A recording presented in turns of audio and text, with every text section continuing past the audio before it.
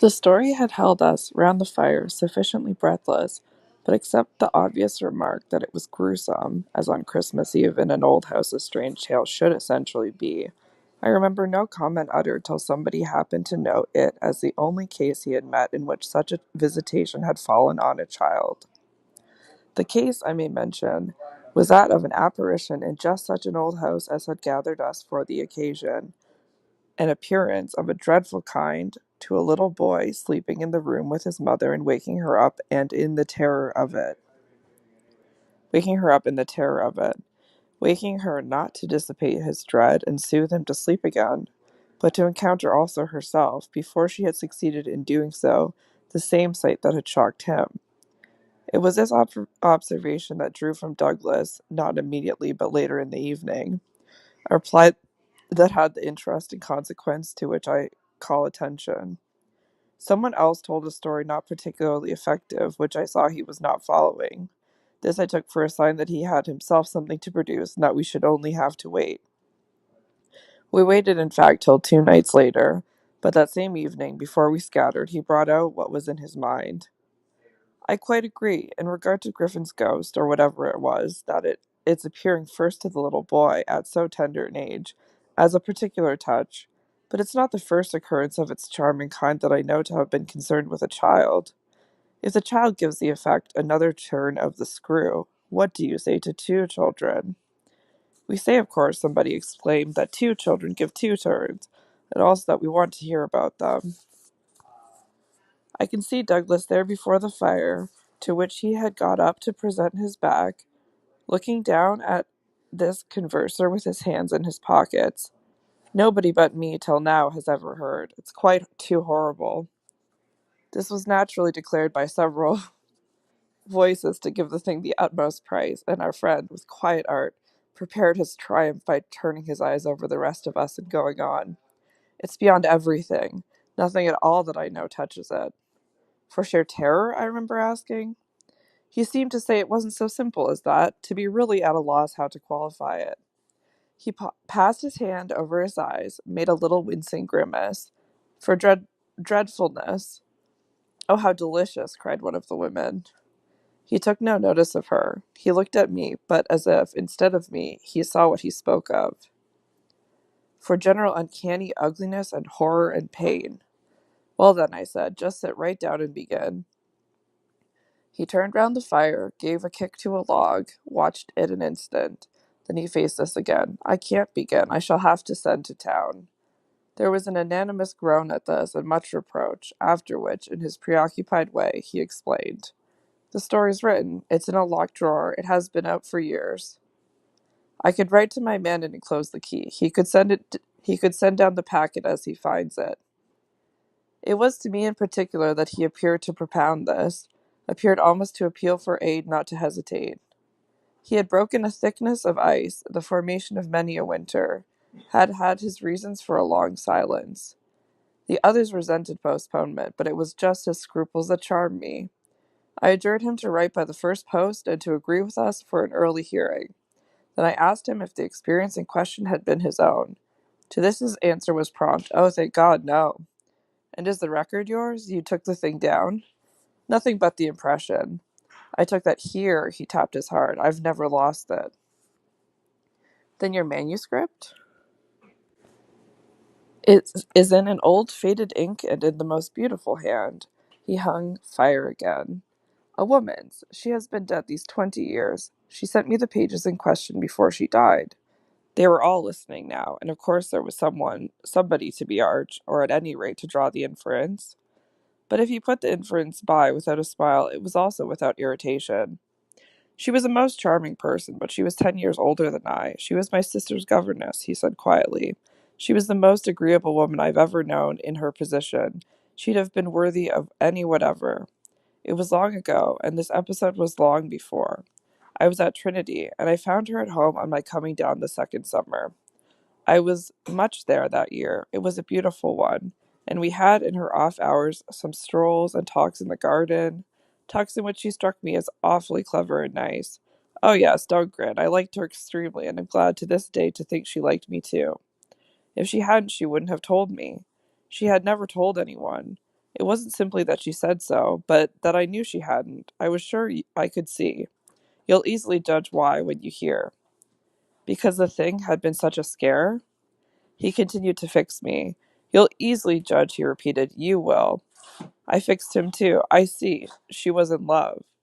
He laughed for the first time. You are cute. Yes, she was in love. That is, she had been. That came out. She couldn't tell her story without its coming out. I saw it, and I saw it, but neither of us spoke of it. I remember the time and the place, the corner of the lawn, the shade of the great beeches, and the long, hot summer afternoon. It wasn't a scene for a shudder, but oh. He quitted the fire and dropped back into his chair. You'll receive the packet Thursday morning? I asked. Probably not till the second post. Well then, after dinner. You'll all meet me here? He looked us round again. Isn't anybody going? It was almost the tone of hope. Everybody will stay. I will, and I will, cried the ladies whose departure had been fixed. Mrs. Griffin, however, expressed the need for a little more light. Who was it she was in love with? The story will tell, I took upon myself to reply. Oh, I can't wait for the story. The story won't tell, said Douglas, not in any literal, vulgar way. More's the pity, then. That's the only way I ever understand. Won't you tell, Douglas? Somebody else inquired. He sprang to his feet again. Yes, tomorrow. Now I must go to bed. Good night. And quickly catching up a candlestick, he left us slightly bewildered. From our end of the great brown hall, we heard his step on the stair, whereupon Mrs. Griffin spoke. Well, if I don't know who she was in love with, I know who he was. She was 10 years older, said her husband. Raison de plus, at that age, but it's rather nice, his long reticence. 40 years, Griffin put in. With this outbreak, at last. The outbreak, I returned, will make a tremendous occasion on Thursday night, and everyone so agreed with me that in the light of it we lost all attention for everything else. The last story, however incomplete and like the mere opening of a serial, had been told. We handshook and candle stuck, as somebody said, and went to bed. I knew the next day that a letter containing the key had, by the first post, gone off to his London apartments, but in spite of, or perhaps just on account of, the eventual diffusion of this knowledge, we quite let him alone till after dinner. Till such an hour of the evening, in fact, as might best accord with the kind of emotion on which our hopes were fixed. Then he became as communicative as we could desire, and indeed gave us his best reason for doing so. We had it from him again before the fire in the hall, as we had had our mild wonders of the previous night. It appeared that the narrative he had promised to read us really required for a proper intelligence a few words of prologue. Let me say here distinctly, to have done with it, that this narrative, from an exact transcript of my own made much later, is what I shall presently give.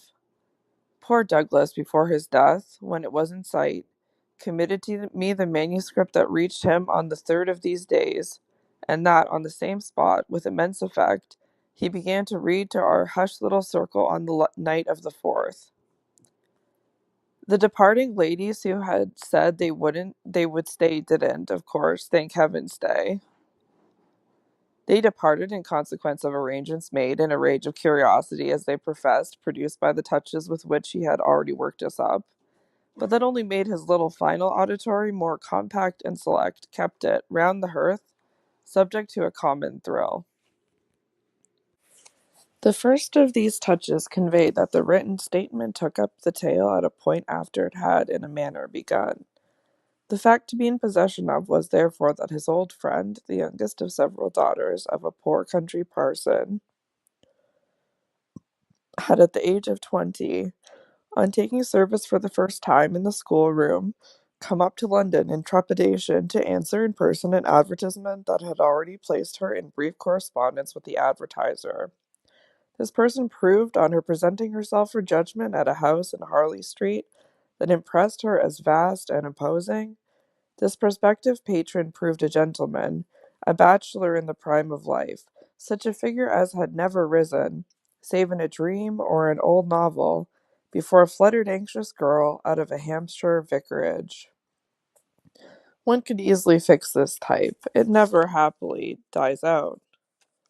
He was handsome and bold and pleasant, Offhand and gay and kind, he struck her invariably as gallant and splendid. But what took her most of all, and gave her the courage she afterwards showed, was that he put the whole thing to her as a favor, an obligation he should gratefully incur. She figured him as rich, but as fearfully extravagant, saw him all in a glow of high fashion, of good looks, of expensive habits, of charming ways with women. He had for his town residence a big house filled with the spoils of travel and the trophies of the chase, but it was to his country home, an old family place in Essex, that he wished her immediately to proceed. He had been left by the death of his parents in India, guardian to a small nephew and a small niece, children of a younger military brother whom he had lost 2 years before. These children were, by the strangest of chances for a man in his position, a lone man without the right sort of experience or a grain of patience, very heavy on his hands. It had all been a great worry and, on his part doubtless, a series of blunders, but he immensely pitied the poor chicks and had done all he could, had in particular sent them down to his other house, the proper place for them being of course the country, and kept them there from the first with the best people he could find to look after them, parting even with his own servants to wait on them, and going down himself, whenever he might, to see how they were doing. The awkward thing was that they had practically no other relations, and that his own affairs took up all his time. He had put them in possession of Bly, which was healthy and secure, and had placed at the head of their little establishment, by below stairs only, an excellent woman, Mrs. Groves, whom he was sure his visitor would like, and who had formerly been maid to his mother. She was now housekeeper, and was also acting for the time as superintendent to the little girl, of whom, without children of her own, she was by good luck extremely fond. There were plenty of people to help, but of course the young lady who should go down as governess would be in supreme authority. She would also have, in holidays, to look after the small boy, who had been for a term at school, young as he was to be sent, but what else could be done? And who, as the holidays were about to begin, would be back from one day to the other. There had been for the two children at first a young lady whom they had had the misfortune to lose. She had done for them quite beautifully. She was a most respectable person, till her death, the great awkwardness of which had precisely left no alternative but the school for little Miles. Mrs. Groves, since then, in the way of manners and things, had done as she could for Flora, and there were further a cook, a housemaid, a dairywoman, an old pony, an old groom, and an old gardener, all likewise thoroughly respectable. So far had Douglas presented his picture when someone put a question. And what did the former governess die of so much respectability? Our friend's answer was prompt. That will come out, I don't anticipate. Pardon me, I thought that was just what you are doing. In her successor's place, I suggested, I should have wished to learn if the office brought with it necessary danger to life. Douglas completed my thought. She did wish to learn, and she did learn. You shall hear tomorrow what she learned. Meanwhile, of course, the prospect struck her as slightly grim. She was young, untried, nervous. It was a vision of serious duties and little company, of really great loneliness. She hesitated, took a couple of days to consult and consider. But the salary offered much exceeded her modest measure, and on a second interview she faced the music, she engaged. And Douglas, with this, made a pause that, for the benefit of the company, moved me to throw in.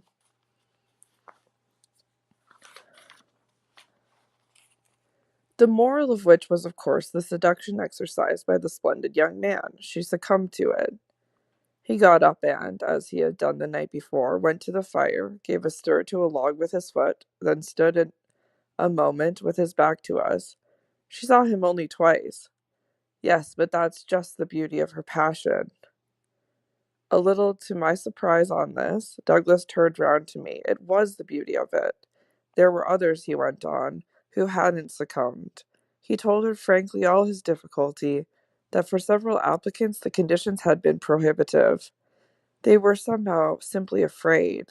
It sounded dull, it sounded strange, and all the more so because of his main condition, which was that she should never trouble him, but never, never, neither appeal nor complain nor write about anything, only meet all questions herself, receive all moneys from his solicitor, take the whole thing over and let him alone.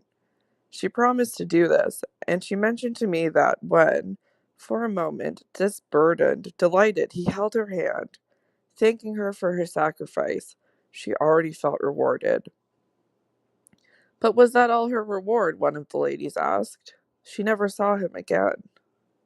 Oh, said the lady, which, as our friend immediately again left us, was the only other word of importance contributed to the subject till, the next night, by the corner of the hearth, in the best chair, he opened the faded red cover of a thin, old-fashioned, gilt-edged album. The whole thing took indeed more nights than one, but on the first occasion the same lady put another question. What's your title? I haven't one. Oh, I have, I said. But Douglas, without heeding me, had begun to read with a fine clearness that was like a rendering to the ear of the beauty of his author's hand. I remember the whole beginning as a succession of flights and drops, a little seesaw of the right throbs and the wrong. After rising in town to meet his appeal, I had at all events a couple of very bad days. Found all my doubts bristle again, felt indeed sure I had made a mistake. In this state of mind I spent the long hours of bumping, swinging coach that carried me to the stopping place at which I was to be met by a vehicle from the house. This convenience, I was told, had been ordered, and I found, toward the close of the June afternoon, a commodious fly in waiting for me. Driving at that hour, on a lovely day, through a country the summer sweetness of which served as a friendly welcome, my fortitude revived and, as we turned into the avenue, took a flight that was probably but a proof of the point to which it had sunk. I suppose I had expected, or had dreaded, something so dreary that what greeted me was a good surprise. I remember as a thoroughly pleasant impression the broad, clear front, its open windows and fresh curtains, and the pair of maids looking out. I remember the lawn and the bright flowers and the crunch of my wheels on the gravel and the clustered tops over which the rooks circled and cawed in the golden sky. The scene had a greatness that made it a different affair from my own scant home, and there immediately appeared at the door, with a little girl in her hand, a civil person who dropped me as decent a curtsy as if I had been the mistress of a distinguished visitor. I had received in Harley Street a narrower notion of the place, and that, as I recalled it, made me think the proprietor still more of a gentleman, suggested that what I was to enjoy might be a matter beyond his promise. I had no drop again till the next day, for I was carried triumphantly through the following hours by my introduction to the younger of my pupils. The little girl who accompanied Mrs. Gross affected me on the spot as a creature too charming not to make it a great fortune to have to do with her. She was the most beautiful child I had ever seen, and I afterwards wondered why my employer hadn't made more of a point to me of this. I slept little that night. I was too much excited, and this astonished me too, I recollect, remained with me, added to my sense of the liberality with which I was treated. The large, impressive room, one of the best in the house, the great state bed, as I almost felt it, the figured full draperies, the long grasses in which, for the first time, I could see myself, the long glasses in which, for the first time, I could see myself from head to foot, all struck me, like the wonderful appeal of my small charge, as so many things thrown in. It was thrown in as well from the first moment that I should get on with Mrs. Gross in a relation over which, on my way in the coach, I fear I had rather brooded. The one appearance, indeed, that in this early outlook might have made me shrink again was that of her being so inordinately glad to see me. I felt within half an hour that she was so glad. Stout, simple, plain, clean, wholesome woman, as to be positively on her guard against showing it too much. I wondered even then a little why she should wish not to show it, and that, with reflection, with suspicion, might of course have made me uneasy. But it was a comfort that there could be no uneasiness in a connection with anything so beatific as the radiant image of my little girl, the vision of whose angelic beauty had probably more than anything else to do with the restlessness that, before morning, made me several times rise and wander about my room to take in the whole picture in prospect, to watch from my open window the faint summer dawn, to look at such stretches of the rest of the house as I could catch, and to listen, while in the fading dusk the first birds began to twitter, for the possible recurrence of a sound or two, less natural and not without, but within, that I had fancied I heard. There had been a moment when I believed I recognized, faint and far, the cry of a child. There had been another when I found myself just consciously starting as at the passage, before my door, of a light footstep. But these fancies were not marked enough not to be thrown off, and it is only in the light, or the gloom, I should rather say, of other and subsequent matters that they now come back to me. To watch, teach, form little Flora would too evidently be the making of a happy and useful life.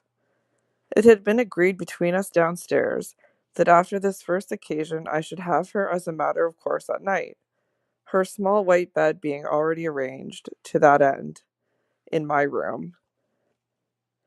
What I had undertaken was the whole care of her, and she had remained just this last time with Mrs. Gross only as an effect of our consideration for my inevitable strangeness and her natural timidity.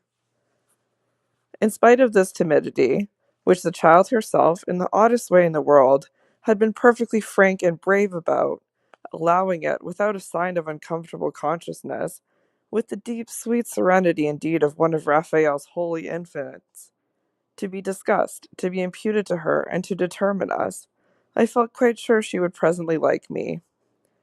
It was part of what I already liked Mrs. Gross herself for, the pleasure I could see her feel in my admiration and wonder as I sat at supper with 4 tall candles and with my pupil, in a high chair and bib, brightly facing me between them over bread and milk. There were naturally things that in Flora's presence could pass between us only as prodigious and gratified looks, obscure and roundabout allusions.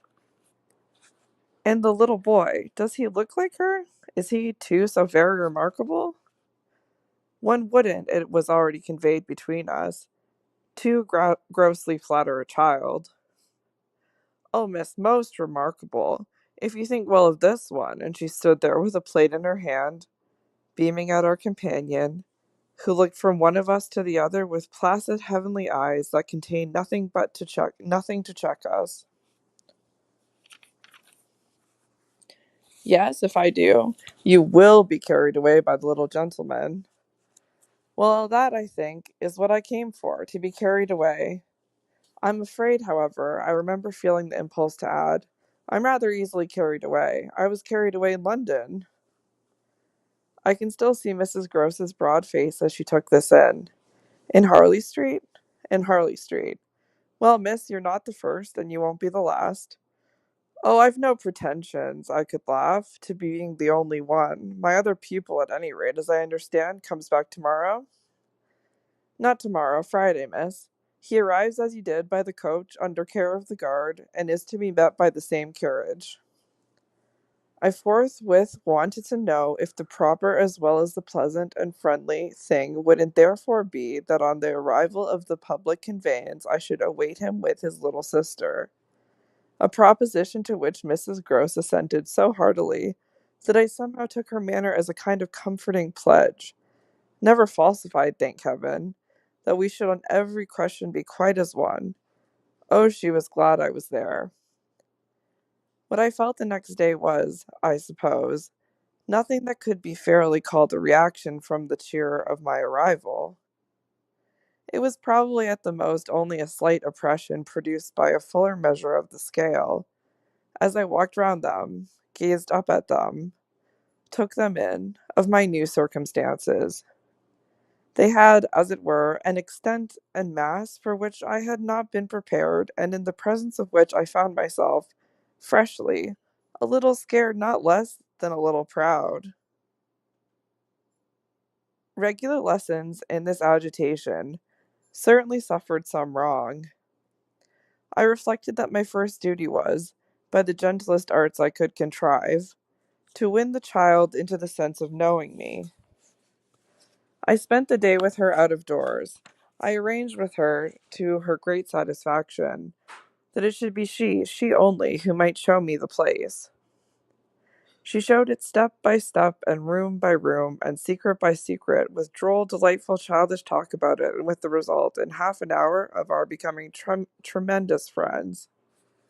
Young as she was, I was struck, throughout our little tour, with her confidence and courage, with the way, in empty chambers and dull corridors, on crooked staircases that made me pause, and even on the summit of an old machicolated square tower that made me dizzy, her morning music, her disposition to tell me so many more things than she asked, rang out and led me on. I have not seen Bly since the day I left it, and I dare say that to my present older and more informed eyes it would show a very reduced importance. But as my little conductress, with her hair of gold and her frock of blue, danced before me round corners and pattered down passages, I had the view of a castle of romance inhabited by a rosy sprite, such a place as would somehow, for diversion of the young idea, take all color out of storybooks and fairy tales. Wasn't it just a storybook over which I had fallen a doze and a dream?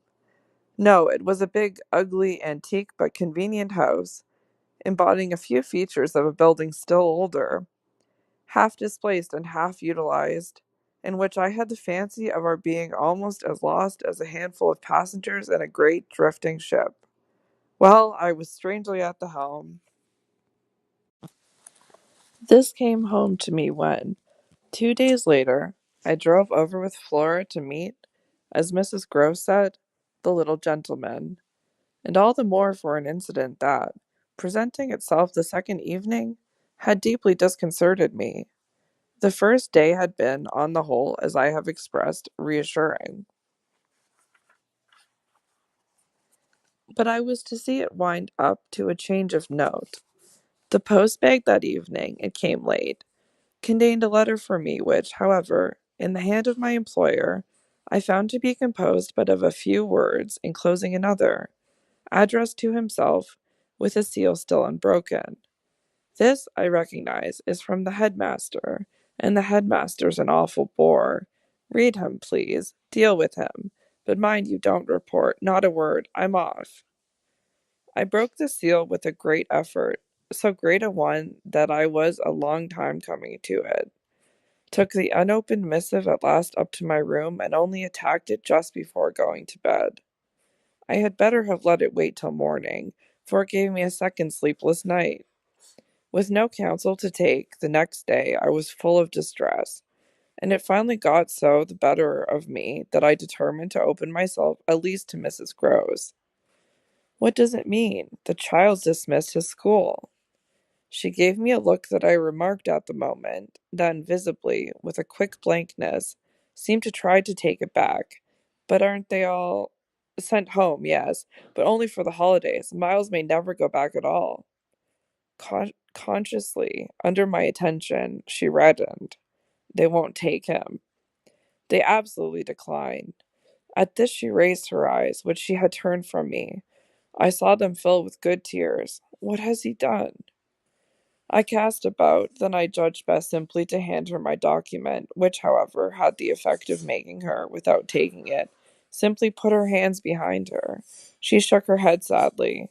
Such things are not for me, miss. My counselor couldn't read. I winced at my mistake, which I attenuated as I could, and opened the letter again to repeat it to her.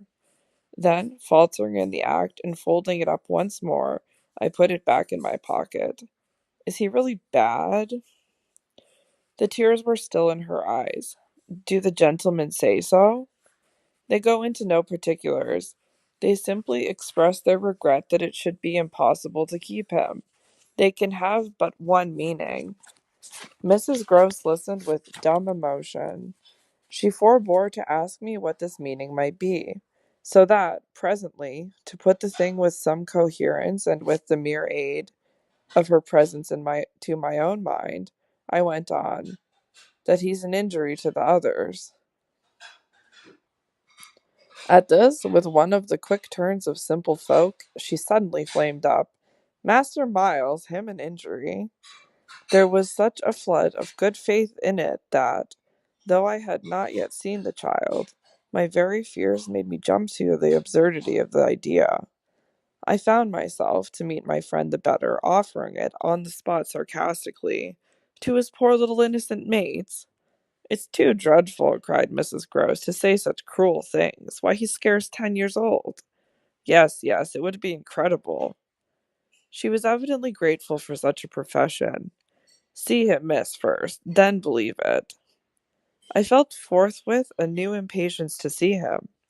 It was the beginning of a curious curiosity that, all the next hours, was to deepen almost to pain. Mrs. Gross was aware, I could judge, of what she had produced in me, and she followed it up with assurance. You might as well believe it of the little lady. Bless her, she added the next moment, look at her. I turned and saw that Flora, whom 10 minutes before I had established in the schoolroom with a sheet of white paper, a pencil, and a copy of nice round O's, now presented herself to view at the open door. She expressed in her little way an extraordinary detachment from disagreeable duties, looking at me, however, with a great childish light that seemed to offer it as a mere result of the affection she had conceived for my person, which had rendered necessary that she should follow me. I needed nothing more than this to feel the full force of Mrs. Gross's comparison, and, catching my pupil in my arms, covered her with kisses in which there was a sob of atonement.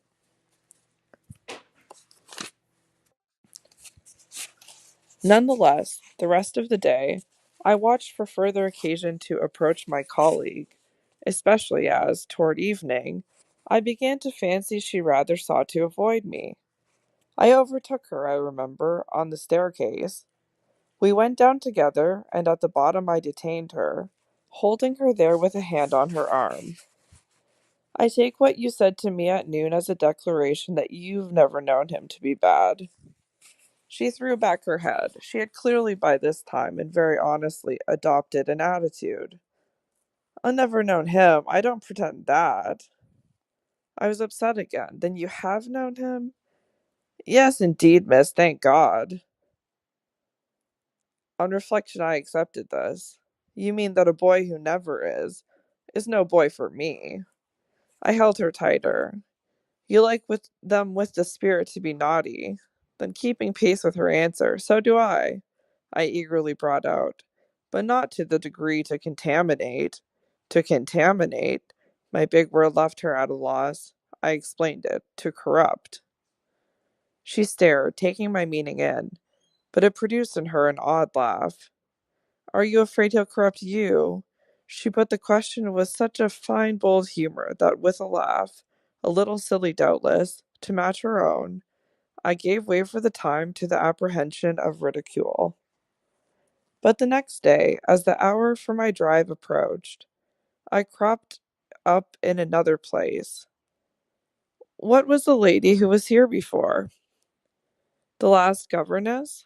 She was also young and pretty, almost as young and almost as pretty, miss, even as you.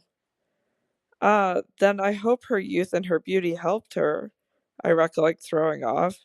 He seems to like us young and pretty. Oh, he did, Mrs. Gross assented. It was the way he liked everyone. She had no sooner spoken indeed than she caught herself up. I mean, that's his way, the master's. I was struck. But of whom did you speak first? She looked blank, but she colored. Why, of him. Of the master? Of who else? There was so obviously no one else that the next moment I had lost my impression of her having accidentally said more than she meant, and I merely asked what I wanted to know. Did she see anything in the boy that wasn't right? She never told me. I had a scruple, but I overcame it. Was she careful? Particular? Mrs. Gross appeared to try to be conscientious. About some things, yes, but not about all. Again she considered. Well, miss, she's gone. I won't tell tales. I quite understand your feeling, I hastened to reply, but I thought it after an instant not to oppose to this concession to pursue. Did she die here? No, she went off. I don't know what there was in this brevity of Mrs. Gross's that struck me as ambiguous. Went off to die? Mrs. Gross looked straight out of the window, but I felt that, hypothetically, I had a right to know what young persons engaged for Bly were expected to do. She was taken ill, you mean, and went home. She was not taken ill, so far as appeared in this house. She left it, at the end of the year, to go home, as she said, for a short holiday, to which the time she had put in had certainly given her a right. We had then a young woman, a nursemaid who had stayed on, and who was a good girl and clever, and she took the children altogether for the interval. But a young lady never came back, and at the very moment I was expecting her, I heard from the master that she was dead. I turned this over. But of what? He never told me. But please, miss, said Mrs. Gross, I must get to my work.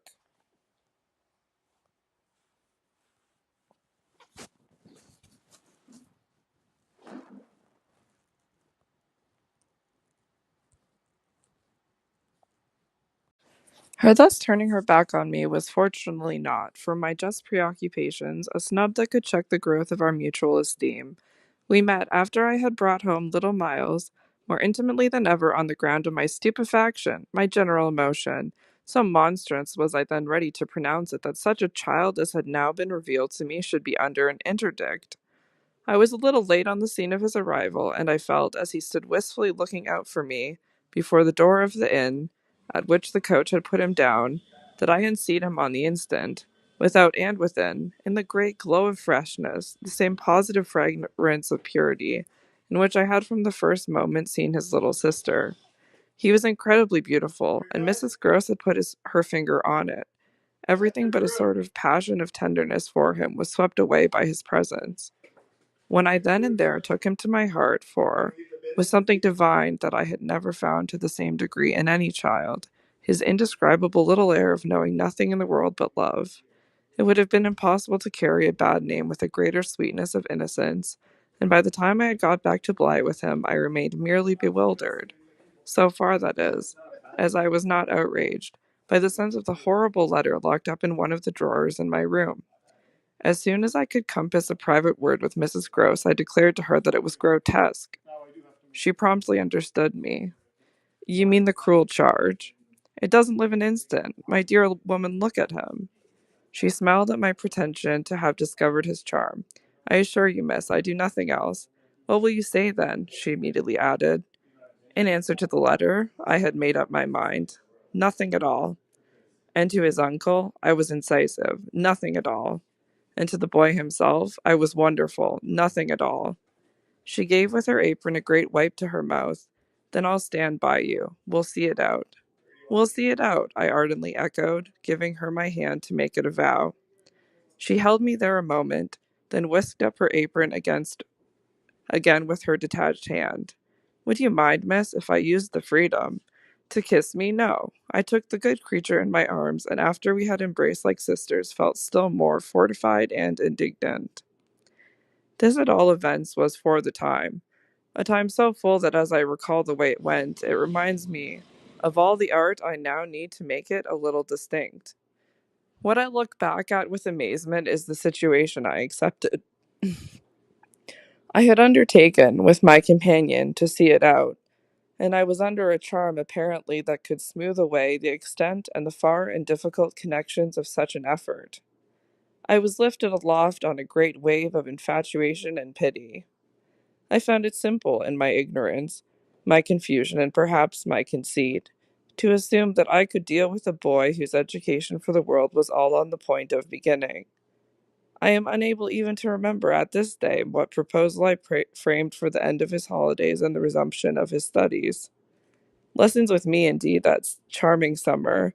We all had a theory that he was to have, but I now feel that for weeks the lessons must have been rather my own. I learnt something, at first certainly, that had not been one of the teachings of my small smothered life. Learnt to be amused, and even amusing, and not to think for the morrow. It was the first time, in a manner, that I had known space and air and freedom, all the music of summer and all the mystery of nature. And then there was consideration, and consideration was sweet. Oh, it was a trap, not designed but deep, to my imagination, to my delicacy, perhaps to my vanity, to whatever in me was most excitable. The best way to picture it all is to say that I was off my guard. They gave me so little trouble. They were of a gentleness so extraordinary. I used to speculate, but even this with a dim disconnectedness, as to how the rough future, for all futures are rough, would handle them and might bruise them. They had the bloom of health and happiness, and yet, as if I had been in charge of a pair of little grandees, of princes of the blood, for whom everything, to be right, would have to be fenced about and ordered and arranged. The only form that in my fancy the after years could take for them was that of a romantic, a really royal extension of the garden and the park. It may be, of course, above all, that what suddenly broke into this gives the previous time a charm of stillness, that hush in which something gathers and crouches. The change was actually like the spring of a beast. In the first weeks, the days were long. They often, at their finest, gave me what I used to call my own hour, the hour when, for my pupils, tea time and bedtime having come and gone, I had before my final retirement a small interval alone. Much as I liked my companions, this hour was the thing in the day I liked most, and I liked it best of all when, as the light faded, or rather, I should say, the day lingered, and the last calls of the birds sounded, in a flushed sky, from the old trees, I could take a turn into the grounds and enjoy, almost with a sense of property that amused and flattered me, the beauty and dignity of the place. It was a pleasure at these moments to feel myself tranquil and justified. Doubtless, perhaps, also to reflect that by my discretion, my quiet good sense, and general high propriety, I was giving pleasure, if he ever thought of it, to the person to whose pressure I had yielded. What I was doing was what he had earnestly hoped and directly asked of me, and that I could, after all, do it proved even a greater joy than I had expected. I dare say I fancied myself, in short, a remarkable young woman, and took comfort in the faith that this would more publicly appear. Well, I needed to be remarkable to offer a front to the remarkable things that presently gave their first sign. It was plump one afternoon, in the middle of my very hour.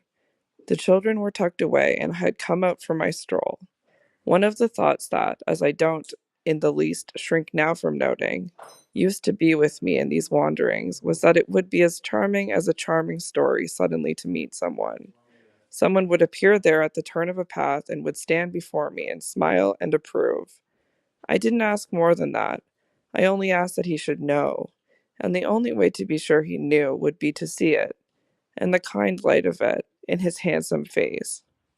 That was exactly present to me, by which I mean the face was, when, on the first of these occasions, at the end of a long June day, I stopped short on emerging from one of the plantations and coming into view of the house. What arrested me on the spot, and with a shock much greater than any vision had allowed for, was the sense that my imagination had, in a flash, turned real. He did stand there, but high up, beyond the lawn, and at the very top of the tower to which, on the first morning, little Flora had conducted me. This tower was one of a pair, square, incongruous, crenellated structures that were distinguished, for some reason, though I could see little difference, as the new and the old. They flanked opposite ends of the house and were probably architectural absurdities, redeemed in a measure indeed, not by being wholly disengaged, nor of a height too pretentious, dating, in their gingerbread antiquity, from a romantic revival that was already a respectable past. I admired them, had fancies about them, for we could all profit in a degree, especially when they loomed through the dusk, by the grandeur of their actual battlements. Yet it was not at such an elevation that the figure I had so often invoked seemed most in place. It produced in me, this figure, in the clear twilight, I remember, two distinct gasps of emotion, which were, sharply, the shock of my first and that of my second surprise. My second was a violent perception of the mistake of my first. The man who met my eyes was not the person I had precipitously supposed. There came to me thus a bewilderment of vision of which, after these years, there is no living view that I can hope to give.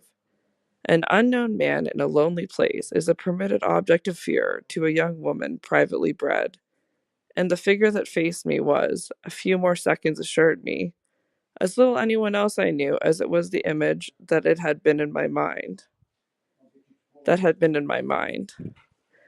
I had not seen it in Harley Street.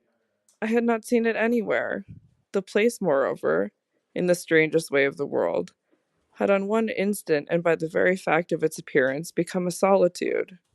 To me, at least, making my statement here with a deliberation with which I have never made it, the whole feeling of the moment returns.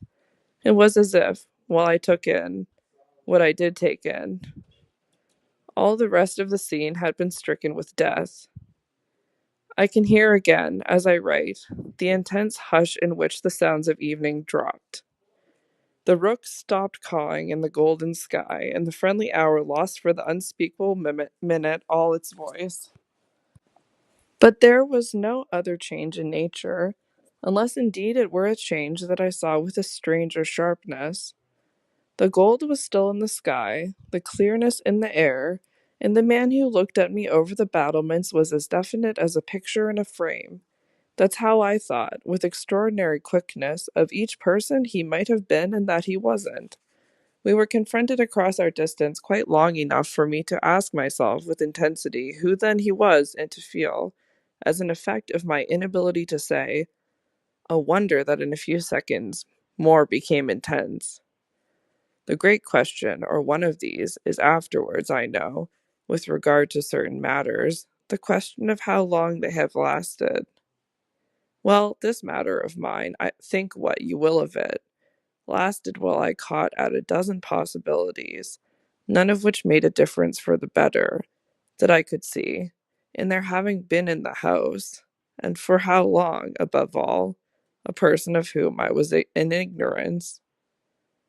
It lasted while I just bridled a little with the sense of how my office seemed to require that there should be no such ignorance and no such person.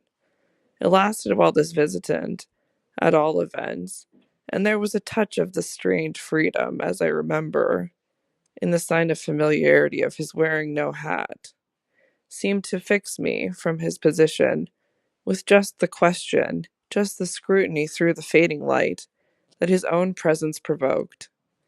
We were too far apart to call to each other, but there was a moment at which, at shorter range, some challenge between us, breaking the hush, would have been the right result of our straight mutual stare. He was in one of the angles, the one away from the house, very erect, as it struck me, and with both hands on the ledge. So I saw him as I see the letters I form on this page. Then, exactly after a minute, as if to add to the spectacle, he slowly changed his place, passed, looking at me hard all the while, to the opposite corner of the platform. Yes, it was intense to me that during this transit he never took his eyes from me, and I can see at this moment the way his hand, as he went, moved from one of the crenellations to the next. He stopped at the other corner, but less long, and even as he turned away, still markedly fixed me. He turned away, that was all I knew. It was not that I didn't wait on this occasion for more, since I was as deeply rooted as shaken. Was there a secret at play? A mystery of Udolpho, or an insane and unmentionable relative kept in unsuspected confinement? I can't say how long I turned it over, or how long, in a confusion of curiosity and dread, I remained where I had had my collision. I only recall that when I re entered the house, darkness had quite closed in. Agitation, in the interval, certainly had held me and driven me, for I must, in circling about the place, have walked 3 miles, but I was to be later on so much more overwhelmed that this mere dawn of alarm was a comparatively human chill. The most singular part of it, in fact, singular as the rest had been, was the part I became in the hall aware of in meeting Mrs. Gross. This picture comes back to me in the general train, the impression, as I received it on my return, of the wide white panelled space, bright in the lamplight and with its portraits and red carpet, and of the good surprised look of my friend, which immediately told me she had missed me. It came to me straightway, under her contact, that, with plain heartiness, merely relieved anxiety at my appearance, she knew nothing whatever that could bear upon the incident I had there ready for her. I had not suspected in advance that her comfortable face would pull me up, and I somehow measured the importance of what I had seen by my thus finding myself hesitate to mention it. Scarce anything in the whole history seems to me so odd as this fact that my real beginning of fear was one, as I may say, with the instinct of sparing my companion. On the spot, accordingly, in the pleasant hall and with her eyes on me, I, for a reason that I couldn't then have phrased, achieved an inward revolution, offered a vague pretext for my lateness, and, with the plea of the beauty of the night and of the heavy dew and wet feet, went as soon as possible to my room. Here it was another affair. Here, for many days after, it was a queer affair enough. There were hours, from day to day, or at least there were moments, snatched even from clear duties, when I had to shut myself up to think. It wasn't so much yet that I was more nervous than I could bear to be, as that I was remarkably afraid of becoming so. For the truth I had now to turn over was simply and clearly the truth that I could arrive at no account whatever of the visitor with whom I had been so explicably and yet, as it seemed to me, so intimately concerned. It took me little time to see that I might easily sound, without forms of enquiry and without exciting remark, any domestic complication. The shock I had suffered must have sharpened all my senses. I felt sure, at the end of 3 days, and as the result of mere closer attention, that I had not been practiced upon by the servants, nor made the object of any game. Of whatever it was that I knew, nothing was known around me. There was but one sane inference. Someone had taken a liberty rather monstrous. That was what, repeatedly, I dipped into my room and locked the door to say to myself. We had been, collectively, subject to an intrusion. Some unscrupulous traveler, curious in old houses, had made his way in unobserved, enjoyed the prospect from the best point of view, and then stolen out as he came.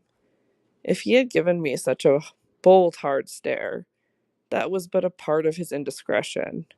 The good thing, after all, was that we should surely see no more of him. This was not so good a thing, I admit, as not to leave me to judge that what, essentially, made nothing else much signify was simply my charming work.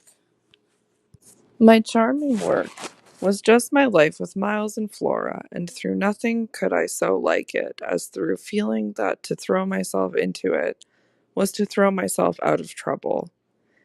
The attraction of my small charges was a constant joy, leading me to wonder afresh at the vanity of my original fears, the distaste I had begun by entertaining for the probable grey pose of my office. There was to be no grey prose, it appeared, and no long grind. So how could work not be charming that presented itself as daily beauty? It was all the romance of the nursery and the poetry of the schoolroom. I don't mean by this, of course, that we studied only fiction and verse. I mean that I can express no otherwise the sort of interest my companions inspired.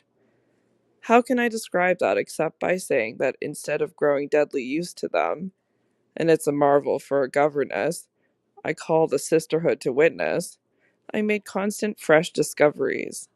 There was one direction, assuredly, in which these discoveries stopped. Deep obscurity continued to cover the region of the boy's conduct at school. It had been promptly given me, I have noted, to face that mystery without a pang. Perhaps perhaps even it would be nearer the truth to say that, without a word, he himself had cleared it up. He had made the whole charge absurd. My conclusion bloomed there with the real rose flush of his innocence. He was only too fine and fair for the little horrid, unclean school world, and he had paid a price for it. I reflected acutely that the sense of such individual differences, such superiorities of quality, always, on the part of the majority, which could include even stupid sordid headmasters, turns infallibly to the vindictive. Both the children had a gentleness, it was their own fault, and it never made Miles a muff, that kept them, how shall I express it, almost impersonal and certainly quite unpunishable. They were like those cherubs of the anecdote who had, morally at any rate, nothing to whack. I remember feeling with Miles in especial as if he had had, as it were, nothing to call even an infinitesimal history. We expect of a small child scant enough antecedents, but there was in this beautiful little boy something extraordinarily sensitive, yet extraordinarily happy, that, more than in any creature of his age I have seen, struck me as beginning anew each day. He had never for a second suffered. I took this as a direct disproof of his having really been chastised. If he had been wicked, he would have caught it, and I should have caught it by the rebound. I should have found the trace, should have felt the wound and the dishonor. I could reconstitute nothing at all, and he was therefore an angel. He never spoke of his school, never mentioned a comrade or a master, and I, for my part, was quite too much disgusted to allude to them. Of course, I was under the spell, and the wonderful part is that, even at the time, I perfectly knew I was, but I gave myself up to it. It was an antidote to any pain, and I had more pains than one. I was in receipt, in these days, of disturbing letters from home, where things were not going well. But with this joy of my children, what things in the world mattered? This was the question I used to put to my scrappy retirements. I was dazzled by their loveliness. There was a Sunday, to get on, when it rained with such force and for so many hours that there could be no procession to church, in consequence of which, as the day declined, I had arranged with Mrs. Gross that, should the evening show improvement, we would attend together the late service. The rain happily stopped, and I prepared for our walk, which, through the park and by the good road to the village, would be a matter of 20 minutes. Coming downstairs to meet my colleague in the hall, I remembered a pair of gloves that had required 3 stitches and that had received them, with a publicity perhaps not edifying, while I sat with the children at their tea, served on Sundays, by exception, in that cold, clean temple of mahogany and brass, the grown-up dining room. The gloves had been dropped there, and I turned in to recover them. The day was gray enough, but the afternoon light still lingered, and it enabled me, on crossing the threshold, not only to recognize, on a chair near the wide window, then closed, the articles I wanted, but to become aware of a person on the other side of the window and looking straight in. One step into the room had sufficed. My vision was instantaneous. It was all there. The person looking straight in was the person who had already appeared to me. He appeared thus again with, I won't say greater distinctness, for that was impossible, but with a nearness that represented a forward stride in our intercourse and made me, as I met him, catch my breath and turn cold. He was the same. He was the same, and seen this time as he had been seen before, from the waist up, the window, though the dining room was on the ground floor, not going down to the terrace on which he stood. His face was close to the glass, yet the effect of this better view was, strangely, just to show me how intense the former had been. He remained but a few seconds, long enough to convince me he also saw and recognized, but it was as if I had always been looking at him for years and had known him always. Something, however, happened this time that had not happened before. His stare into my face, through the glass and across the room, was as deep and hard as then, but it quitted me for a moment during which I could still watch it, see it fix successively several other things. On the spot there came to me the added shock of the certitude that it was not for me he had come. He had come for someone else. The flash of this knowledge, for it was knowledge in the midst of dread, produced in me the most extraordinary effect, starting, as I stood there, a sudden vibration of duty and courage. I say courage because I was beyond all doubt already far gone. I bounded straight out of the door again, reached that of the house, got in an instant upon the drive, and, passing along the terrace as fast as I could rush, turned a corner and came full in sight. But it was in sight of nothing now. My visitor had vanished. I stopped, almost dropped, with the real relief of this, but I took in the whole scene. I gave him time to reappear. I call it time, but how long was it? I can't speak to the purpose today of the duration of these things. That kind of measure must have left me. They couldn't have lasted as they actually appeared to me to last. The terrace and the whole place, the lawn and the garden beyond it, all I could see of the park, were empty with a great emptiness. There were shrubberies and big trees, but I remember the clear assurance I felt that none of them concealed him. He was there or was not there. Not there if I didn't see him. I got hold of this, then instinctively, instead of returning as I had come, went to the window. It was confusedly present to me that I ought to place myself where he had stood. I did so. I applied my face to the pane and looked, as he had looked, into the room. As if, at this moment, to show me exactly what his range had been, Mrs. Gross, as I had done for himself just before, came in from the hall. With this I had the full image of the repetition of what had already occurred. She saw me as I had seen my own visitant. She pulled up short as I had done. I gave her something of the shock that I had received. She turned white, and this made me ask myself if I had blanched as much. She started, in short, and retreated just on my lines, and I knew she had passed out and come round to me, and that I should presently meet her. I remained where I was, and while I waited I thought of more things than one. But there's only one I take space to mention. I wondered why she should be scared. Oh, she let me know as soon as, round the corner of the house, she loomed again into view. What in the name of goodness is the matter? She was now flushed and out of breath. I said nothing till she came quite near. With me, I must have made a wonderful face. Do I show it? You're as white as a sheet. You look awful. I considered. I could meet on this, without scruple, any degree of innocence. My need to respect the bloom of Mrs. Gross's had dropped, without a wrestle, from my shoulders, and if I wavered for the instant, it was not with what I kept back.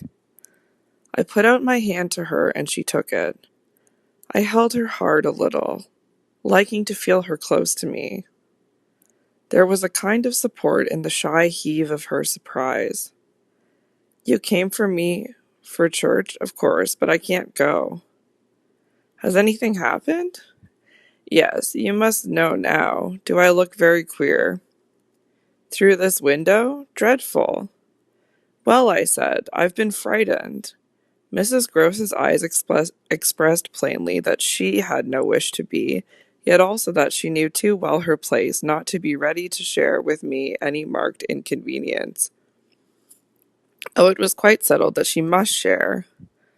Just what you saw from the dining room a minute ago was the effect of that. What I saw just before was much worse. Her hand tightened. What was it? An extraordinary man looking in. What extraordinary man? I haven't the least idea. Mrs. Gross gazed round us in vain. Then where is he gone? I know still less. Have you seen him before? Yes, once on the old tower. She could only look at me harder. Do you mean he's a stranger? Oh, very much. Yet you didn't tell me. No, for reasons, but now that you've guessed. Mrs. Gross's round eyes encountered this charge. Ah, I haven't guessed, she said very simply. How can I if you don't imagine? I don't in the very least. You've seen him nowhere but on the tower, and on this spot just now. Mrs. Gross looked round again. What was he doing on the tower? Only standing there and looking down at me. She thought a minute. Was he a gentleman? I found I had no need to think. No. She gazed in deeper wonder. No. Then nobody about the place? Nobody from the village? Nobody. I didn't tell you, but I made sure. She breathed a vague relief. This was, oddly, so much to the good. It only went indeed a little way. But if he isn't a gentleman, what is he? He's a horror. A horror? He's God help me if I know what he is.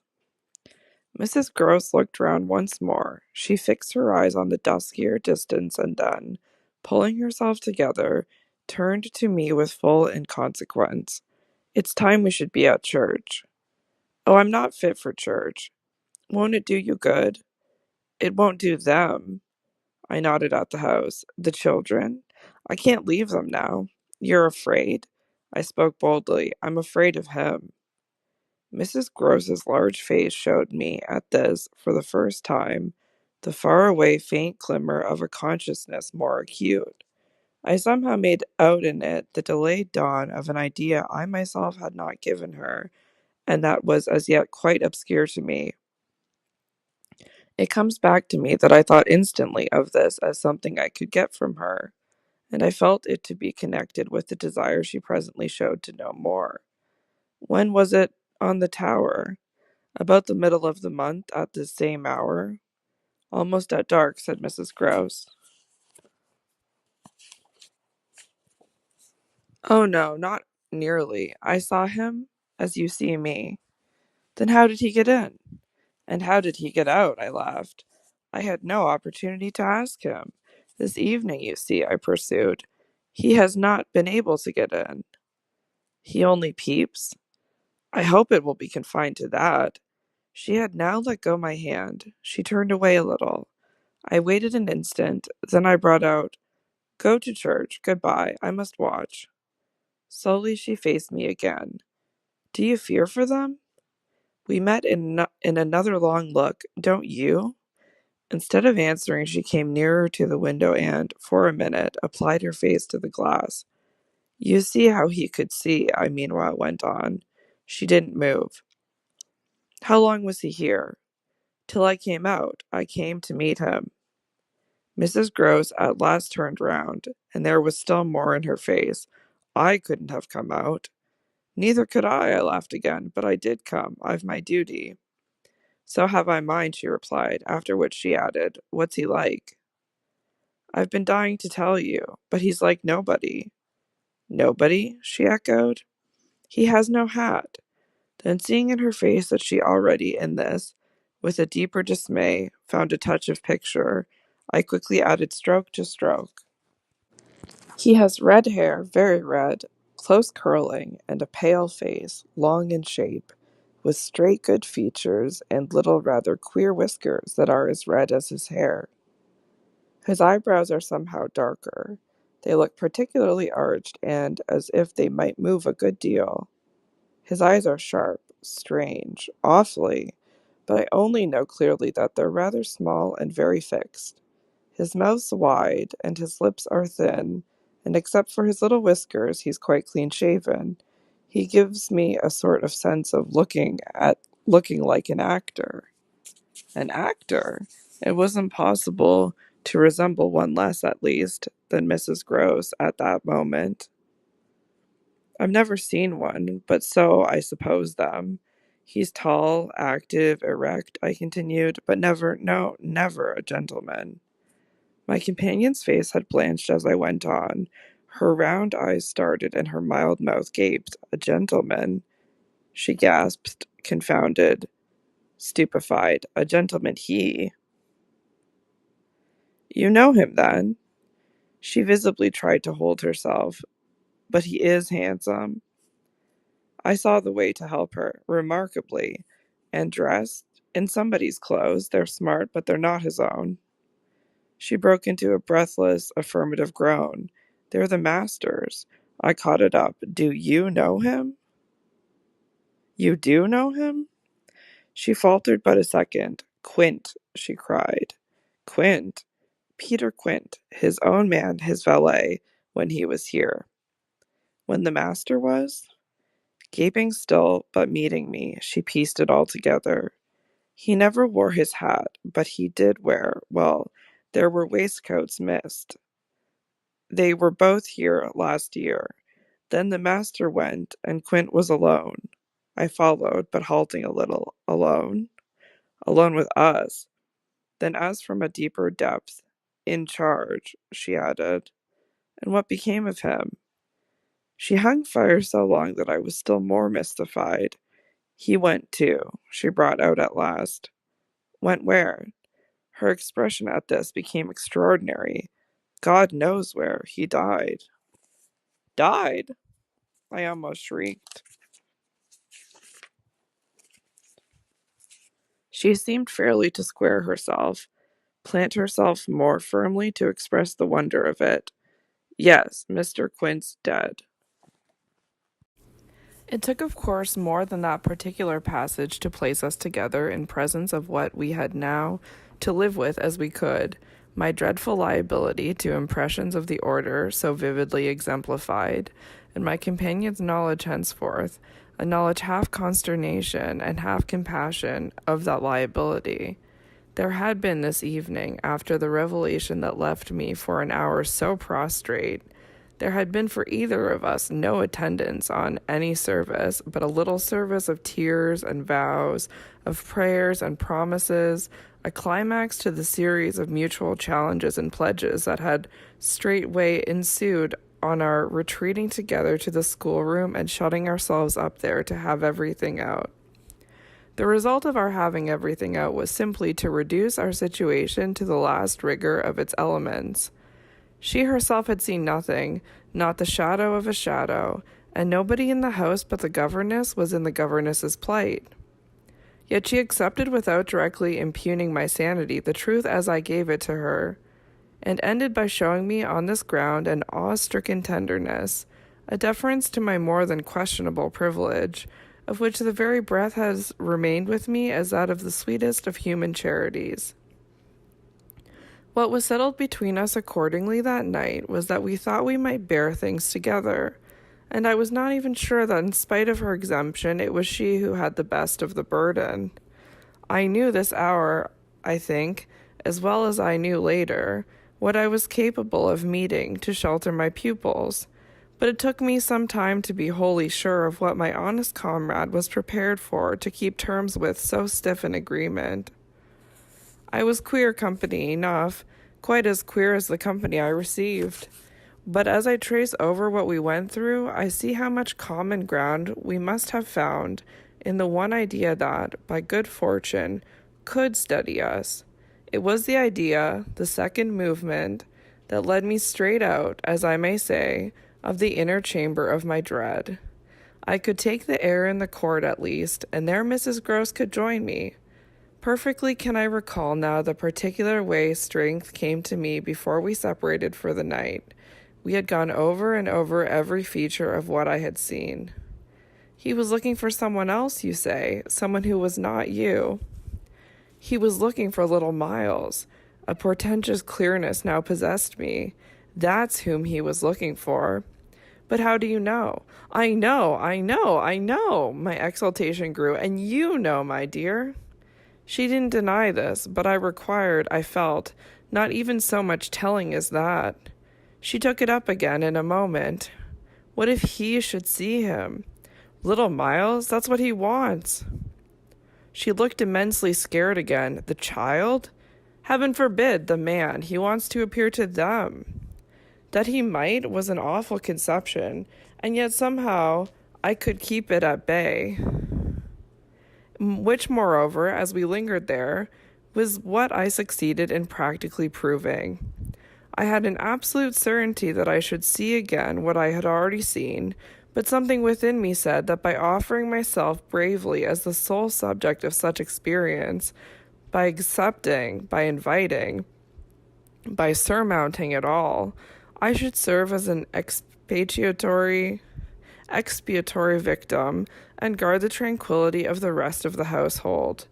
The children in especial I should thus fence about and absolutely save. I recall one of the last things I said that night to Mrs. Gross. It does strike me that my pupils have never mentioned. She looked at me hard as I musingly pulled up. His having been here and the time they were with him? The time they were with him, and his name, his presence, his history, in any way. They've never alluded to it. Oh, the little lady doesn't remember. She never heard or knew. The circumstances of his death? I thought with some intensity. Perhaps not. But Miles would remember. Miles would know. Ah, don't try him, broke from Mrs. Gross. I returned her the look she had given me. Don't be afraid, I continued to think. It is rather odd. Never by the least reference. And you tell me they were great friends. Oh, it wasn't him, Mrs. Gross with emphasis declared. It was Quint's own fancy. To play with him, I mean, to spoil him. She paused a moment, then she added, Quint was much too free. This gave me, straight from my vision of his face, such a face, a sudden sickness of disgust. Too free with my boy? Too free with everyone.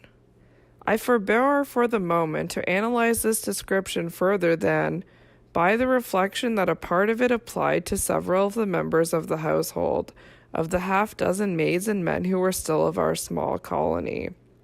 But there was everything for our apprehension in the lucky fact that no discomfortable legend, no perturbation of scullions, had ever, within anyone's memory, attached to the kind old place. It had neither bad name nor ill fame, and Mrs. Gross, most apparently, only desired to cling to me and to quake in silence. I even put her, the very last thing of all, to the test. It was when, at midnight, she had her hand on the schoolroom door to take leave. I have it from you, then, for it's of great importance, that he was definitely and admittedly bad. Oh, not admittedly, I knew it, but the master didn't. And you never told him? Well, he didn't like tale-bearing. He hated complaints. He was terribly short with anything of that kind, and if people were all right to him, he wouldn't be bothered with more. This squared well enough with my impression of him. He was not a trouble-loving gentleman, nor so very particular perhaps about some of the company he himself kept. All the same, I pressed my informant. I promise you I would have told. She felt my discrimination.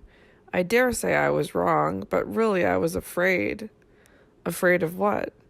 Of things that man could do. Quint was so clever. He was so deep. I took this in still more than I probably showed. You weren't afraid of anything else, not of his effect? His effect? She repeated with a face of anguish and waiting while I faltered. On innocent little precious lives. They were in your charge. No, they weren't in mine, she roundly and distressfully returned. The master believed in him and placed him here because he was supposed not to be quite in health and the country air so good for him. So he had everything to say. Yes, she let me have it, even about them. Them? That creature. I had to smother a kind of howl. And you could bear it? No, I couldn't, and I can't now. And the poor woman burst into tears. Our rigid control from the next day was, as I have said, to follow them. Yet how often and how passionately, for a week, we came back together to the subject, much as we had discussed it that Sunday night.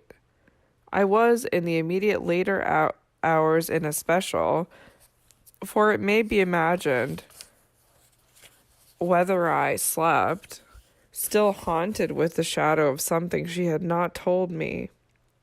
I myself had kept back nothing, but there was a word Mrs. Gross had kept back.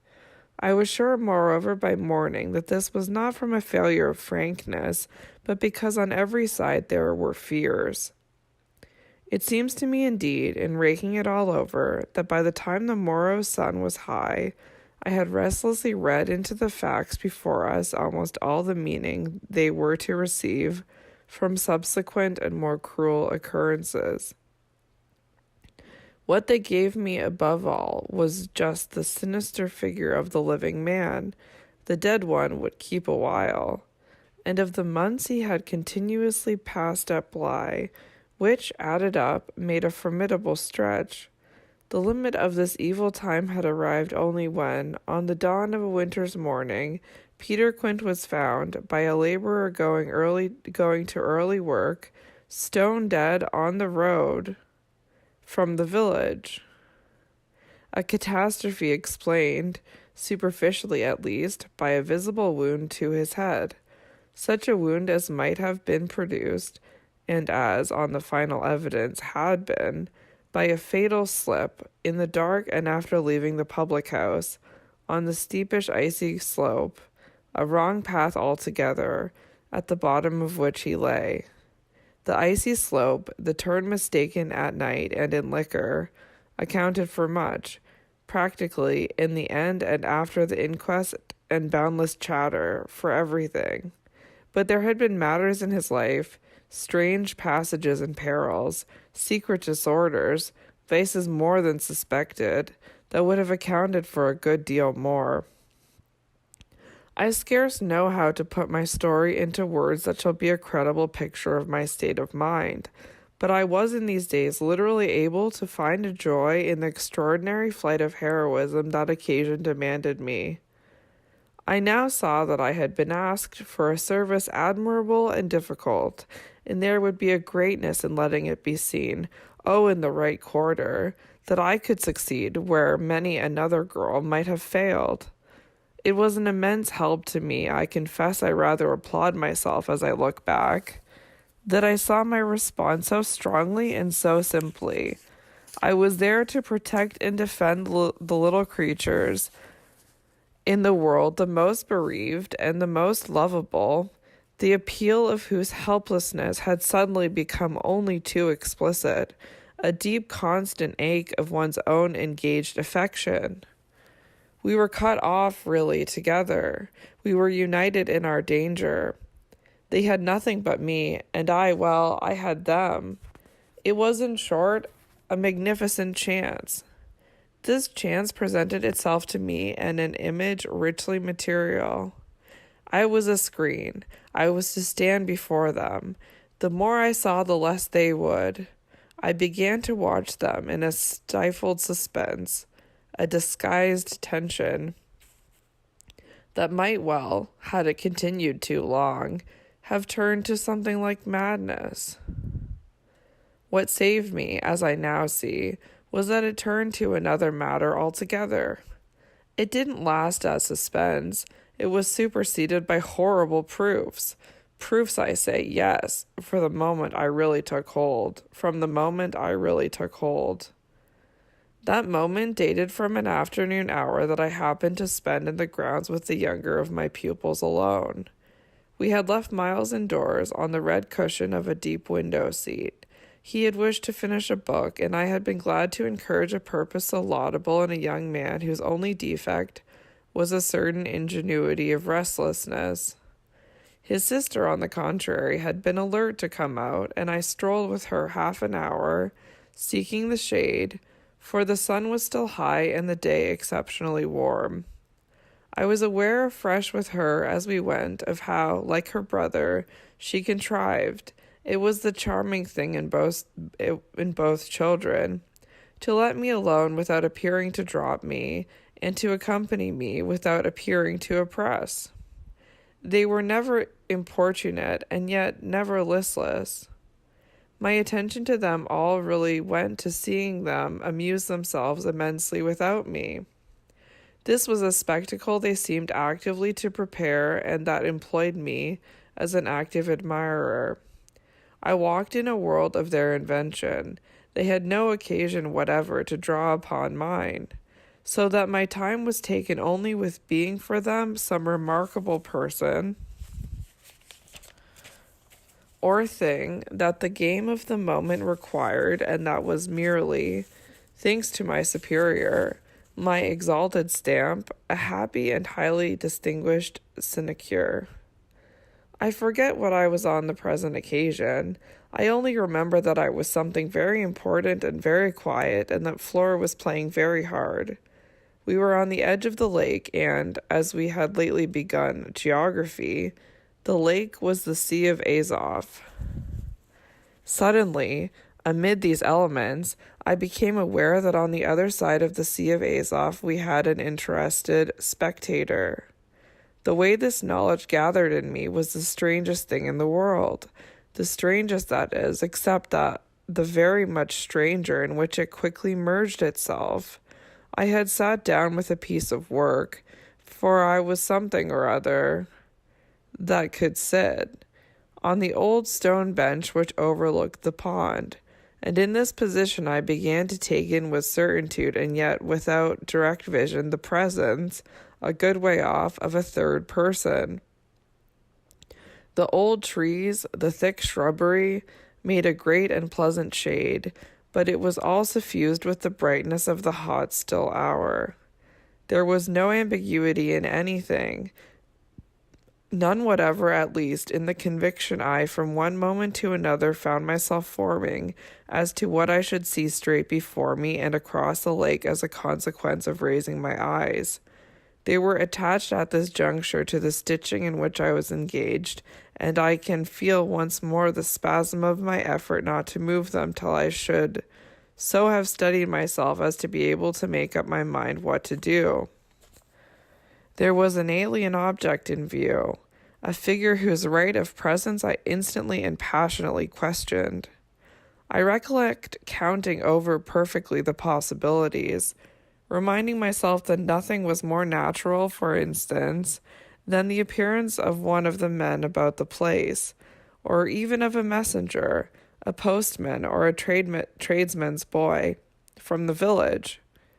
That reminder had as little effect on my practical certitude as I was conscious, still, even without looking, of its having upon the character and attitude of our visitor. Nothing was more natural than that these things should be the other things they absolutely were not. Of the positive identity of the apparition I would assure myself as soon as the small clock of my courage should have ticked out the right second. Meanwhile, with an effort that was already sharp enough, I transferred my eyes straight to little Flora, who, at the moment, was about 10 yards away. My heart stood still for an instant with the wonder and terror of the question whether she too would see, and I held my breath while I waited for what a cry from her, what some sudden innocent sign, either of interest or of alarm, would tell me. I waited, but nothing came. Then in the first place, and there is something more dire in this, I feel, than in anything I have to relate, I was determined by a sense that within a minute all spontaneous sounds from her had dropped, and in the second by the circumstance that also within the minute she had, in her play, turned her back to the water. This was her attitude when I at last looked at her. looked with the confirmed conviction that we were still together under direct personal notice. She had picked up a small flat piece of wood which happened to have in it a little hole that had evidently suggested to her the idea of sticking in another fragment that might figure as a mast and make the thing a boat. This second morsel, as I watched her, she was very markedly and intently attempting to tighten in its place. My apprehension of what she was doing sustained me so that after some seconds I felt I was ready for more. Then I again shifted my eyes.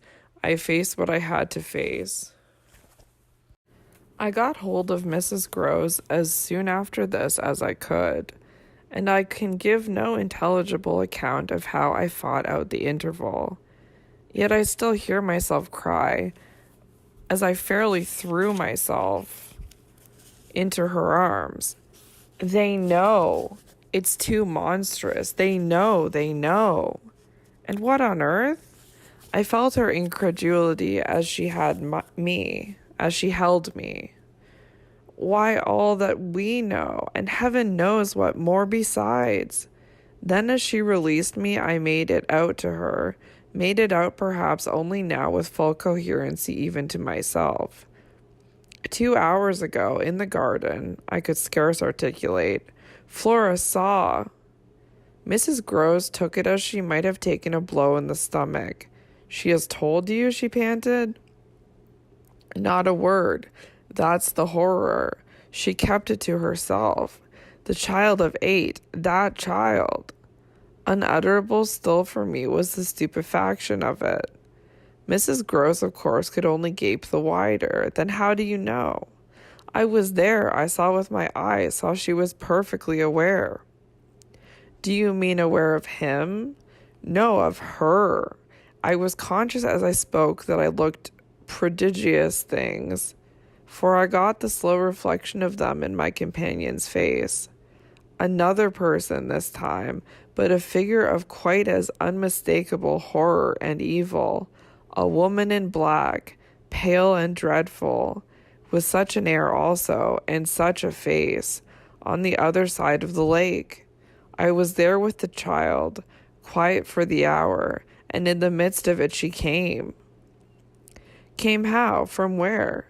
From where they come from. She just appeared and stood there, but not so near. And without coming nearer? Oh, for the effect and the feeling she might have been as close as you. My friend, with an odd impulse, fell back a step. Was she someone you've never seen? Never, but someone the child has, someone you have. Then to show how I had thought it all out, my predecessor, the one who died. Miss Jessel? Miss Jessel. You don't believe me? I pressed. She turned right and left in her distress. How can you be sure? This drew from me, in the state of my nerves, a flash of impatience. Then ask Flora, she's sure. But I had no sooner spoken than I caught myself up. No, for God's sake, don't. She'll say she isn't. She'll lie. Mrs. Groves was not too bewildered instinctively to protest. How can you? Because I'm clear. Flora doesn't want me to know. It's only then to spare you. No, there are depths. The more I go over it, the more I see in it. And the more I see in it, the more I fear. I don't know what I don't see, what I don't fear. Mrs. Groves tried to keep up with me. You mean you're afraid of seeing her again? Oh, no, that's nothing now. Then I explained, it's of not seeing her. But my companion only looked wan. I don't understand. Why, it's that the child may keep it up, and that the child assuredly will, without my knowing it. At the image of this possibility, Mrs. Groves for a moment collapsed, yet presently to pull herself together again as from the positive force of the sense of what, should we yield an inch, there would really be to give way to. Dear, we must keep our heads, and after all, if she doesn't mind it. She even tried a grim joke. Perhaps she likes it. Like such things, a scrap of an infant. Isn't it just a proof of her blessed innocence? My friend bravely inquired. She brought me, for the instant, almost round.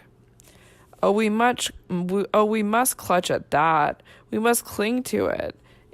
If it isn't a proof of what you say, it's a proof of God knows what, for the woman's a horror of horrors.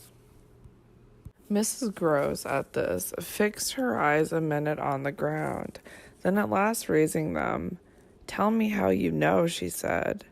"Then you admit it's what she was?" I cried. "Tell me how you know," my friend simply repeated. "No, by seeing her, by the way she looked." "At you, do you mean, so wickedly?" "Dear me, no, I could have borne that. She gave me never a glance. She only fixed the child." Mrs. Gross tried to see it. Fixed her? Ah, with such awful eyes. She stared at mine as if they might really have resembled them. "Do you mean of dislike?" "God help us, no, of something much worse." Worse than dislike? This left her indeed at a loss. With a determination indescribable, with a kind of fury of intention. I made her turn pale. Intention? To get hold of her. Mrs. Gross, her eyes just lingering on mine, gave a shudder and walked to the window, and while she stood there looking out, I completed my statement. "That's what Flora knows." After a little she turned round. "The person was in black, you say?" "In mourning. Rather poor, almost shabby, but yes, with extraordinary beauty." I now recognized to what I had at last, stroke by stroke, brought the victim of my confidence, for she quite visibly weighed this. "Oh, handsome, very, very," I insisted. "Wonderfully handsome, but infamous." She slowly came back to me. Miss Jessel was infamous. She once more took my hand in both her own, holding it as tight as if to fortify me against the increase of alarm I might draw from this disclosure. "They were both infamous," she finally said. So for a little we faced it once more together, and I found absolutely a degree of help in seeing it now so straight. "I appreciate," I said, "the great decency of your not having hitherto spoken, but the time has certainly come to give me the whole thing." She appeared to assent to this, but still only in silence, seeing which I went on. "I must have it now. Of what did she die? Come, there was something between them." "There was everything." "In spite of the difference." "Oh, of their rank, their condition?" She brought it woefully out. "She was a lady." I turned it over. I again saw. Yes, she was a lady. "And he so dreadfully below," said Mrs. Gross. I felt that I doubtless needn't press too hard in such company on the place of a servant in the scale. But there was nothing to prevent an acceptance of my companion's own measure of my predecessor's abasement. There was a way to deal with that, and I dealt. The more readily from my full vision, on the evidence of our employer's late clever, good-looking own man, impudent, assured, spoiled, depraved. The fellow was a hound. Mrs. Gross considered as if it were perhaps a little a case for a sense of shades. "I've never seen one like him. He did what he wished. With her, with them all." It was as if now in my friend's own eyes Miss Jessel had again appeared. I seemed at any rate for an instant to trace their evocation of her as distinctly as I had seen her by the pond. And I brought out with decision, it must have been also what she wished. Mrs. Gross's face signified that it had been indeed, but she said at the same time, "Poor woman, she paid for it." "Then you do know what she died of?" I asked. "No, I know nothing. I wanted not to know. I was glad enough I didn't. And I thanked heaven she was well out of this." "Yet you had then your idea?" Of her real reason for leaving? Oh, yes, as to that. She couldn't have stayed. Fancy it here for a governess, and afterwards I imagined, and I still imagine. And what I imagine is dreadful. Not so dreadful as what I do, I replied, on which I must have shown her, as I was indeed but too conscious, a front of miserable defeat. It brought out again all her compassion for me, and at the renewed touch of her kindness my power to resist broke down. I burst, as I had the other time made her burst, into tears. She took me to her motherly breast, where my lamentation overflowed. I don't do it, I sobbed in despair. I don't save or shield them. It's far worse than I dreamed. They're lost. What I had said to Mrs. Gross was true enough. There were in the matter I had put before her depths and possibilities that I lacked resolution to sound, so that when we met once more in the wonder of it, we were of a common mind about the duty of resistance to extravagant fancies. We were to keep our heads if we should keep nothing else, difficult indeed as that might be in the face of what, in our prodigious experience, was least to be questioned. Late that night, while the house slept, we had another talk in my room, when she went all the way with me as to its being beyond doubt that I had seen exactly what I had seen. To hold her perfectly in the pinch of that, I found I had only to ask her how, if I had made it up, I came to be able to give of each of the persons appearing to me a picture disclosing, to the last detail, their special marks, a portrait on the exhibition of which she had instantly recognized and named them. She wished, of course, small blame to her, to sink the whole subject, and I was quick to assure her that my own interest in it had now violently taken the form of a search for the way to escape from it. I encountered her on the ground of a probability that with recurrence, for recurrence we took for granted, I should get used to my danger, distinctly professing that my professional exposure had suddenly become the least of my discomforts. It was my new suspicion that was intolerable, and yet even to this complication the later hours of the day had brought a little ease. On leaving her, after my first outbreak, I had of course returned to my pupils, associating the right remedy for my dismay with that sense of their charm which I had already found to be a thing I could positively cultivate, and which had never failed me yet. I had simply, in other words, plunged afresh into Flora's special society, and there became aware, it was almost a luxury, that she could put her little conscious hand straight upon the spot that ached. She had looked at me in sweet speculation, and then had accused me to my face of having cried. I had supposed I had brushed away the ugly signs, but I could literally, for the time at all events, rejoice under this fathomless charity that they had not entirely disappeared. To gaze in the depths of blue of the child's eyes and pronounce their loveliness a trick of premature cunning was to be guilty of a cynicism in preference to which I naturally preferred to abjure my judgment and, so far as might be, my agitation.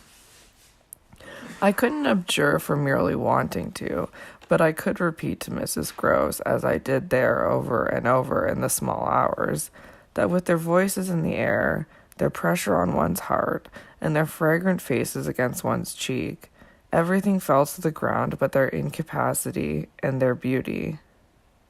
It was a pity that, somehow, to settle this once for all, I had equally to re-enumerate the signs of subtlety that, in the afternoon, by the lake, had made a miracle of my show of self-possession. It was a pity to be obliged to re-investigate the certitude of the moment itself and repeat how it had come to me as a revelation that the inconceivable communion I then surprised was a matter, for either party, of habit. It was a pity that I should have had to quaver out again the reasons for my not having, in my delusion, so much as question that the little girl saw our visitant even as I actually saw Mrs. Gross herself, and that she wanted, by just so much as she did thus see, to make me suppose I didn't, and at the same time, without showing anything, arrive at a guess as to whether I myself did. It was a pity that I needed once more to describe the portentous little activity by which she sought to divert my attention. The perceptible increase of movement, the greater intensity of play, the singing, the gabbling of nonsense, and the invitation to romp. Yet if I had not indulged, to prove there was nothing in it, in this review, I should have missed the 2 or 3 dim elements of comfort that still remained to me. I should not, for instance, have been able to asseverate to my friend that I was certain, which was so much to the good, that I, at least, had not betrayed myself. I should not have been prompted by stress of need, by desperation of mind, I scarce know what to call it, to invoke such further aid to intelligence as might spring from pushing my colleague fairly to the wall. She had told me, bit by bit, under pressure, a great deal, but a small shifty spot on the wrong side of it all still sometimes brushed my brow like the wing of a bat. And I remember how on this occasion, for the sleeping house and the concentration alike of our danger and our watch seemed to help, I felt the importance of giving the last jerk to the curtain. I don't believe anything so horrible, I recollect saying. No, let us put it definitely, my dear, that I don't. But if I did, you know, there's a thing I should require now, just without sparing you the least bit more. Oh, not a scrap, come, to get out of you. What was it you had in mind when, in our distress, before Miles came back, over the letter from his school, you said, under my insistence, that you didn't pretend for him that he had not literally ever been bad? He has not literally ever. In these weeks that I myself have lived with him and so closely watched him, he has been an imperturbable little prodigy of delightful, lovable goodness. Therefore you might perfectly have made the claim for him if you had not, as it happened, seen an exception to take. What was your exception, and to what passage in your personal observation of him did you refer? It was a dreadfully austere inquiry, but levity was not our note, and, at any rate, before the grey dawn admonished us to separate, I had got my answer. What my friend had in mind proved to be immensely to the purpose. It was neither more nor less than the circumstance that for a period of several months Quint and the boy had been perpetually together. It was, in fact, the very appropriate truth that she had ventured to criticize the propriety, to hint at the incongruity of so close an alliance, and even to go so far on the subject as a frank overture to Miss Jessel. Miss Jessel had, with a most strange manner, requested her to mind her business, and the good woman had, on this, directly approached little Miles. What she had said to him, since I pressed, was that she liked to see young gentlemen not forget their station. I pressed again, of course, at this. You reminded him that Quint was only a base menial? As you might say, and it was his answer, for one thing, that was bad. And for another thing, I waited. He repeated your words to Quint? No, not that. It's just what he wouldn't. She could still impress upon me. I was sure, at any rate, she added, that he didn't. But he denied certain occasions. What occasions? When they had been about together quite as if Quint were his tutor, and a very grand one, and Miss Jessel only for the little lady. When he had gone off with the fellow, I mean, and spent hours with him. Then he prevaricated about it? He said he hadn't? Her assent was clear enough to cause me to add in a moment, I see, he lied. Oh, Mrs. Gross mumbled. This was a suggestion that it didn't matter, which indeed she backed up by a further remark. You see, after all, Miss Jessel didn't mind. She didn't forbid him. I considered. Did he put that to you as a justification? At this she dropped again. No, he never spoke of it. Never mentioned her in connection with Quint? She saw, visibly flushing, where I was coming out. Well, he didn't show anything. He denied, she repeated. He denied. Lord, how I pressed her now, so that you could see he knew what was between the 2 wretches? I don't know, the poor woman groaned. You do know, you dear thing, I replied, only you haven't my dreadful boldness of mind, and you keep back, out of timidity and modesty and delicacy, even the impression that, in the past, when you had, without my aid, to flounder about in silence, most of all made you miserable. But I shall get it out of you yet. There was something in the boy that suggested to you, I continued, that he covered and concealed their relation. Oh, he couldn't prevent. You're learning the truth, I dare say, but heavens, I felt with vehemence a-thinking, what it shows that they must, to that extent, have succeeded in making of him. Ah, nothing that's not nice now, Mrs. Gross lugubriously pleaded. I don't wonder you looked queer, I persisted, when I mentioned to you the letter from his school. I doubt if I looked as queer as you, she retorted with homely force. And if he was so bad then, as that comes to, how is he such an angel now? Yes, indeed, and if he was a fiend at school, how?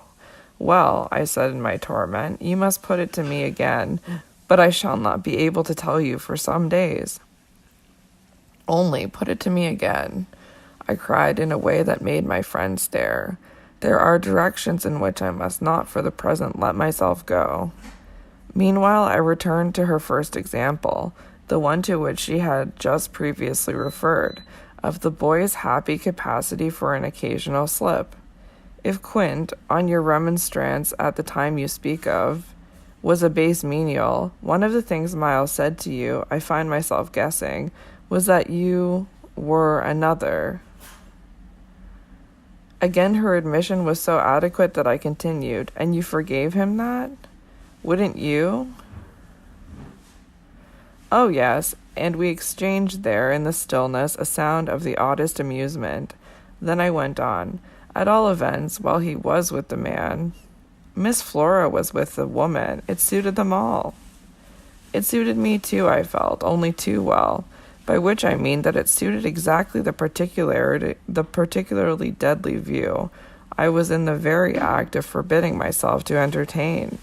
But I so far succeeded in checking the expression of this view that I will throw, just here, no further light on it than may be offered by the mention of my final observation to Mrs. Gross. His having lied and been impudent are, I confess, less engaging specimens than I had hoped to have from you of the outbreak in him of the little natural man.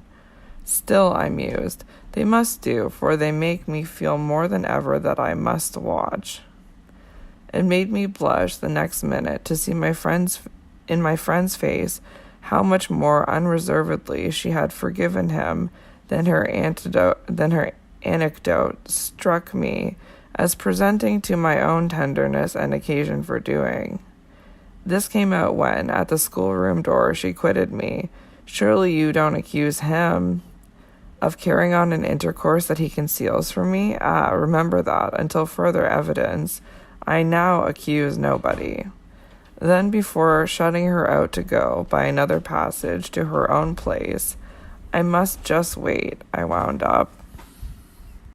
I waited, and the days, as they elapsed, took something from my consternation. A very few of them, in fact, passing in constant sight of my pupils, without a fresh incident, sufficed to give to grievous fancies and even to odious memories a kind of brush of the sponge. I have spoken of the surrender to their extraordinary childish grace as a thing I could actively cultivate, and it may be imagined if I neglected now to address myself to this source for whatever it would yield. Stranger than I can express, certainly, was the effort to struggle against my new lights. It would doubtless have been, however, a greater tension still had it not been so frequently successful. I used to wonder how my little charges could help guessing that I thought strange things about them, and the circumstances that these things only made them more interesting was not by itself a direct aid to keeping them in the dark. I trembled lest they should see that they were so immensely more interesting. Putting things at the worst, at all events, as in mediation I so often did, and any clouding of their innocence could only be, blameless and foredoomed as they were, a reason the more for taking risks. There were moments when, by an irresistible impulse, I found myself catching them up and pressing them to my heart. As soon as I had done so, I used to say to myself, "What will they think of that? Doesn't it betray too much?" It would have been easy to get into a sad, wild tangle about how much I might betray, but the real account, I feel, of the hours of peace that I could still enjoy was that the immediate charm of my companions was a beguilement still effective even under the shadow of the possibility that it was studied. For if it occurred to me that I might occasionally excite suspicion by the little outbreaks of my sharper passion for them, so too I remember wondering if I mightn't see a queerness in the traceable increase of their own demonstrations. They were at this period extravagantly and preternaturally fond of me, which, after all, I could reflect, was no more than a graceful response in children perpetually bowed over and hugged. The homage of which there were so lavish succeeded, in truth, for my nerves, quite as well as if I never appeared to myself, as I may say, literally to catch them at a purpose in it. They had never, I think, wanted to do so many things for their poor protectress. I mean, though they got their lessons better and better, which was naturally what would please her most, in the way of diverting, entertaining, surprising her, reading her passages, telling her stories, acting her charades, pouncing out at her in disguises as animals and historical characters, and above all astonishing her by the pieces they had secretly got by heart and could interminably recite. I should never get to the bottom, were I to let myself go even now, of the prodigious private commentary, all under still more private correction, with which, in these days, I overscored their full hours. They had shown me from the first a facility for everything, a general faculty which, taking a fresh start, achieved remarkable flights. They got their little tasks as if they loved them, and indulged from the mere exuberance of the gift in the most unimposed little miracles of memory. They not only popped out at me as tigers and as Romans, but as Shakespeareans, astronomers, and navigators. This was so singularly the case that it had presumably much to do with the fact as to which, at the present day, I am at a loss for a different explanation. I allude to my unnatural composure on the subject of another school for miles. What I remember is that I was content not, for the time, to open the question, and that contentment must have sprung from the sense of his perpetually striking show of cleverness. He was too clever for a bad governess, for a parson's daughter to spoil. And the strangest, if not the brightest thread, in the pensive embroidery I just spoke of, was the impression I might have got, if I had dared to work it out, that he was under some influence, operating in his small intellectual life as a tremendous excitement. It was easy to reflect, however, that such a boy could postpone school. It was at least as marked that for such a boy to have been kicked out by a schoolmaster was a mystification without end. Let me add that in their company now, and I was careful almost never to be out of it, I could follow no scent very far. We lived in a cloud of music and love and success and private theatricals. The musical sense in each of the children was of the quickest, but the elder in especial had a marvelous knack of catching and repeating. The schoolroom piano broke into all gruesome fancies, and when that failed, there were confabulations in corners, with a sequel of one of them going out in the highest spirits in order to come in as something new. I had had brothers myself, and it was no revelation to me that little girls could be slavish idolaters of little boys. What surprised everything was that there was a little boy in the world who could have for the inferior age, sex, and intelligence so fine a consideration. They were extraordinarily at one, and to say that they never either quarreled or complained is to make the note of praise coarse for their quality of sweetness. Sometimes, indeed, when I dropped into coarseness, I perhaps came across traces of little understandings between them by which one of them should keep me occupied while the other slipped away. There is a naive side, I suppose, in all diplomacy. But if my pupils practiced upon me, it was surely with the minimum of grossness. It was all in the other quarter that, after a lull, the grossness broke out. I find that I really hang back, but I must take my plunge.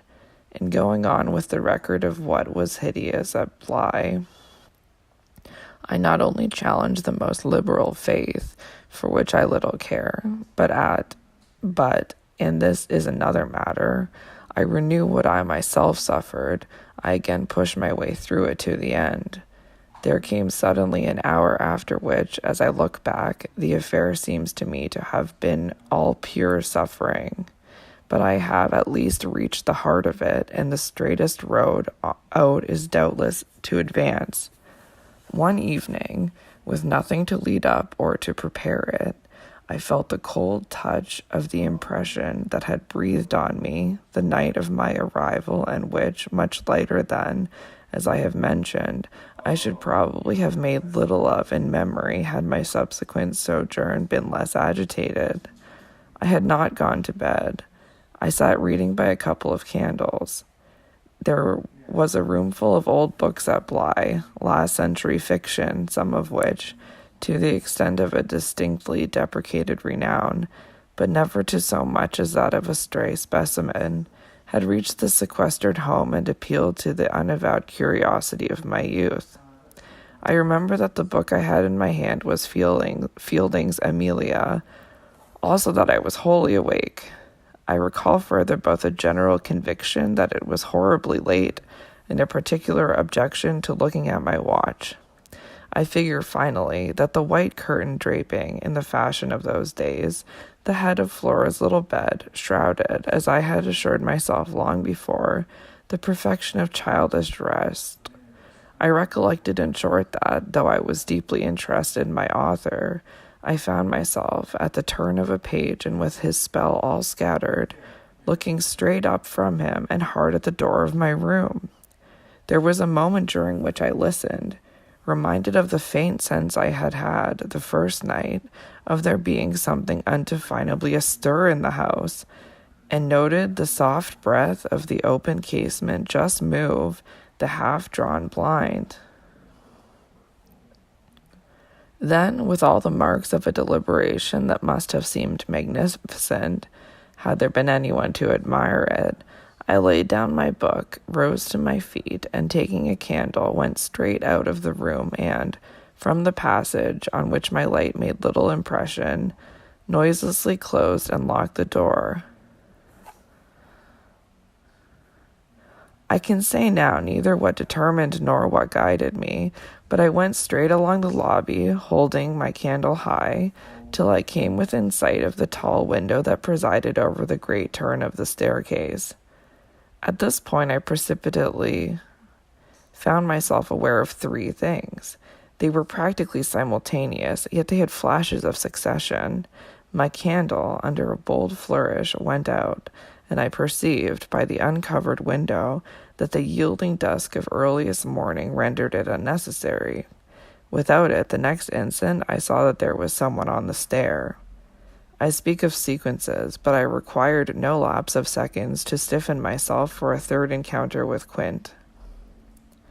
The apparition had reached the landing halfway up, and was therefore on the spot nearest the window, where, at sight of me, it stopped short and fixed me exactly as it had fixed me from the tower and from the garden. He knew me as well as I knew him, and so, in the cold, faint twilight, with a glimmer in the high glass and another on the polish of the oak stair below, we faced each other in our common intensity. He was absolutely, on this occasion, a living, detestable, dangerous presence. But that was not the wonder of wonders. I reserve this distinction for quite another circumstance, the circumstance that dread had unmistakably quitted me, and that there was nothing in me there that didn't meet and measure him.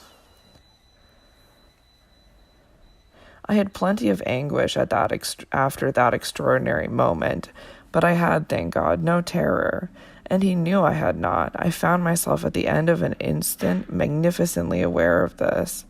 I felt, in a fierce rigor of confidence, that if I stood my ground a minute I should cease, for the time at least, to have him to reckon with. And during the minute, accordingly, the thing was as human and hideous as a real interview. Hideous just because it was human as to have met alone, in the small hours, in a sleeping house, some enemy, some adventurer, some criminal. It was the dead silence of our long gaze at such close quarters that gave the whole horror, huge as it was, its only note of the unnatural. If I had met a murderer in such a place and at such an hour, we still at least would have spoken. Something would have passed in life between us. If nothing had passed, one of us would have moved. The moment was so prolonged that it would have taken but little more to make me doubt if even I were in life. I can't express what followed it save by saying that the silence itself, which was indeed in a manner an attestation of my strength, became the element into which I saw the figure disappear, in which I definitely saw it turn I might have seen the low wretch to which it had once belonged turn on receipt of an order, and pass, with my eyes on the villainous back that no hunch could have more disfigured, straight down the staircase and into the darkness in which the next bend was lost. I remained a while at the top of the stair, but with the effect presently of understanding that when my visitor had gone, he had gone. Then I returned to my room. The foremost thing I saw there by the light of the candle I had left burning was that Flora's little bed was empty, and on this I caught my breath with all the terror that, 5 minutes before, I had been able to resist. I dashed at the place in which I had left her lying, and over which, for the small silk counterpane and the sheets were disarranged, the white curtains had been deceivingly pulled forward. Then my step, to my unutterable relief, produced an answering sound. I noticed an agitation of the window blind, and the child, ducking down, emerged rosily from the other side of it. She stood there in so much her candor, and so little of her nightgown, and so little of her nightgown, with her pink bare feet and the golden glow of her curls. She looked intensely grave, and I had never had such a sense of losing an advantage acquired, the thrill of which had just been so prodigious, as on my consciousness that she addressed me with a reproach. "You naughty, where have you been?" Instead of challenging her own irregularity, I found myself arraigning and explaining. She herself explained, for that matter, with the loveliest, eagerest simplicity. She had known suddenly, as she lay there, that I was out of the room, and had jumped up to see what had become of me. I had dropped, with the joy of her reappearance, back into my chair, feeling then and only then a little faint, and she had pattered straight over to me, thrown herself upon my knee, given herself to be held with the flame of the candle full in the wonderful little face that was still flushed with sleep. I remember closing my eyes an instant, yielding consciously, as before, the excess of something beautiful that shone out of the blue of her own. "You were looking for me out of the window?" I said. "You thought I might be walking in the grounds?" "Well, I thought someone was." She never blanched as she smiled out that at me. Oh, how I looked at her now. "And did you see anyone?" "Ah, no," she returned almost, with the full privilege of childish inconsequence, resentfully, though with a long sweetness in her little drawl of the negative. At that moment, in the state of my nerves, I absolutely believed she lied. And if I once more closed my eyes, it was before the dazzle of the 3 or 4 possible ways in which I might take this up. One of these for a moment tempted me with such singular force that, to resist it, I must have gripped my little girl with a spasm that, wonderfully, she submitted to without a cry or a sign of fright. Why not break out at her on the spot and have it all over? Give it to her straight in her lovely little lighted face.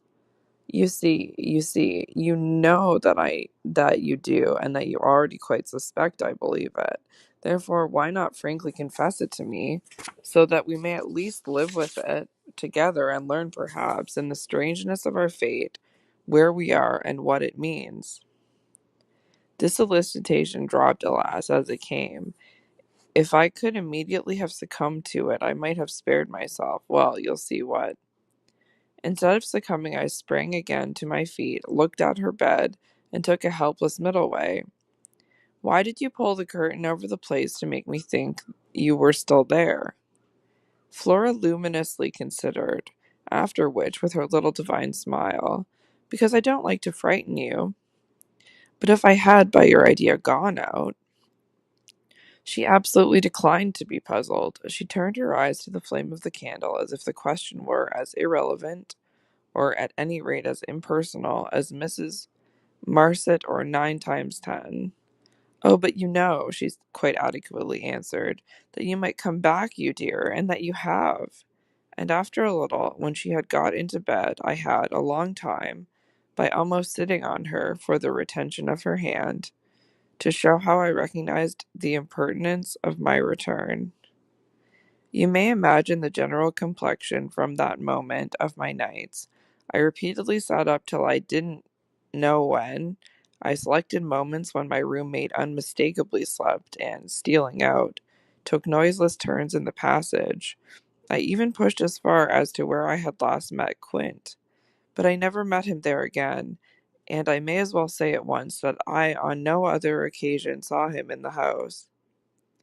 I just missed, on the staircase, nevertheless, a different adventure. Looking down it from the top, I once recognized the presence of a woman seated on one of the lower steps, with her back presented to me, her body half bowed, and her head, in an attitude of woe, in her hands. I had been there but an instant, however, when she vanished without looking round at me. I knew, for all that, exactly what dreadful face she had to show, and I wondered whether, if instead of being above I had been below, I should have had the same nerve for going up that I had lately shown Quint. Well, there continued to be plenty of call for nerve. On the 11th night after my latest encounter with that gentleman, they were all numbered now, I had an alarm that perilously skirted it, and that indeed, from the particular quality of its unexpectedness, proved quite my sharpest shock. It was precisely the first night during this series that, weary with vigils, I had conceived I might again without laxity lay myself down at my old hour. I slept immediately and, as I afterwards knew, till about 1 o'clock, but when I woke it was to sit straight up, as completely roused as if a hand had shaken me. I had left a light burning, but it was now out, and I felt an instant certainty that Flora had extinguished it. This brought me to my feet and straight, in the darkness, to her bed, which I found she had left. A glance at the window enlightened me further, and the striking of a match completed the picture. The child had again got up, this time blowing out the taper, and had again, for some purpose of observation or response, squeezed in behind the blind and was peering out into the night. That she now saw, as she had not, I had satisfied myself the previous time, was proved to me by the fact that she was disturbed neither by my illumination nor by the haste I made to get into slippers and into a wrap. Hidden, protected, absorbed, she evidently rested on the sill. The casement opened forward, and gave herself up. There was a great still moon to help her, and this fact had counted in my quick decision. She was face to face with the apparition we had met at the lake, and could now communicate with it as she had not then been able to do. What I, on my side, had to care for was, without disturbing her, to reach, from the corridor, Some other window turned to the same quarter. I got to the door without her hearing me. I got out of it, closed it, and listened from the other side for some sound from her. While I stood in the passage, I had my eyes on her brother's door, which was but 10 steps off, and which, indescribably, produced in me a renewal of the strange impulse that I had lately spoke of as my temptation. What if I should go straight in and march to his window? What if, by risking to his boyish bewilderment a revelation of my motive, I should throw across the rest of the mystery the long halter of my boldness? This thought held me sufficiently to make me cross to his threshold and pause again. I preternaturally listened. I figured to myself what might portentously be. I wondered if his bed were also empty and he also secretly at watch. It was a deep, soundless minute, at the end of which my impulse failed. He was quiet. He might be innocent. The risk was hideous. I turned away. There was a figure in the grounds, a figure prowling for a sight, the visitor with whom Flora was engaged. But it wasn't the visitor most concerned with my boy. I hesitated afresh, but on another grounds, and only a few seconds. Then I had made my choice. There were empty rooms enough at Bly, and it was only a question of choosing the right one. The right one suddenly presented itself to me as the lower one, though high above the gardens, in the solid corner of the house that I have spoken of as the old tower. This was a large square chamber, arranged with some state as a bedroom, the extravagant size of which made it so inconvenient that it had not for years, though kept by Mrs. Gross in exemplary order, been occupied. I had often admired it, and I knew my way about in it. I had only, after just faltering at the first chill gloom of its disuse, to pass across it and unbolt in all quietness one of the shutters. Achieving this transit, I uncovered the glass without a sound and, applying my face to the pane, was able, the darkness without being much less than within, to see that I commanded the right direction. Then I saw something more. The moon made the night extraordinarily penetrable and showed me on the lawn a person, diminished by distance, who stood there motionless and as if fascinated, looking up to where I had appeared. Looking, that is, not so much straight at me as at something that was apparently above me. There was clearly another person above me. There was a person on the tower. But the presence on the lawn was not in the least what I had conceived and had confidently hurried to meet. The presence on the lawn, I felt sick as I made it out, was poor little Miles himself.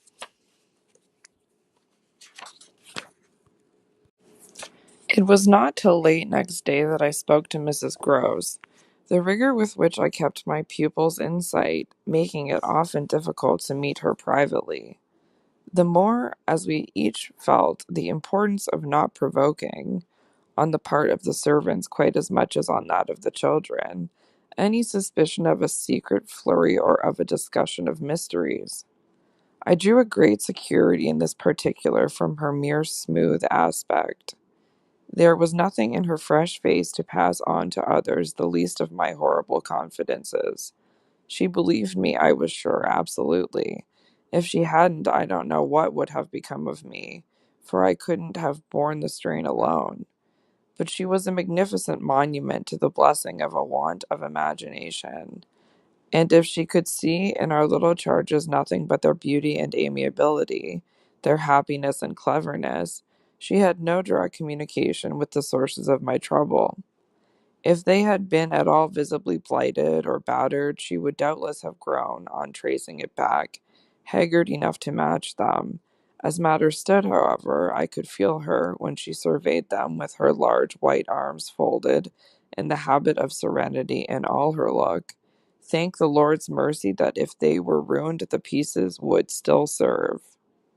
Flights of fancy gave place, in her mind, to a steady fireside glow, and I had already begun to perceive how, with the development of the conviction that, as time went on without a public accident. Our young things could, after all, look out for themselves. She addressed her greatest solicitude to the sad case presented by their deputy guardian.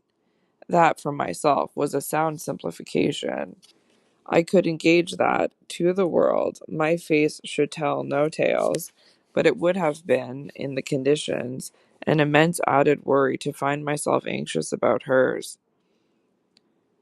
At the hour I now speak of, she had joined me, under pressure, on the terrace, where, with the lapse of the season, the afternoon sun was now agreeable, and we sat there together while before us, at a distance, yet within call if we wished, the children strolled to and fro in one of their most manageable moods. They moved slowly, in unison, below us, over the lawn, the boy, as they went, reading aloud from a storybook and passing his arm round his sister to keep her quite in touch. Mrs. Gross watched them with positive placidity. Then I caught the suppressed intellectual creak with which she conscientiously turned to take from me a view of the back of the tapestry. I had made her a receptacle of lurid things, but there was an odd recognition of my superiority, my accomplishments, and my function, in her patience under my pain. She offered her mind to my disclosures as, had I wished to mix a witch's broth and proposed it with assurance, she would have held out a large clean saucepan.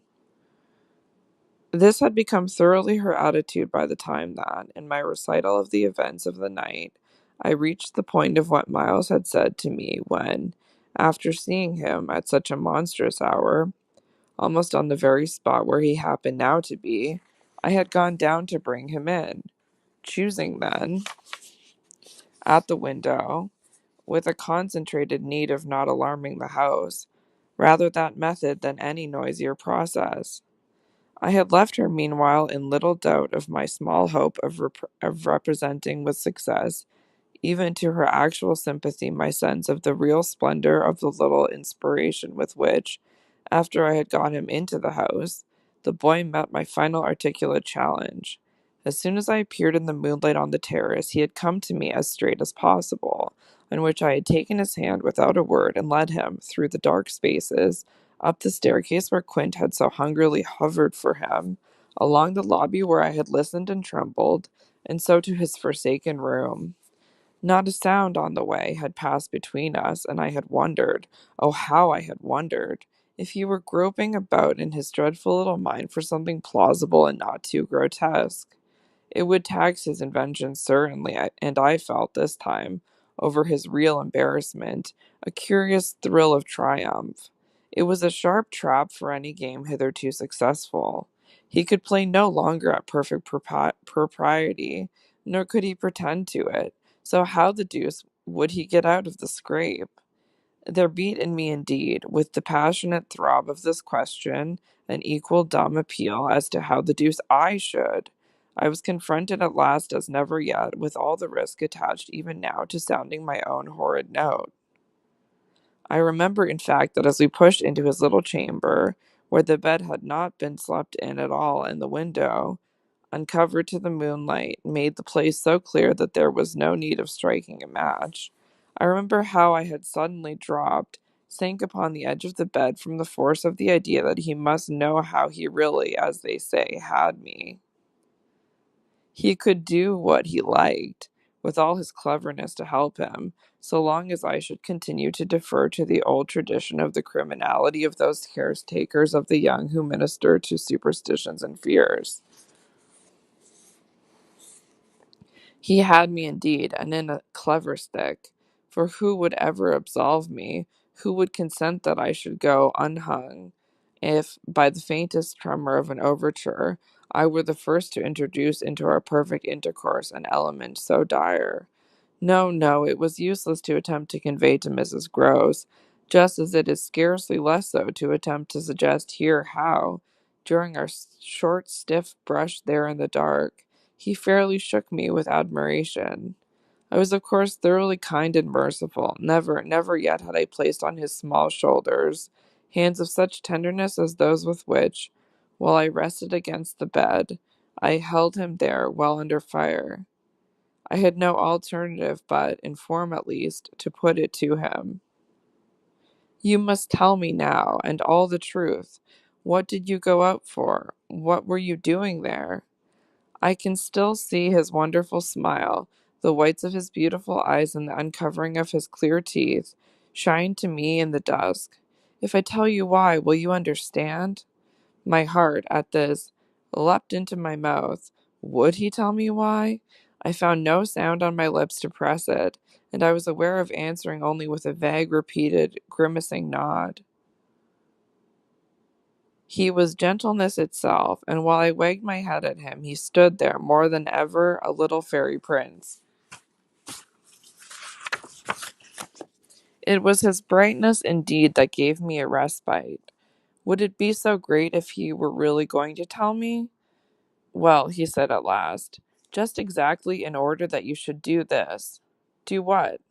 Think me, for a challenge, bad, for a change, bad. I shall never forget the sweetness and gaiety with which he brought out the word, nor how, on top of it, he bent forward and kissed me. It was practically the end of everything. I met his kiss, and I had to make, while I folded him for a minute in my arms, the most stupendous effort not to cry. He had given exactly the account of himself that permitted least my going behind it, and it was only with the effect of confirming my acceptance of it that, as I presently glanced about the room, I could say, "Then you didn't undress at all?" He fairly glittered in the gloom. "Not at all. I sat up and read." "And when did you go down?" "At midnight. When I'm bad, I am bad." "I see, I see. It's charming. But how could you be sure I should know it?" "Oh, I arranged that with Flora," his answers rang out with a readiness. "She was to get up and look out." "Which is what she did do. It was I who fell into the trap." "So she disturbed you, and, to see what she was looking at, you also looked, you saw." "Well, you," I concurred, "caught your death in the night air." He literally bloomed so from this exploit that he could afford radiantly to assent. "How otherwise should I have been bad enough?" he asked. Then, after another embrace, the incident and our interview closed on my recognition of all the reserves of goodness that, for his joke, he had been able to draw upon. The particular impression I had received proved in the morning light, I repeat, not quite successfully presentable to Mrs. Gross, though I reinforced it with the mention of still another remark that he had made before we separated. "It all lies in half a dozen words," I said to her, "words that really settle the matter. Think, you know, what I might do." He threw that off to show me how good he is. He knows down to the ground what he might do. That's what he gave them a taste of at school. "Lord, you do change," cried my friend. "I don't change, I simply make it out. The four, depend upon it, perpetually meet. If on either of these last nights you had been with either child, you'd clearly have understood. The more I've watched and waited, the more I felt that if there were nothing else to make it sure, it would be made so by the systematic silence of each. Never by a slip of the tongue have they so much as alluded to either of their old friends, any more than Miles has alluded to his expulsion. Oh yes, we may sit here and look at them, and they may show off to us their fill. But even while they pretend to be lost in their fairy tale, they're steeped in their vision of the dead restored to them. He's not reading to her, I declared. They're talking of them. They're talking horrors. I go on, I know, as if I were crazy, and it's a wonder I'm not. What I've seen would have made you so, but it has only made me more lucid, made me get hold of still other things. My lucidity must have seemed awful, but the charming creatures who were victims of it, passing and repassing in their interlocked sweetness, gave my colleague something to hold on by. And I felt how tight she held as, without stirring in the breath of my passion, she covered them still with her eyes. "Of what other things have you got hold?" "Why, of the very things that have delighted, fascinated, and yet at bottom, as I now so strangely see, mystified and troubled me. Their more than earthly beauty, their absolutely unnatural goodness, It's a game I went on. It's a policy and a fraud. On the part of little darlings? As yet mere lovely babies? Yes, mad as that seems. The very act of bringing it out really helped me to trace it, follow it all up, and piece it all together. They haven't been good. They've only been absent. It has been easy to live with them because they're simply leading a life of their own. They're not mine. They're not ours. They're his and they're hers. Quince and that woman's? Quince and that woman's. They want to get to them. Oh, how at this, poor Mrs. Gross appeared to study them. But for what? For the love of all the evil that, in those dreadful days, the pair put into them, and to ply them with that evil still, to keep up the work of demons, is what brings the others back. Laws, said my friend under her breath. The exclamation was homely, but it revealed a real acceptance of my further proof of what, in the bad time, for there had been a worse even than this, must have occurred. There could have been no such justification for me as the plain assent of her experience to whatever depth of depravity I found credible in our brace of scoundrels. It was an obvious submission of memory that she brought out after a moment. They were rascals, but what can they now do? She pursued. Do? I echoed so loud that Miles and Flora, as they passed at their distance, paused an instant in their walk and looked at us. Don't they do enough?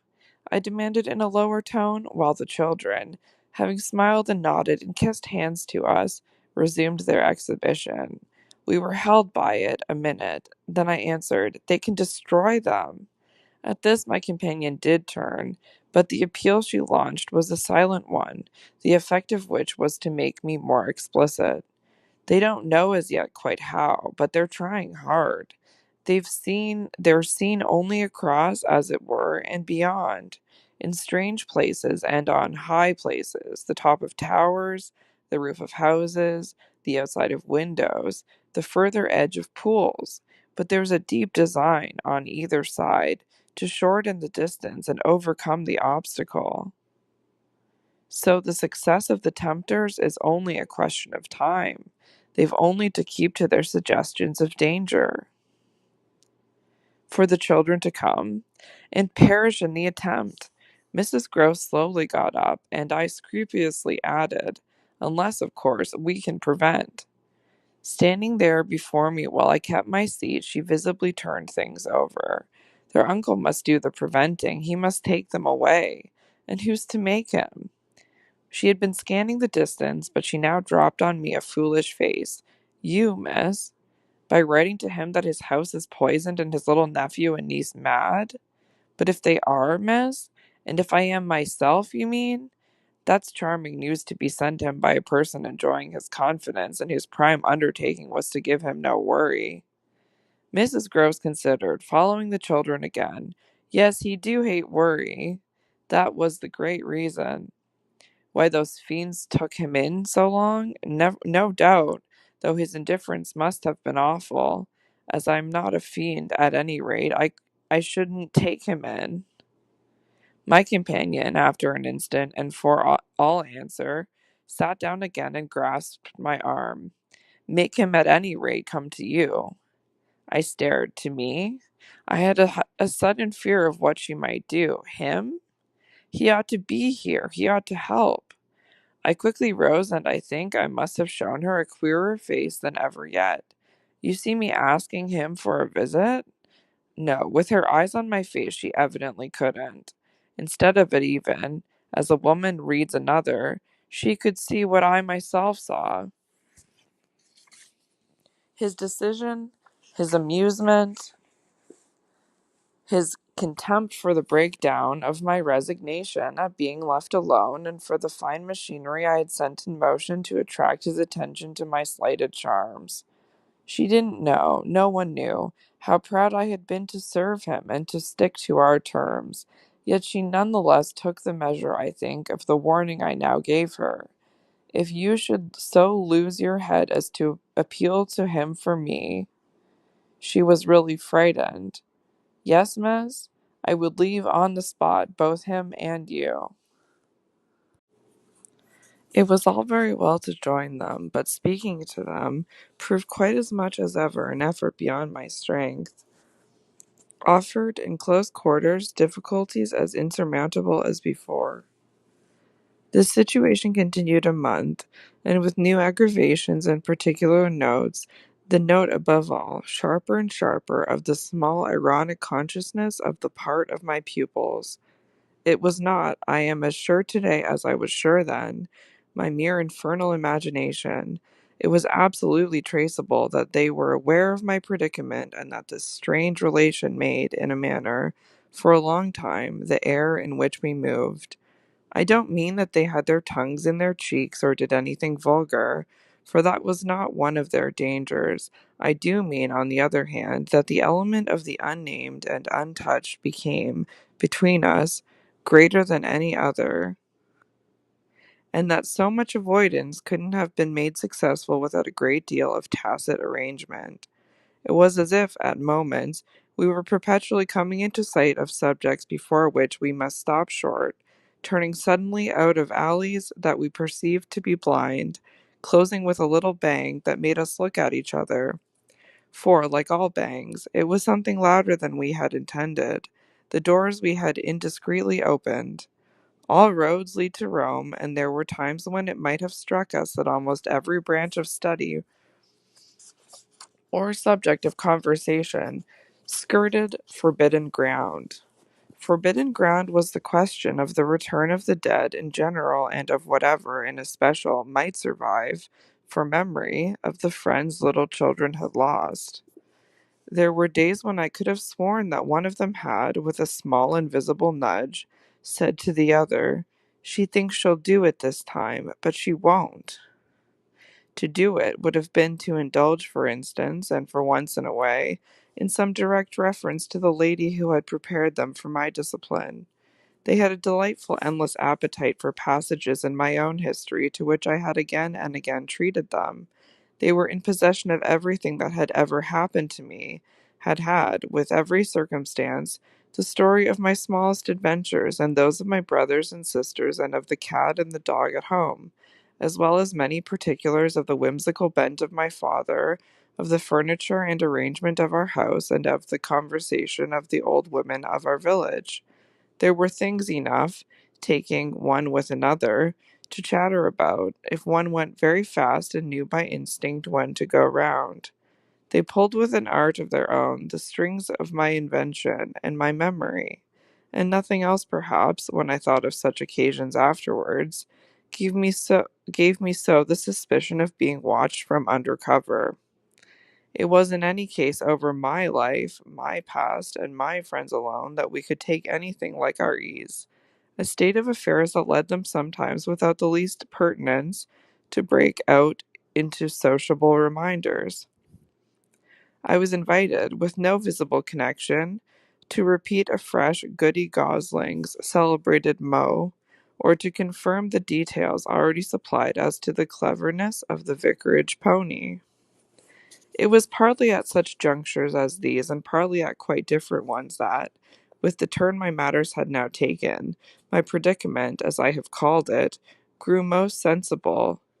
The fact that the days passed for me without another encounter ought, it would have appeared, to have done something toward soothing my nerves. Since the light brush, that second night on the upper landing, of the presence of a woman at the foot of the stair, I had seen nothing, whether in or out of the house, that one had better not have seen.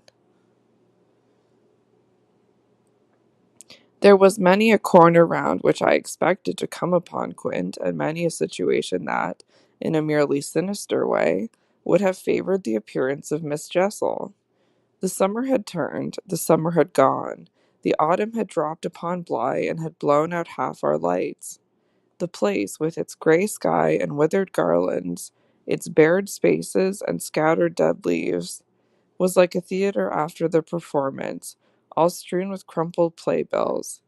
There were exactly states of the air, conditions of sound and of stillness, unspeakable impressions of the kind of ministering moment that brought back to me, long enough to catch it, the feeling of the medium in which, that June evening out of doors, I had had my first sight of Quint, and in which, too, at those other instants, I had, after seeing him through the window, looked for him in vain in the circle of shrubbery. I recognized the signs, the portents, I recognized the moment, the spot, but they remained unaccompanied and empty, and I continued, unmolested. If unmolested one could call if unmolested one could call a young woman whose sensibility had, in the most extraordinary fashion, not declined, but deepened. I had said in my talk with Mrs. Gross on that horrid scene of Flora's by the lake, and had perplexed her by so saying, that it would from that moment distress me much more to lose my power than to keep it. I had then expressed what was vividly in my mind, the truth that, whether the children really saw or not, since, that is, it was not yet definitely proved, I greatly preferred as a safeguard the fullness of my own exposure. I was ready to know the very worst that was to be known. What I had then had an ugly glimpse of was that my eyes might be sealed just while theirs were most opened. Well, my eyes were sealed, it appeared at present, a consummation for which it seemed blasphemous not to thank God. There was, alas, a difficulty about that. I would have thanked him with all my soul had I not had in a proportionate measure this conviction of the secret of my pupils. How can I retrace today the strange steps of my obsession? There were times of our being together when I would have been ready to swear that, literally, in my presence, but with my direct sense of it closed, they had visitors who were known and were welcome. That then it was that, had I not been deterred by the very chance that such an injury might prove greater than the injury to be averted, my exultation would have broken out. They're here, you little wretches, I would have cried, and you can't deny it now. The little wretches denied it with all the added volume of their sociability and their tenderness, just in the crystal depths of which, like the flash of a fish in a stream, the mockery of their advantage peeped up. The shock had in truth sunk into me still deeper than I knew, on the night when, looking out either for Quint or for Miss Jessel, under the stars, I had seen there the boy over whose rest I watched, and who had immediately brought in with him, had straightway there turned on me, the lovely upward look with which, from the battlements above us, the hideous apparition of Quint had played. If it was a question of a scare, my discovery on this occasion had scared me more than any other, and it was essentially in the scared state that I drew my actual conclusions. They harassed me so that sometimes, at odd moments, I shut myself up audibly to rehearse. It was at once a fantastic relief and a renewed despair, the manner in which I might come to the point. I approached it from one side and the other while, in my room, I flung myself about, but I always broke down in the monstrous utterance of names. As they died away on my lips, I said to myself that I should indeed help them to represent something infamous, if by pronouncing them I should violate as rare a little case of instinctive delicacy as any schoolroom probably had ever known. When I said to myself, they have the manners to be silent, and you, trusted as you are, the baseness to speak, I felt myself crimson, and covered my face with my hands. After these secret scenes I chattered more than ever, going on volubly enough till one of our prodigious palpable hushes occurred. I can call them nothing else. The strange dizzy lift or swim, I try for terms, into a stillness, a pause of all life, that had nothing to do with the more or less noise we at the moment might be engaged in making that I could hear through any intensified mirth, or quickened recitation, or louder strum of the piano. Then it was that the others, the outsiders, were there. Though they were not angels, they passed, as the French say, causing me, while they stayed, to tremble with the fear of their addressing to their younger victim some yet more infernal message or more vivid image than they had thought good enough for myself.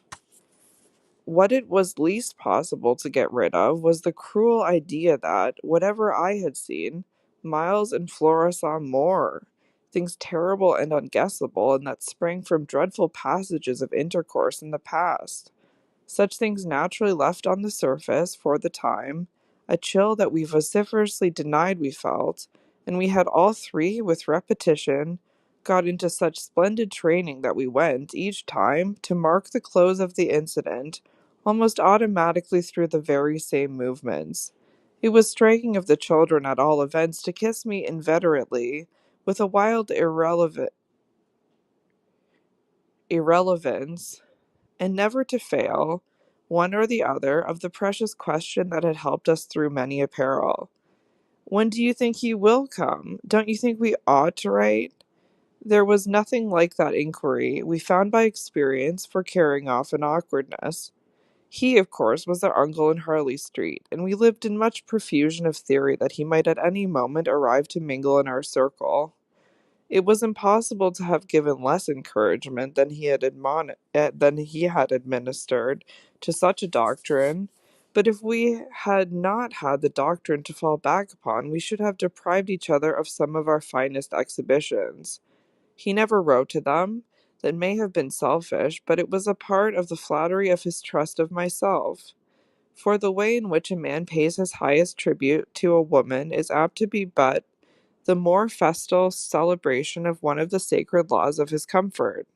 So I held that I carried out the spirit of the pledge given, not to appeal to him when I let our young friends understand that their own letters were but charming literary exercises. They were too beautiful to be posted. I kept them myself. I have them all to this hour. This was a rule indeed which only added to the satiric effect of my being plied with the supposition that he might at any moment be among us. It was exactly as if our young friends knew how almost more awkward than anything else that might be for me. There appears to me, moreover, as I look back, no note in all this more extraordinary than the mere fact that, in spite of my tension and their triumph, I never lost patience with them. Adorable they must in truth have been, I now feel, since I didn't in these days hate them. Would exasperation, however, if relief had longer been postponed, finally have betrayed me? It little matters, for relief arrived. I call it relief, though it was only the relief that a snap brings to a strain, or the burst of a thunderstorm to a day of suffocation. It was at least change, and it came with a rush. Walking to church a certain Sunday morning, I had little Miles at my side and his sister, in advance of us and at Mrs. Gross's, well in sight. It was a crisp, clear day, the first of its order for some time. The night had brought a touch of frost, and the autumn air, bright and sharp, made the church bells almost gay. It was an odd accident of thought that I should have happened at such a moment to be particularly and very gratefully struck with the obedience of my little charges. Why did they never resent my inexorable, my perpetual society? Something or other had brought nearer home to me that I had all but pinned the boy to my shawl, and that in the way our companions were marshalled before me, I might have appeared to provide against some danger of rebellion. I was like a jailer with an eye to possible surprises and escapes. But all this belonged, I mean their magnificent little surrender, just to the special array of the facts that were most abysmal. Turned out for Sunday by his uncle's tailor, who had had a free hand and a notion of pretty waistcoats, and of his grand little air, Miles's whole title to independence, the rights of his sex and situation, were so stamped upon him that if he had suddenly struck for freedom, I should have had nothing to say. I was by the strangest of chances wondering how I should meet him, when the revolution unmistakably occurred. I call it a revolution because I now see how. With the word he spoke, the curtain rose on the last act of my dreadful drama and the catastrophe was precipitated. Look here, my dear, he charmingly said. When in the world, please, am I going back to school? Transcribed here, the speech sounds harmless enough, particularly as uttered in the sweet, high, casual pipe with which, at all interlocutors, but above all at his eternal governess, he threw off intonations as if he were tossing roses. There was something in them that always made one catch, and I caught at any rate now so effectually that I stopped as short as if one of the trees of the park had fallen across the road. There was something new on the spot between us, and he was perfectly aware I recognized it, though to enable me to do so he had no need to look a whit less candid and charming than usual. I could feel in him how he already, from my at first finding nothing to reply, perceived the advantage he had gained. I was so slow to find anything that he had plenty of time, after a minute, to continue with his suggestive but inconclusive smile.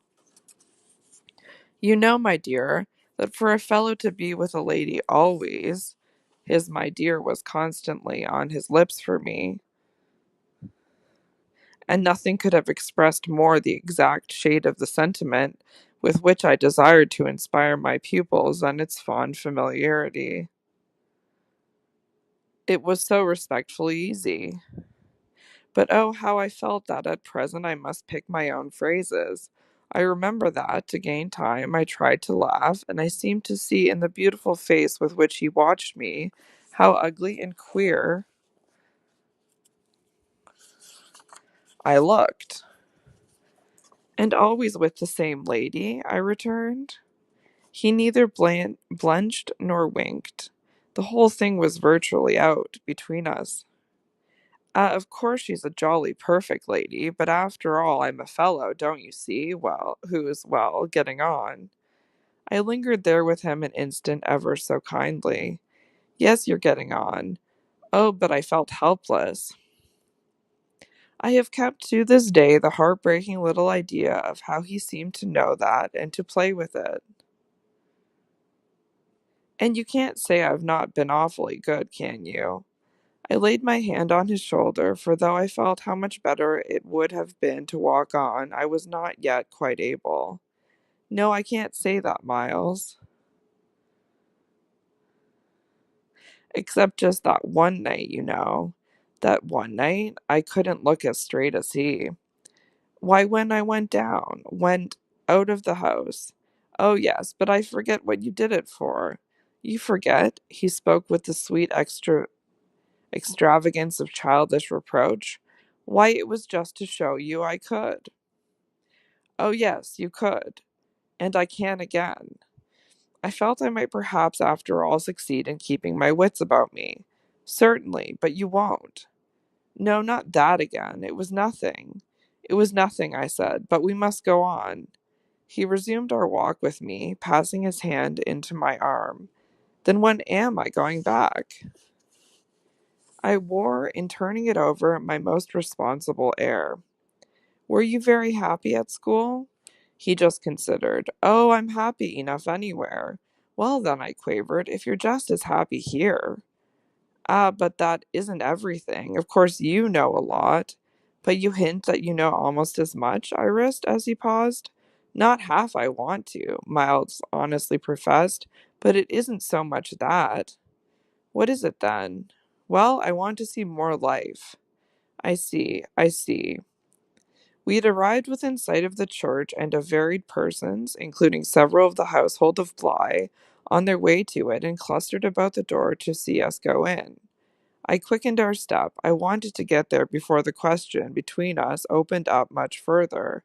I reflected hungrily that he would have for more than an hour to be silent, and I thought with envy of the comparative dusk of the pew and of the almost spiritual help of the hassock on which I might bend my knees.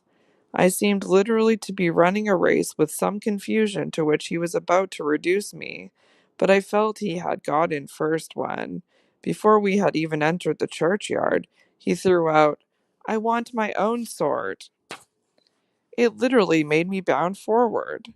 There aren't many of your own sort, Miles, I laughed, unless perhaps dear little Flora. You really compare me to a baby girl. This found me singularly weak. Don't you then love our sweet Flora? If I didn't, and you too, if I didn't, he repeated as if retreating for a jump, yet leaving his thought so unfinished that, after we had come into the gate, another stop, which he imposed on me by the pressure of his arm, had become inevitable. Mrs. Gross and Flora had passed into the church, the other worshippers had followed, and we were, for the minute, alone among the old thick graves. We had paused, on the path from the gate, by a low oblong table-like tomb. Yes, if you didn't? He looked, while I waited, about at the graves. Well, you know what. But he didn't move, and he presently produced something that made me drop straight down on the stone slab as if suddenly to rest. Does my uncle think what you think? I'm markedly rested. How do you know what I think? Ah, well, of course I don't, for it strikes me you never tell me. But I mean, does he know? Know what, Miles? Why, the way I'm going on. I recognized quickly enough that I could make, to this inquiry, no answer that wouldn't involve something of a sacrifice of my employer. Yet it struck me that we were all, at Bly, sufficiently sacrificed to make that venial. I don't think your uncle much cares. Miles on this stood looking at me. Then don't you think he can be made to? In what way? Why, by his coming down. But who'll get him to come down? I will, the boy said with extraordinary brightness and emphasis. He gave me another look charged with that expression and then marched off alone into church. The business was practically settled from the moment I never followed him. It was a pitiful surrender to agitation, but my being aware of this had somehow no power to restore me. I only sat there on my tomb and read into what our young friend had said to me the fullness of its meaning. By the time I had grasped the whole of which I had also embraced, for absence, the pretext that I was ashamed to offer my pupils and the rest of the congregation such an example of delay. What I said to myself above all was that Miles had got something out of me, and that the gauge of it, for him, would be just this awkward collapse. He had got out of me that there was something I was much afraid of, and that he should probably be able to make use of my fear to gain, for his own purpose, more freedom. My fear was of having to deal with the intolerable question of the grounds of his dismissal from school, since that was really but the question of the horrors gathered behind. That his uncle should arrive to treat with me of these things was a solution that, strictly speaking, I ought now to have desired to bring on, but I could so little face the ugliness and the pain of it that I simply procrastinated and lived from hand to mouth. The boy, to my deep discomposure, was immensely in the right, was in a position to say to me, either you clear up with my guardian the mystery of this interruption of my studies, or you cease to expect me to lead with you a life that's so unnatural for a boy. What was so unnatural for the particular boy I was concerned with was the sudden revelation of a consciousness and a plan. That was what really overcame me, what prevented my going on. I walked round the church, hesitating, hovering. I reflected that I had already, with him, hurt myself beyond repair.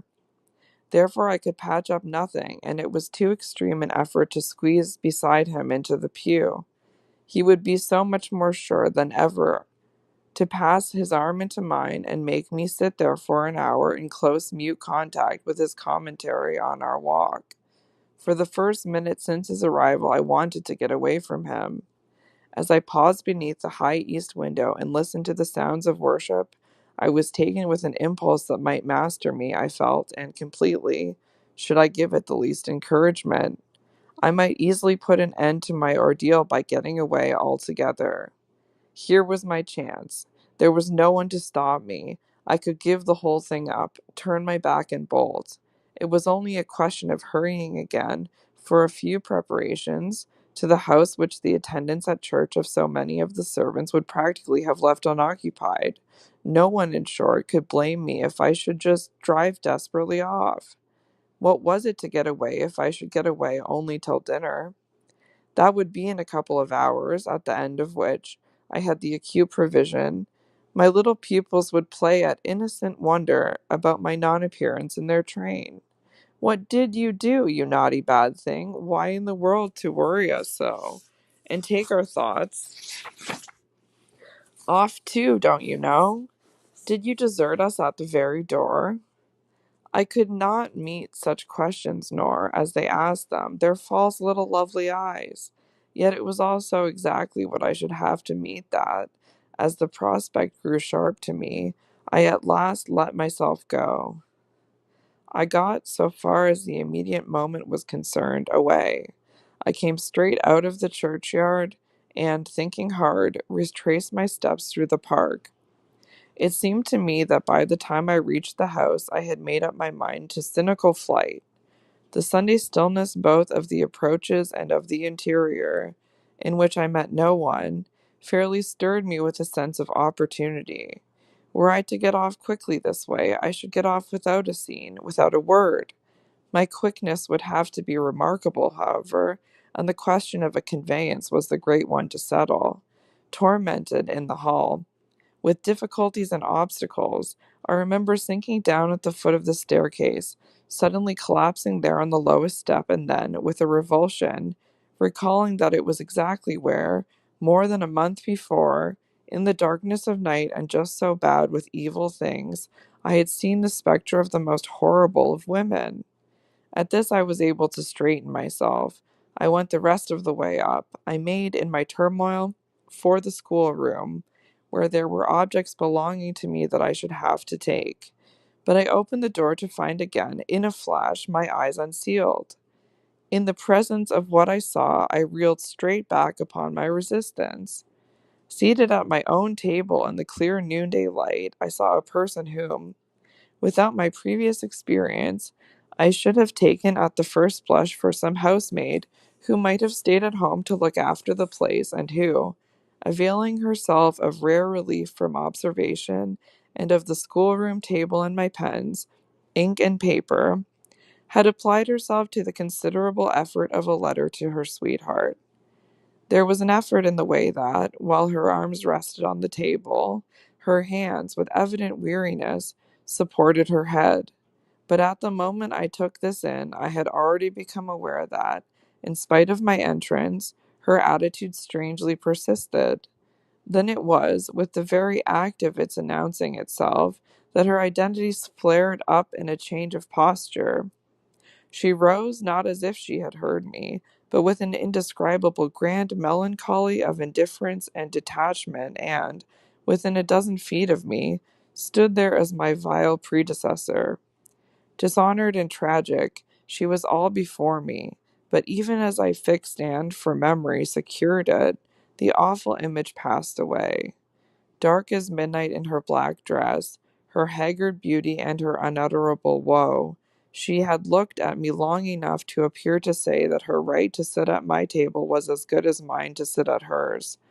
While these instants lasted, indeed, I had the extraordinary chill of a feeling that it was I who was the intruder.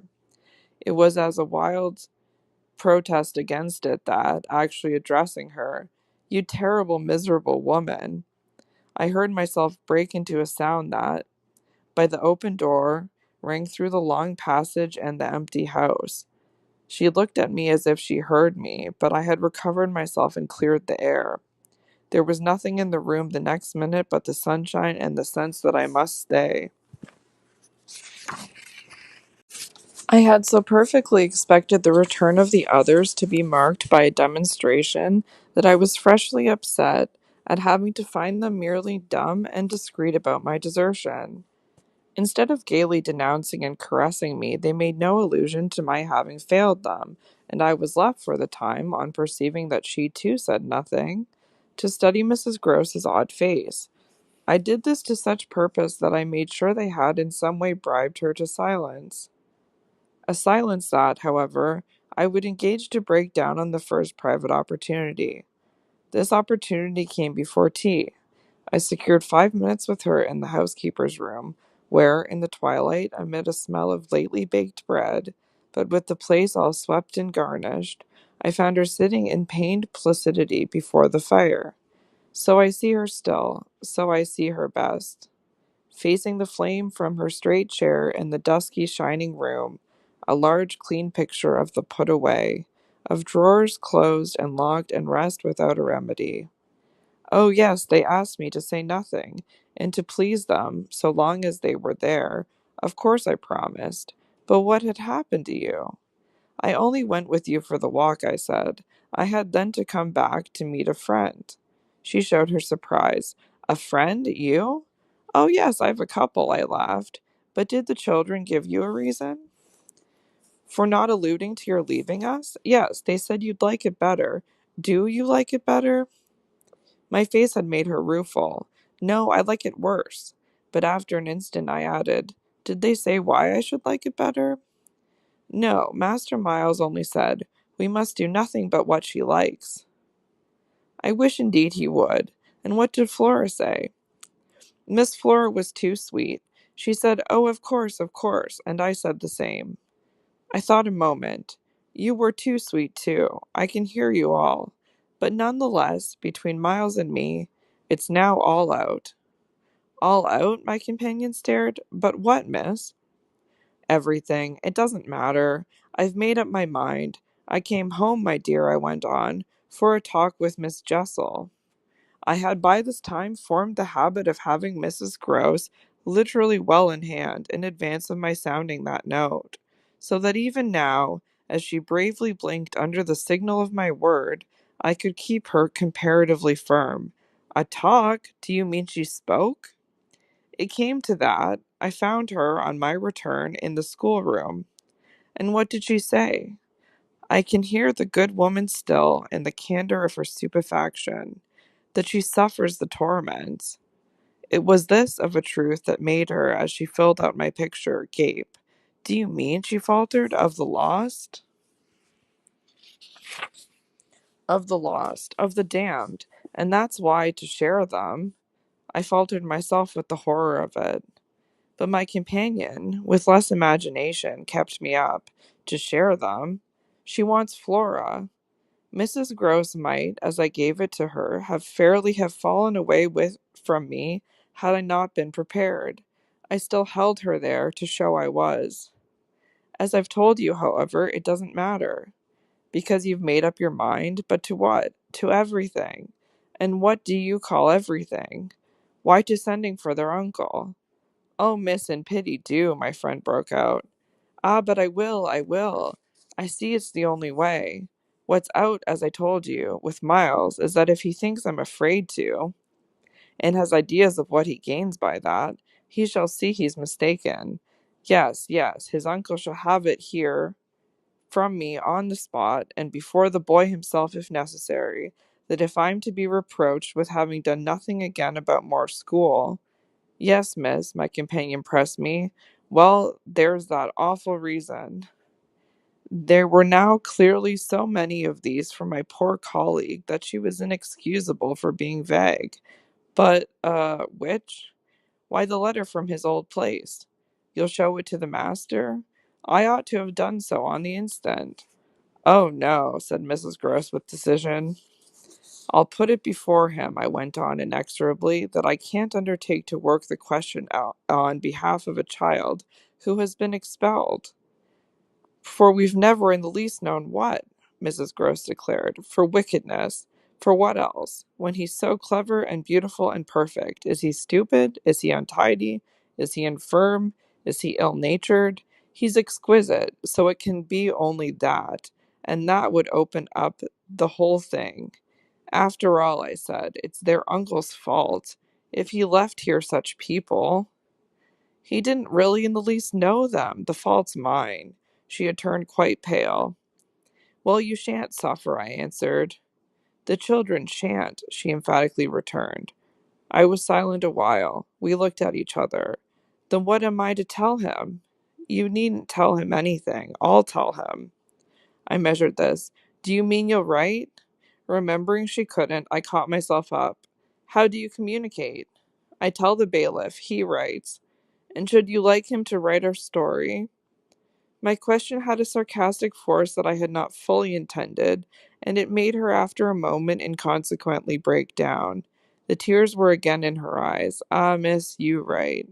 Well, tonight, I at last returned, and on this we separated. I went so far in the evening as to make a beginning. The weather had changed back, a great wind was abroad, and beneath the lamp in my room, with Flora at peace beside me, I sat for a long time before a blank sheet of paper and listened to the lash of the rain and the batter of the gusts. Finally, I went out, taking a candle. I crossed the passage and listened a minute at Miles's door.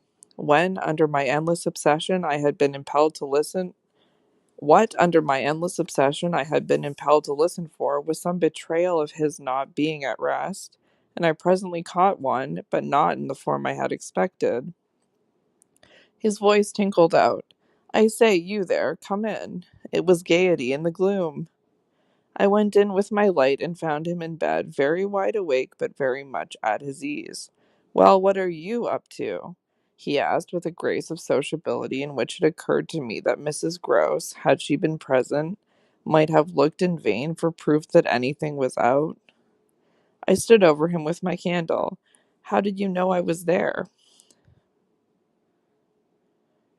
Why, of course I heard you. Did you fancy you made no noise? You're like a troop of cavalry, he beautifully laughed.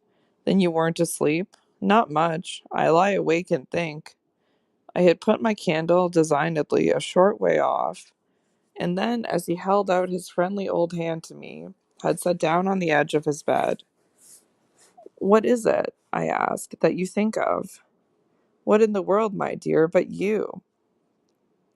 Ah, the pride I take in your appreciation doesn't insist on that. I had so far rather you slept.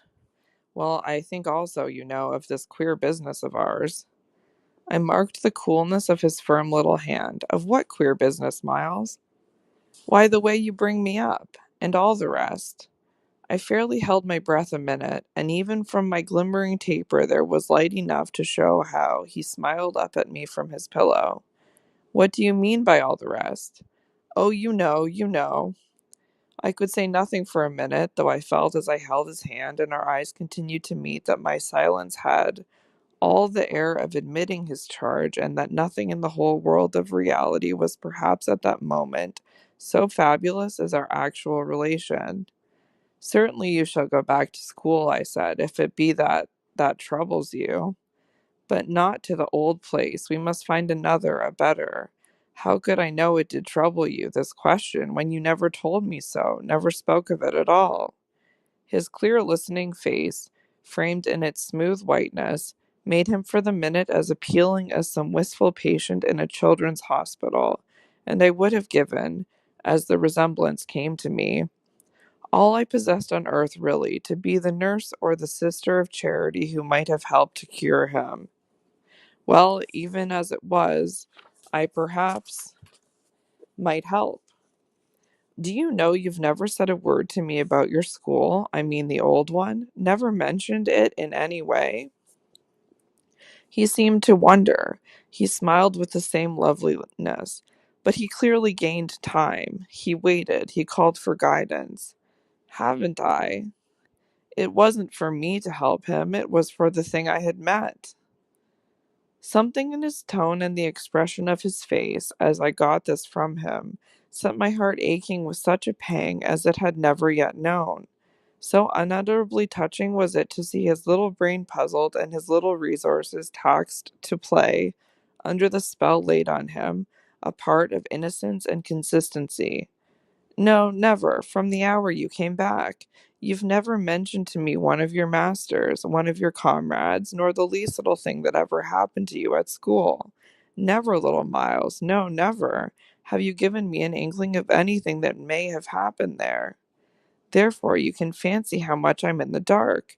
Therefore, until you came out that way this morning, you had since the first hour I saw you scarce even made a reference to anything of in your previous life. You seemed so perfectly to accept the present. It was extraordinary how my absolute conviction of his secret precocity or whatever I might call the poison of an influence that I dared but half phrase, made him, in spite of the faint breath of his inward trouble, appear as accessible as an older person, forced me to treat him as an intelligent equal. I thought you wanted to go on as you are. It struck me that at this he just faintly colored. He gave, at any rate, like a convalescent slightly fatigued, a languid shake of his head. I want to get away. You're tired of Bly? Oh no, I like Bly. Well then, oh, you know what a boy wants. I felt I didn't know so well as Miles, and I took temporary refuge. You want to go to your uncle? Again at this, with his sweet ironic face, he made a movement on the pillow. You can't get off with that. I was silent a little, and it was I now,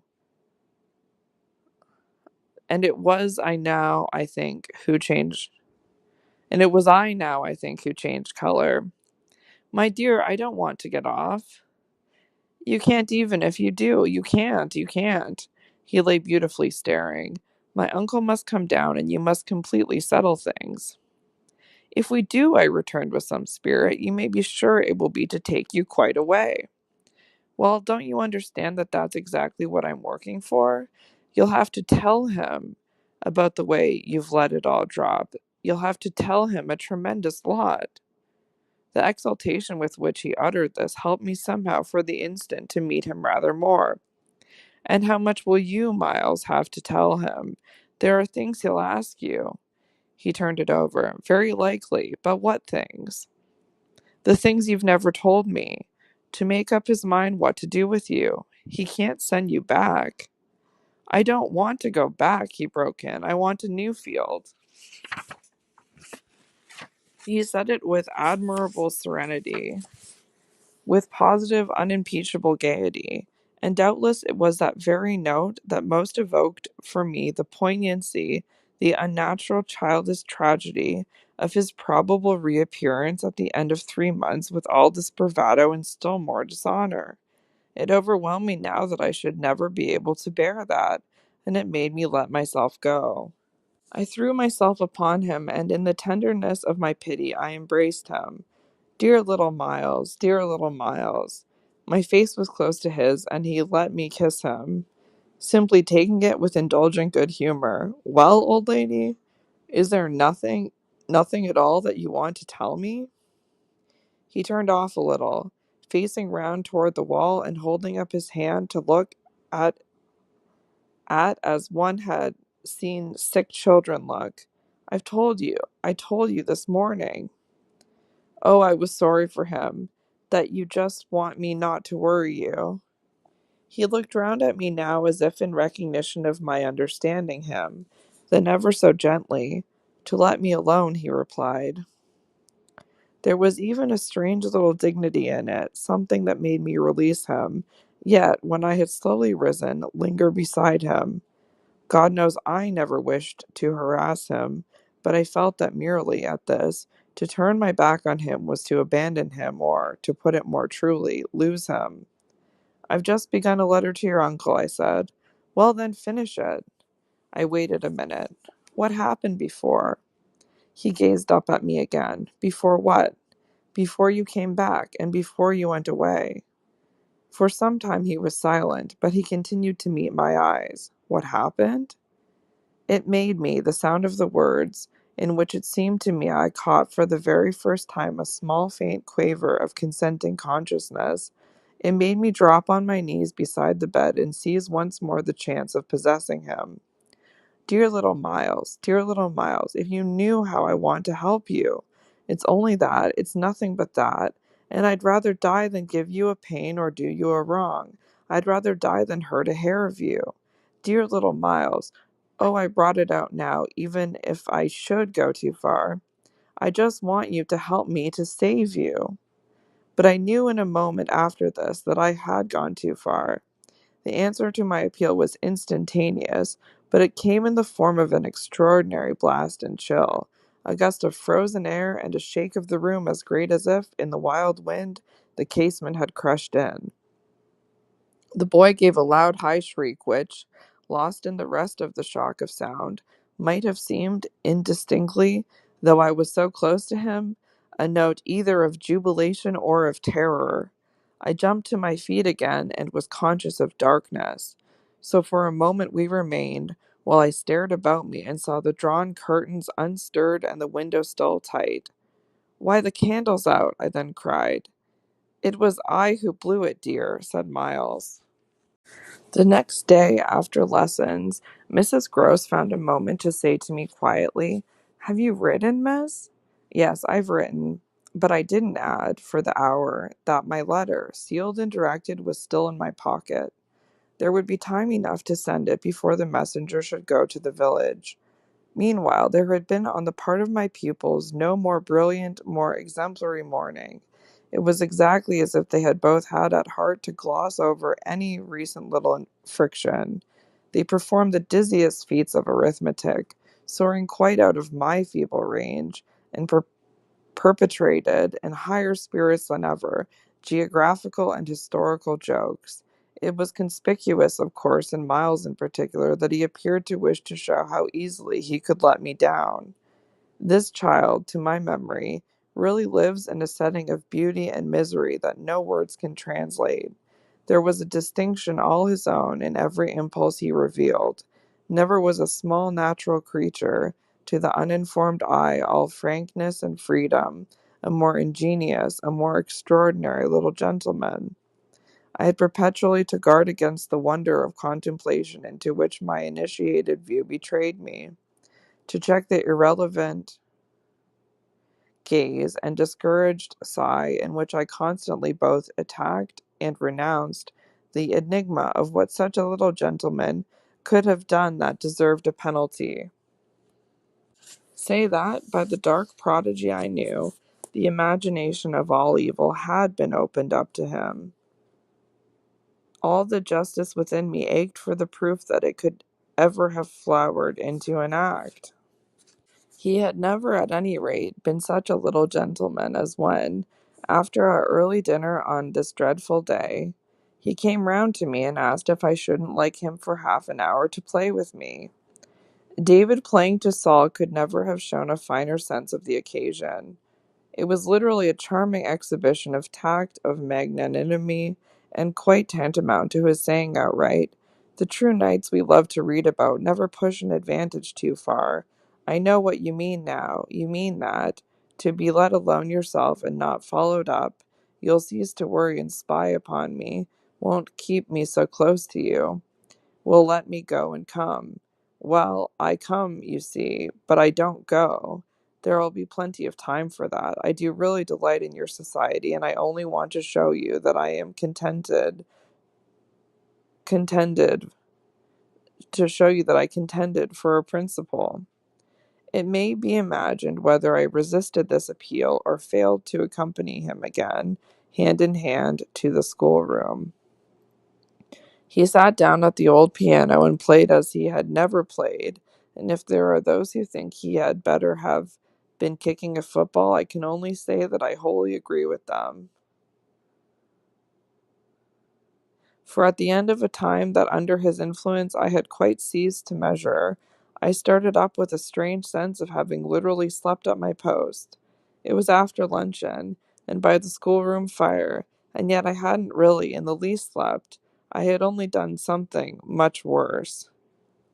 I had forgotten. Where all this time was Flora? When I put the question to Miles, he played on a minute before answering, and then could only say, "Why, my dear, how do I know?" Breaking, moreover, into a happy laugh, which immediately after, as if it were a vocal accompaniment, he prolonged into incoherent, extravagant song. I went straight to my room, but his sister was not there. Then, before going downstairs, I looked into several others. As she was nowhere about, she would surely be with Mrs. Gross, whom in the comfort of that theory I accordingly proceeded in quest of. I found her where I had found her the evening before, but she met my quick challenge with blank scared ignorance. She had only supposed that, after the repast, I had carried off both the children, as to which she was quite in her right, for it was the very first time I had allowed the little girl out of my sight without some special provision. Of course, now indeed she might be with the maids, so that the immediate thing was to look for her without an air of alarm. This we promptly arranged between us, but when, 10 minutes later, and in pursuance of our arrangement, we met in the hall, it was only to report on either side that after guarded inquiries we had altogether failed to trace her. For a minute there, apart from observation, we exchanged mute alarms, and I could feel with what high interest my friend returned me all those I had from the first given her. "She'll be above," she presently said, "in one of the rooms you haven't searched." "No, she's at a distance," I had made up my mind. "She has gone out." Mrs. Grove stared. "Without a hat?" I naturally also looked volumes. "Isn't that woman always without one?" "She's with her?" "She's with her," I declared. "We must find them." My hand was on my friend's arm, but she failed for the moment, confronted with such an account of the matter, to respond to my pressure. She communed, on the contrary, where she stood with her uneasiness. "And where's Master Miles?" "Oh, he's with Quint. They'll be in the schoolroom." "Lord, miss," my view, I was myself aware, and therefore I suppose my tone, had never yet reached so calm an assurance. "The trick's played," I went on. "They've successfully worked their plan. He found the most divine little way to keep me quiet while she went off." "Divine?" Mrs. Gross bewilderedly echoed. "Infernal, then," I almost cheerfully rejoined. "He has provided for himself as well. But come." She had helplessly gloomed at the upper regions. "You leave him? So long with Quint? Yes, I don't mind that now." She always ended at these moments by getting possession of my hand, and in this manner she could at present still stay me. But after grasping an instant at my sudden resignation, "Because of your letter?" she eagerly brought out. I quickly, by way of answer, felt for my letter, drew it forth, held it up, and then, freeing myself, went and laid it on the great hall table. "Luke will take it," I said as I came back. I reached the house door and opened it. I was already on the steps. My companion still demurred. The storm of the night and the early morning had dropped, but the afternoon was damp and gray. I came down to the drive while she stood in the doorway. "You go with nothing on?" "What do I care when the child has nothing? I can't wait to dress," I cried.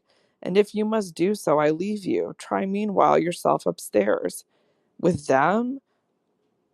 Oh, on this the poor woman promptly joined me. We went straight to the lake, as it was called up Bly, and I dare say rightly called, though it may have been a sheet of water less remarkable than my untravelled eyes supposed it. My acquaintance with sheets of water was small, and the pool of Bly, at all events on the few occasions of my consenting, under the protection of my pupils, to affront its surface in the old flat-bottomed boat, moored there for our use, had impressed me both with its extent and its agitation. The usual place of embarkation was half a mile from the house, but I had an intimate conviction that, wherever Flora might be, she was not near home. She had not given me the slip for any small adventure, and, since the day of the very great one that I had shared with her by the pond, I had been aware, in our walks, of the quarter to which she most inclined. This was why I had now given to Mrs. Gross's steps so marked a direction making her, when she perceived it, oppose a resistance that showed me she was freshly mystified.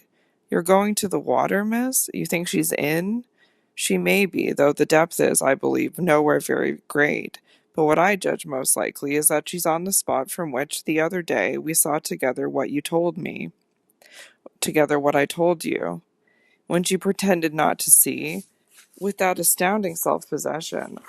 "I've always been sure she wanted to go back alone. And now her brother has managed it for her." Mrs. Gross still stood where she had stopped. "You suppose they really talk of them?" I could meet this with an assurance. "They say things that, if we heard them, would simply appall us." "And if she is there—" "Yes, then Miss Jessel is, beyond a doubt. You shall see." "Oh, thank you," my friend cried, planted so firm that, taking it in, I went straight on without her.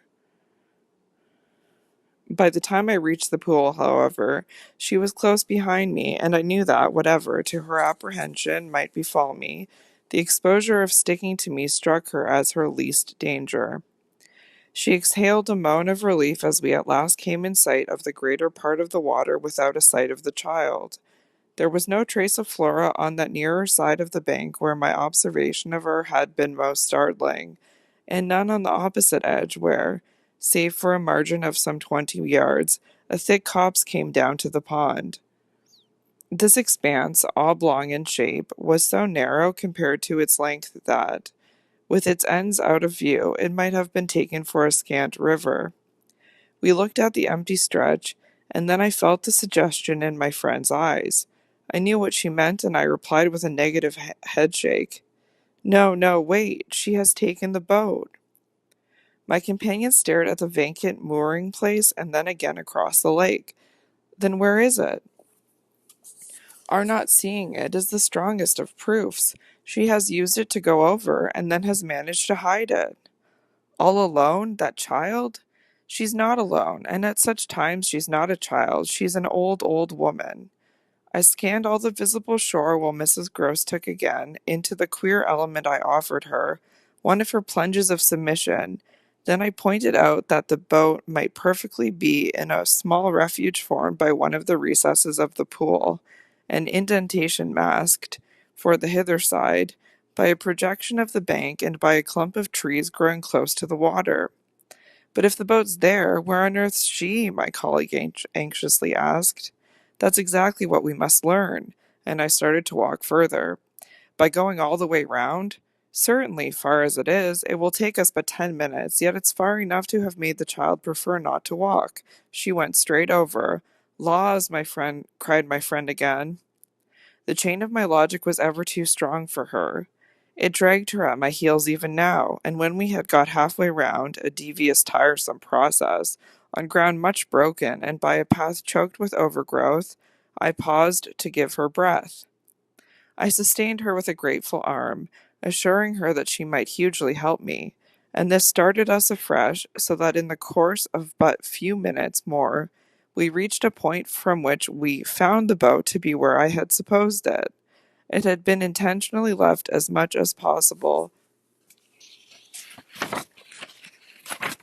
out of sight, and was tied to one of the stakes of a fence that came, just there, down to the brink, and that had been an assistance to disembarking. I recognized, as I looked at the pair of short, thick oars, quite safely drawn up, the prodigious character of the feat for a little girl. But I had by this time lived too long among wonders, and had panted to too many livelier measures. There was a gate in the fence, through which we passed, and that brought us after a trifling interval more into the open. Then there she is, we both exclaimed at once. Flora, a short way off, stood before us on the grass and smiled as if her performance had now become complete. The next thing she did, however, was to stoop straight down and pluck, quite as if it were all she was there for, a big ugly spray of withered fern. I at once felt sure she had just come out of the copse. She waited for us, not herself taking a step, and I was conscious of the rare solemnity with which we presently approached her. She smiled, and we met, but it was all done in a silence by this time flagrantly ominous. Mrs. Gross was the first to break the spell. She threw herself on her knees and, drawing the child to her breast, clasped in a long embrace the little tender yielding body. While this dumb convulsion lasted, I could only watch it, which I did the more intently when I saw Flora's face peep at me over our companion's shoulder. It was serious now. The flicker had left it. But it strained the pang with which I at that moment envied Mrs. Gross the simplicity of her relation. Still, all this while, nothing more passed between us, save that Flora had let her foolish fern again drop to the ground. While she and I had virtually said to each other, What she and I had virtually said to each other was that pretexts were useless now. When Mrs. Gross finally got up, she kept the child's hand, so that the two were still before me, and the singular reticence of our communion was even more marked in the frank look she addressed me. "I'll be hanged," it said, "if I'll speak." It was Flora who, gazing all over me in candid wonder, was the first. She was struck with our bareheaded aspect. "Why, where are your things?" Where yours are, my dear," I promptly returned. She had already got back her gaiety and appeared to take this as an answer quite sufficient. "And where's Miles?" she went on. There was something in the small valor of it that quite finished me. These 3 words from her were in a flash like the glitter of a drawn blade, the jostle of the cup that my hand for weeks and weeks had held high and full to the brim, and that now, even before speaking, I felt overflow in a deluge. "I'll tell you if you'll tell me," I heard myself say, then heard the tremor in which it broke. "Well, what?" Mrs. Gross's suspense blazed at me, but it was too late now, and I brought the thing out handsomely. "Where, my pet, is Miss Jessel?" Just as in the churchyard with Miles, the whole thing was upon us. Much as I had made of the fact that this name had never once between us been sounded, the quick, smitten stare with which the child's face now received it fairly likened my breach of the silence to the smash of a pane of glass. It added to the interposing cry, as if to stay the blow, that Mrs. Gross at the same instant uttered over my violence, the shriek of a creature scared, or rather wounded, which, in turn, within a few seconds, was completed by a gasp of my own. I seized my colleague's arm. "She's there! She's there!" Miss Jessel stood before us on the opposite bank exactly as she had stood the other time, and I remember strangely, as the first feeling now produced in me, my thrill of joy at having brought on a proof. She was there, so I was justified. She was there, so I was neither cruel nor mad. She was there for poor scared Mrs. Gross, but she was there most for Flora, and no moment of my monstrous time was perhaps so extraordinary as that in which I consciously threw out to her, with the sense that, pale and ravenous demon as she was, she would catch and understand it, an inarticulate message of gratitude. She rose erect on the spot my friend and I had lately quitted, and there wasn't in all the long reach of her desire an inch of her evil that fell short. This first vividness of vision and emotion were things of a few seconds, during which Gross's dazed blink across to where I pointed struck me as showing that she too at last saw, just as it carried my own eyes precipitately to the child. The revelation, then, of the manner in which Flora was affected startled me in truth far more than it would have done to find her also merely agitated, for direct dismay was of course not what I had expected. Prepared and on her guard as our pursuit had actually made her, she would repress every betrayal, and I was therefore at once shaken by my first glimpse of the particular one for which I had not allowed. To see her, without a convulsion of her small pink face, not even feign to glance in the direction of the prodigy I announced, but only, instead of that, turn at me an expression of hard, still gravity, an expression absolutely new and unprecedented, and that appeared to read and accuse and judge me. This was a stroke that somehow converted the little girl herself into a figure portentous. I gaped at her coolness, even though my certitude of her thoroughly seeing was never greater than at that instant, and then, in the immediate need to defend myself, I called her passionately to witness. "She's there, you little unhappy thing, there, there, there, and you know it as well as you know me." I had said shortly before to Mrs. Gross that she was not at these times a child, but an old woman, and my description of her couldn't have been more strikingly confirmed than in the way in which, for all notice of this, she simply showed me, without an expressional concession or admission, a countenance of deeper and deeper, of indeed suddenly quite fixed reprobation. I was by this time, if I can put the whole thing at all together, more appalled at what I may properly call her manner than at anything else, though it was quite simultaneously that I became aware of having Mrs. Gross also, and very formidably, to reckon with. My elder companion, the next moment at any rate, blotted out everything but her own flushed face and her loud shocked protest, a burst of high disapproval. "What a dreadful turn, to be sure, miss! Where on earth do you see anything?" I could only grasp her more quickly yet, for even while she spoke the hideous plain presence stood undimmed and undaunted. It had already lasted a minute, and it lasted while I continued, seizing my colleague, quite thrusting her at it, and presenting her to it, to insist with my pointing hand. "You don't see her exactly as we see? You mean to say you don't now? Now? She's as big as a blazing fire. Only look, dearest woman, look." She looked just as I did, and gave me, with her deep groan of negation, repulsion, compassion, the mixture with her pity of her relief at her exemption, a sense, touching to me even then, that she would have backed me up if she had been able. I might well have needed that, for with this hard blow of the proof that her eyes were hopelessly sealed, I felt my own situation horribly crumble. I saw my livid predecessor press from her position on my defeat, and I took the measure, more than all, of what I should have from this instant to deal with in the astounding little attitude of Flora. Into this attitude Mrs. Gross immediately and violently entered, breaking, even while there pierced through my sense of ruin a prodigious private triumph, into breathless reassurance. "She isn't there, little lady. Nobody's there, and nobody's there, and you never see nothing, my sweet.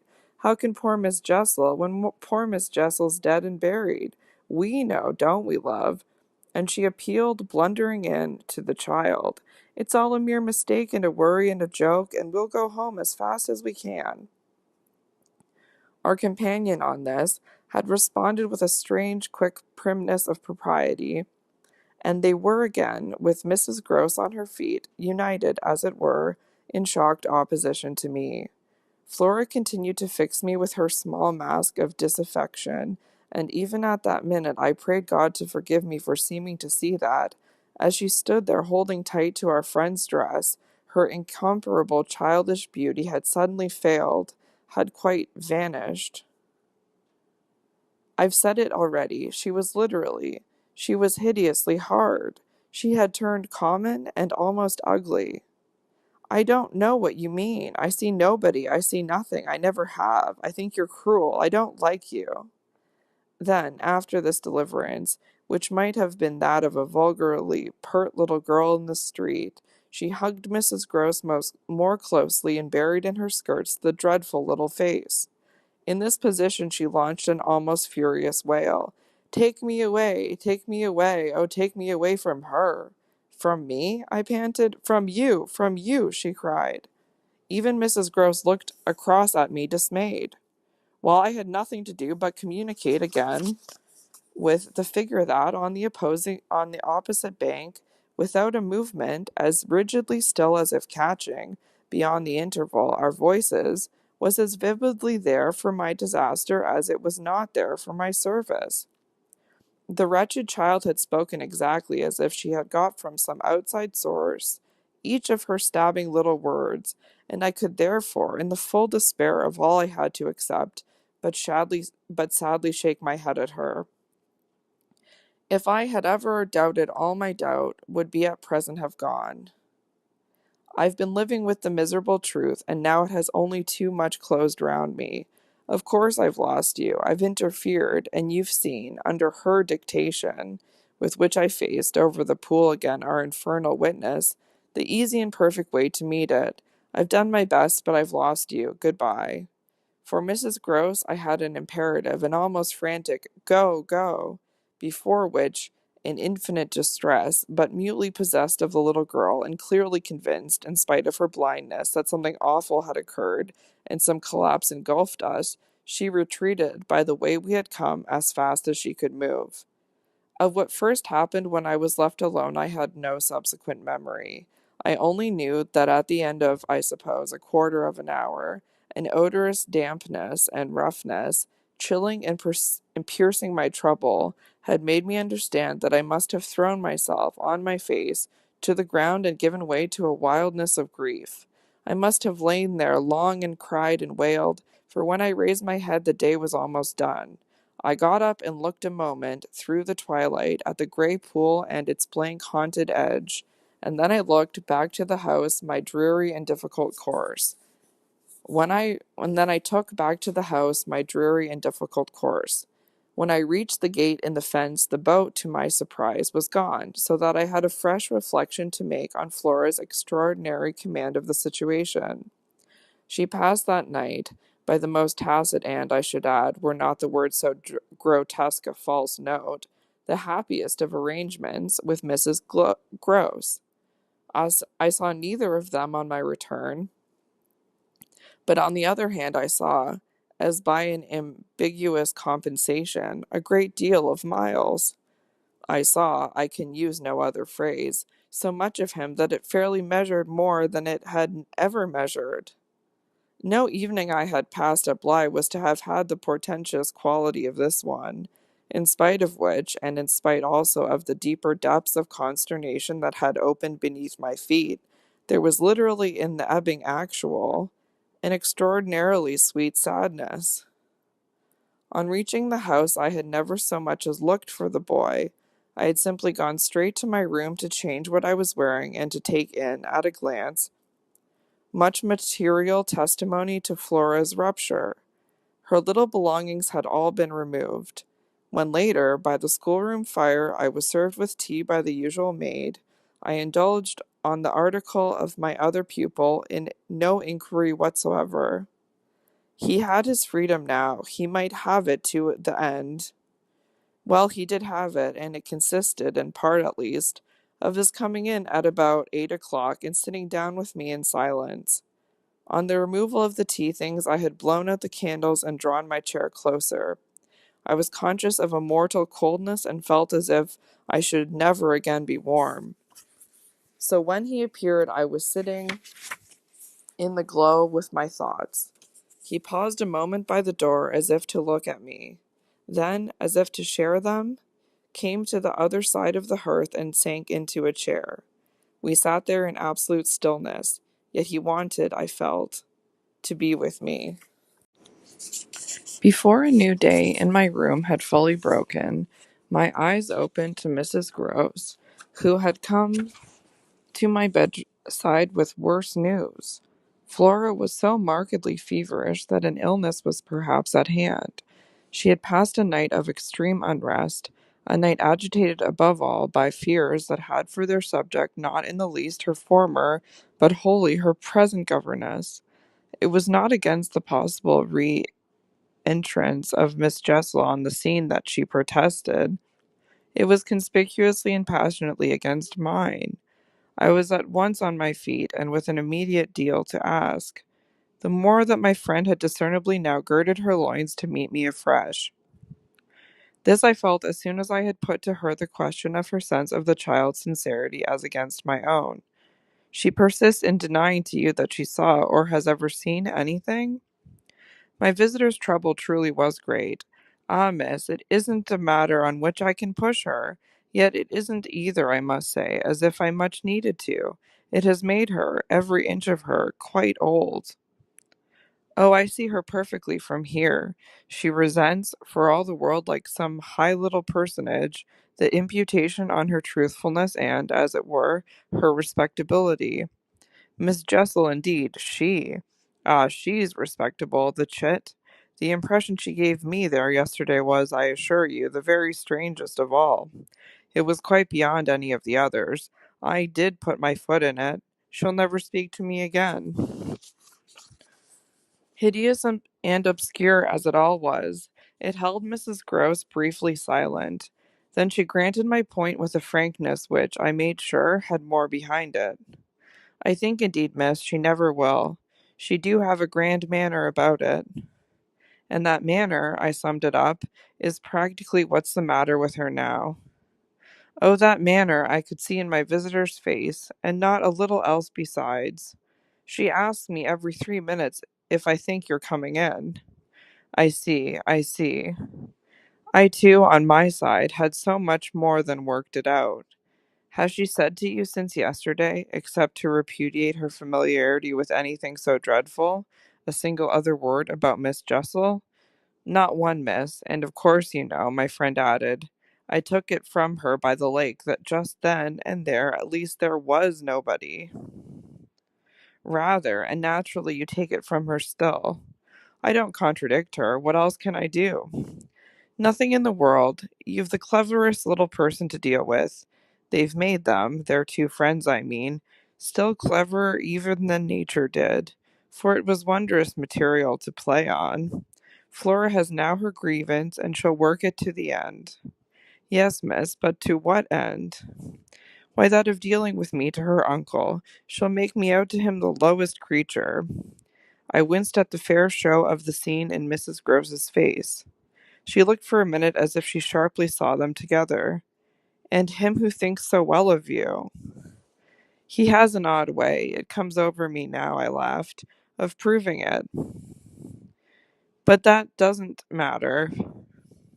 What Flora wants, of course, is to get rid of me. My companion bravely concurred. Never again to so much as look at you. So that what you've come to me for now for, I asked, is to speed me on my way? Before she had time to reply, however, I had her in check. I've a better idea, the result of my reflections. My going would seem the right thing, and on Sunday I was terribly near it. Yet that won't do. It's you who must go. You must take Flora. My visitor at this did speculate. But where in the world? Away from here, away from them. Away, even most of all now, from me. Straight to her uncle. Only to tell on you? No, not only, to leave me in addition with my remedy. She was still vague. And what is your remedy? Your loyalty, to begin with, and then Miles's. She looked at me hard. Do you think he won't, if he has the chance, turn on me? Yes, I venture still to think it. At all events, I want to try. Get off with his sister as soon as possible and leave me with him alone. I was amazed myself at the spirit I had still in reserve, and therefore perhaps a trifle the more disconcerted at the way in which, in spite of this fine example of it, she hesitated. There's one thing, of course, I went on. They mustn't, before she goes, see each other for 3 seconds. Then it came over me that, in spite of Flora's presumable sequestration from the instant of her return from the pool, it might already be too late. Do you mean, I anxiously asked, that they have met?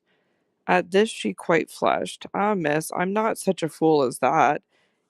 If I've been obliged to leave her 3 or 4 times, it has been each time with one of the maids, and at present, though she's alone, she's locked in safe. And yet, there were too many things. And yet what? Well, are you so sure of the little gentleman? I'm not sure of anything but you, but I have since last evening a new hope. I think he wants to give me an opening. I do believe that, poor little exquisite wretch. He wants to speak. Last evening, in the firelight and the silence, he sat with me for 2 hours as if it were just coming. Mrs. Gross looked hard through the window at the grey gathering day. And did it come? No, though I waited and waited, I confess, it didn't. And it was without a breach of the silence, or so much as a faint allusion to his sister's condition and absence, that we at last kissed for good night. All the same, I continued, I can't, if her uncle sees her, consent to his seeing her brother without my having given the boy, and most of all because things have got so bad, a little more time. My friend appeared on this ground more reluctant than I could quite understand. What do you mean by more time? Well, a day or two, really to bring it out. He'll then be on my side, of which you see the importance. If nothing comes, I shall only fail, and you at the worst have helped me by doing on your arrival in town whatever you may have found possible. So I put it before her, but she continued for a little so lost in other reasons that I came again to her aid. Unless indeed, I wound up, you really want not to go. I could see it in her face at last clear itself. She put out her hand to me as a pledge. I'll go, I'll go, I'll go this morning. I wanted to be very just. If you should wish still to wait, I'd engage she shouldn't see me. No, no, it's the place itself. She must leave it. She held me a moment with heavy eyes, then brought out the rest. Your idea's the right one. I myself, miss. Well, I can't say. The look she gave me with it made me jump at possibilities. You mean that since yesterday you have seen? She shook her head with dignity. I've heard. Heard? From that child horrors. There she sighed, with tragic relief. On my honor, miss, she says things. But at this evocation she broke down. She dropped with a sudden cry upon my sofa and, as I had seen her do before, gave way to all the anguish of it. It was quite in another manner that I for my part let myself go. Oh, thank God. She sprang up again at this, drying her eyes with a groan. Thank God? It so justifies me. It does that, miss. I couldn't have desired more emphasis, but I just waited. She's so horrible? I saw my colleague scarce knew how to put it. Really shocking. And about me? About you, miss, since you must have it. It's beyond everything for a young lady, and I can't think wherever she must have picked up. The appalling language she applies to me? I can then, and broke in with a laugh that was doubtless significant enough. It only, in truth, left my friend still more grave. Well, perhaps I ought to also, since I've heard some of it before. Yet I can't bear it, the poor woman went on while, with the same movement, she glanced on my dressing table at the face of my watch. But I must go back. I kept her, however. Ah, if you can't bear it. How can I stop with her, you mean? Why, just for that, to get her away. Far from this, she pursued, far from them. She may be different, she may be free. I seized her almost with joy. Then, in spite of yesterday, you believe in such doings? Her simple description of them required, in the light of her expression, to be carried no further, and she gave me the whole thing as she had never done, I believe. Yes, it was a joy, and we were still shoulder to shoulder.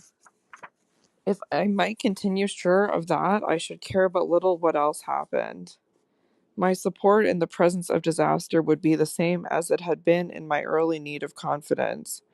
And if my friend would answer for my honesty, I would answer for all the rest. On the point of taking leave of her, nonetheless, I was to some extent embarrassed. There's one thing, of course, it occurs to me, to remember. My letter giving the alarm will have reached town before you. I now felt still more how she had been beating about the bush and how weary at last it had made her. Your letter won't have got there. Your letter never went. What then became of it? Goodness knows, Master Miles. Do you mean he took it? I gasped. She hung fire, but she overcame her reluctance. I mean that I saw yesterday, when I came back with Miss Flora, that it wasn't where you had put it. Later in the evening, I had the chance to question Luke, and he declared that he had neither noticed nor touched it. We could only exchange on this one of our deeper mutual soundings, and it was Mrs. Gross who first brought up the plum, with an almost elate, you see. Yes, I see that if Miles took it instead, he probably will have read it and destroyed it. And don't you see anything else? I faced her a moment with a sad smile. It strikes me that by this time your eyes are open even wider than mine.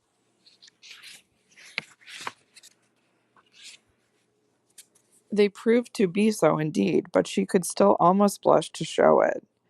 I make out now what he must have done at school. And she gave, in her simple sharpness, an almost droll disillusioned nod. He stole.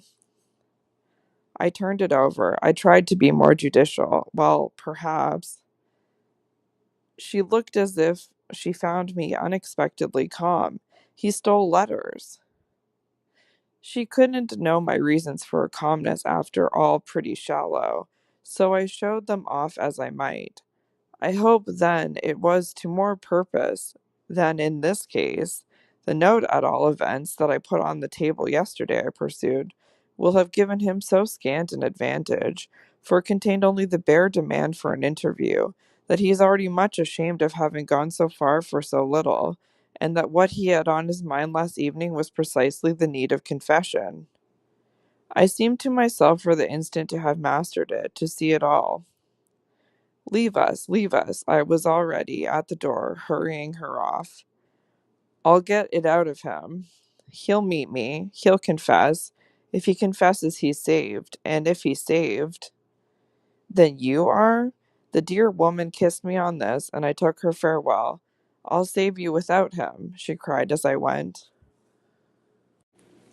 Yet it was when she had got off, and I missed her on the spot, that the great pinch really came. If I had counted on what it would give me to find myself alone with Miles, I quickly recognized that it would give me at least a measure.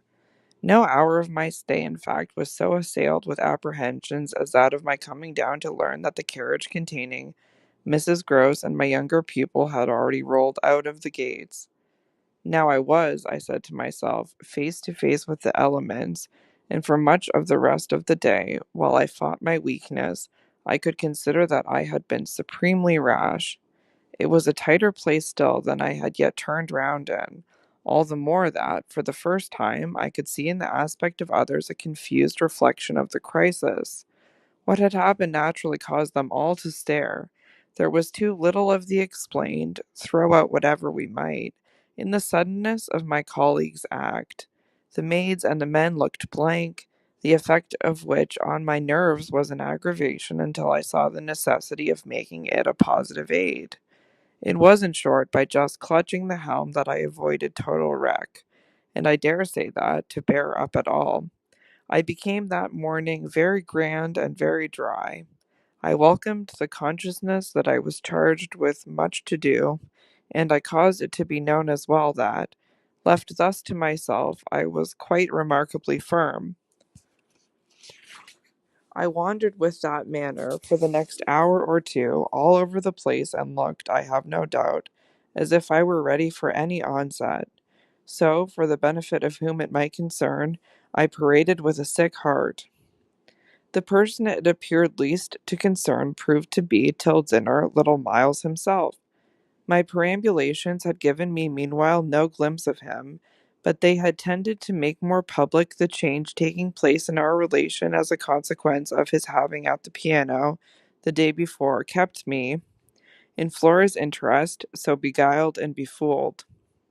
The stamp of publicity had of course been fully given by her confinement and departure,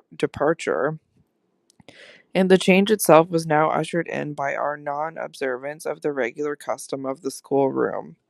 He had already disappeared when, on my way down, I pushed open his door, and I learned below that he had breakfasted, in the presence of a couple of the maids, with Mrs. Gross and his sister. He had then gone out, as he said, for a stroll, than which nothing, I reflected, could better have expressed his frank view of the abrupt transformation of my office. What he would now permit this office to consist of was yet to be settled. There was at the least a queer relief, I mean for myself in especial, in the renouncement of one pretension. If so much had sprung to the surface, I scarce put it too strongly in saying that what had perhaps sprung highest was the absurdity of our prolonging the fiction that I had anything more to teach him. It sufficiently stuck out that, by tacit little tricks in which even more than myself he carried out the care for my dignity, I had had to appeal to him to let me off straining to meet him on the ground of his true capacity. He had at any rate his freedom now. I was never to touch it again, as I had amply shown moreover when, on his joining me in the schoolroom the previous night, I uttered, in reference to the interval just concluded, neither challenge nor hint. I had too much, from this moment, my other ideas. Yet when he arrived, the difficulty of applying them, yet when he at last arrived, the difficulty of applying them, the accumulations of my problem, were brought straight home to me by the beautiful little presents on which what had occurred had as yet, for the eye, dropped neither stain nor shadow.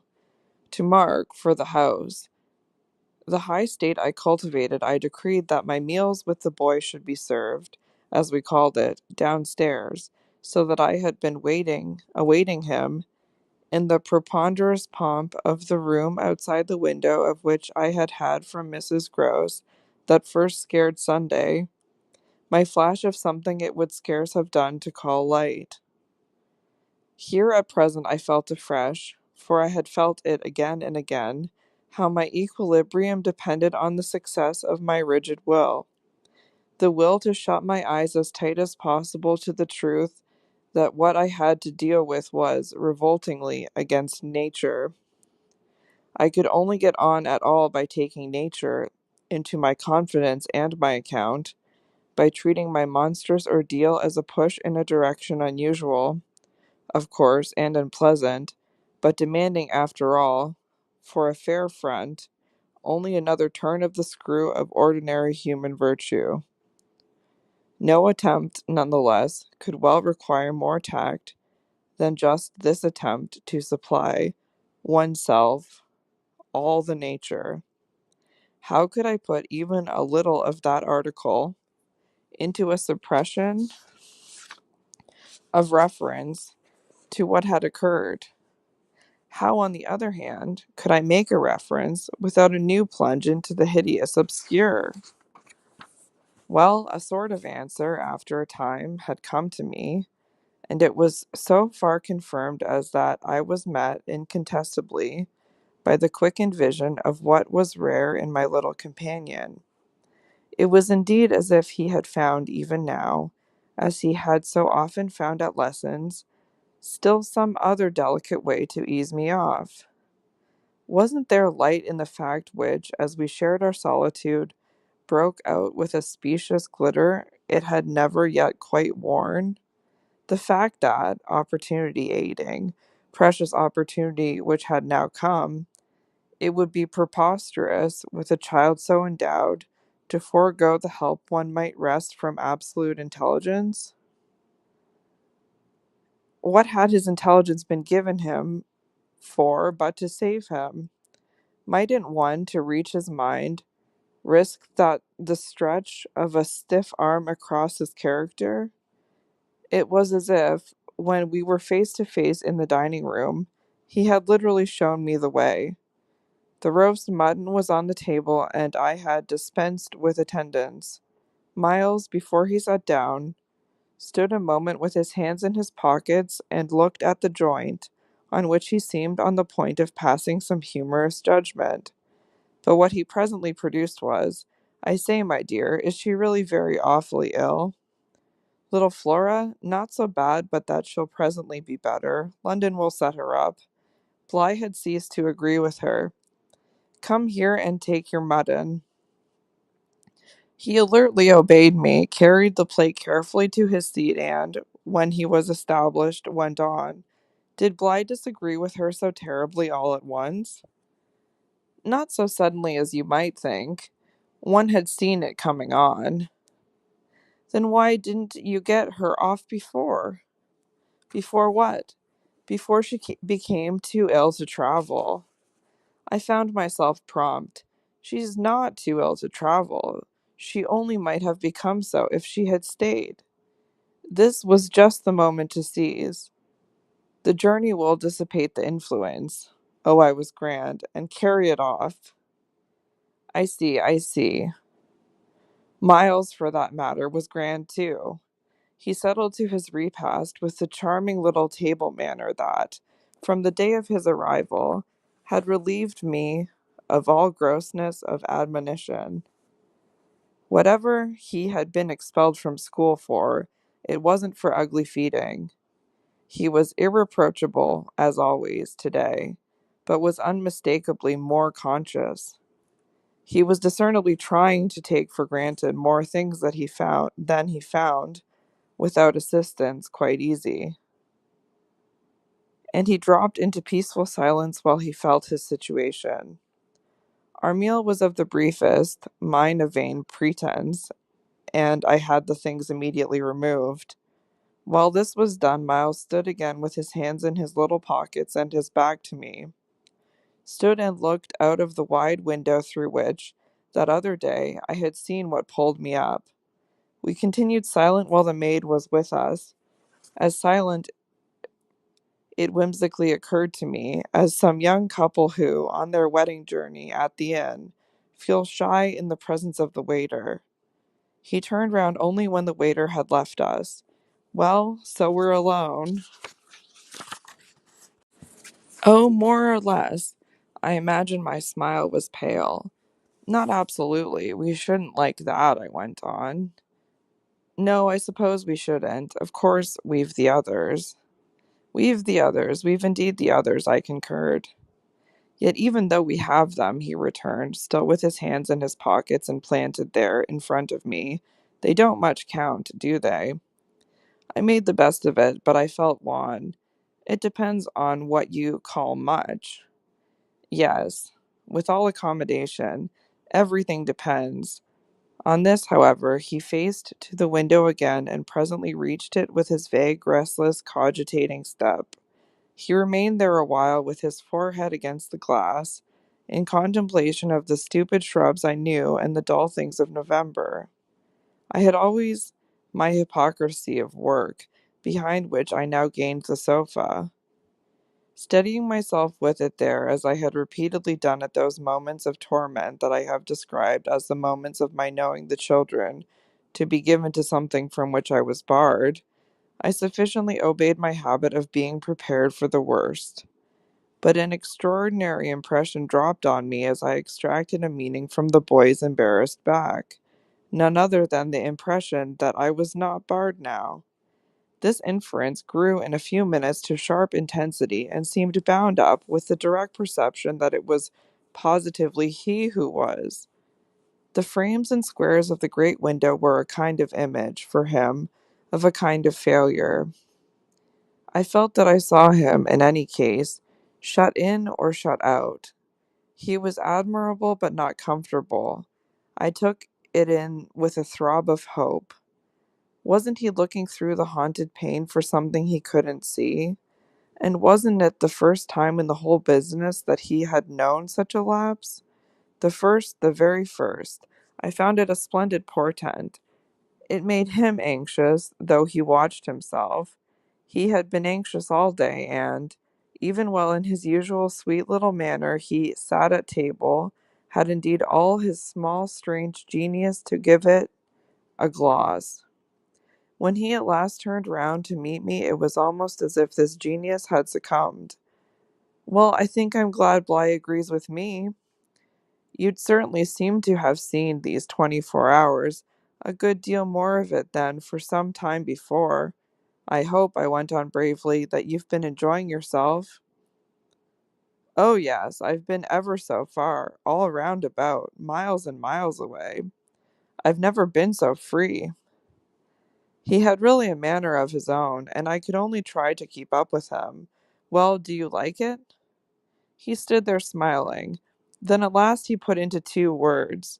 Do you? More discrimination than I had ever heard 2 words contain. Before I had time to deal with that, however, he continued as if with the sense that this was an impertinence to be softened. Nothing could be more charming than the way you take it. For of course, if we're alone together now,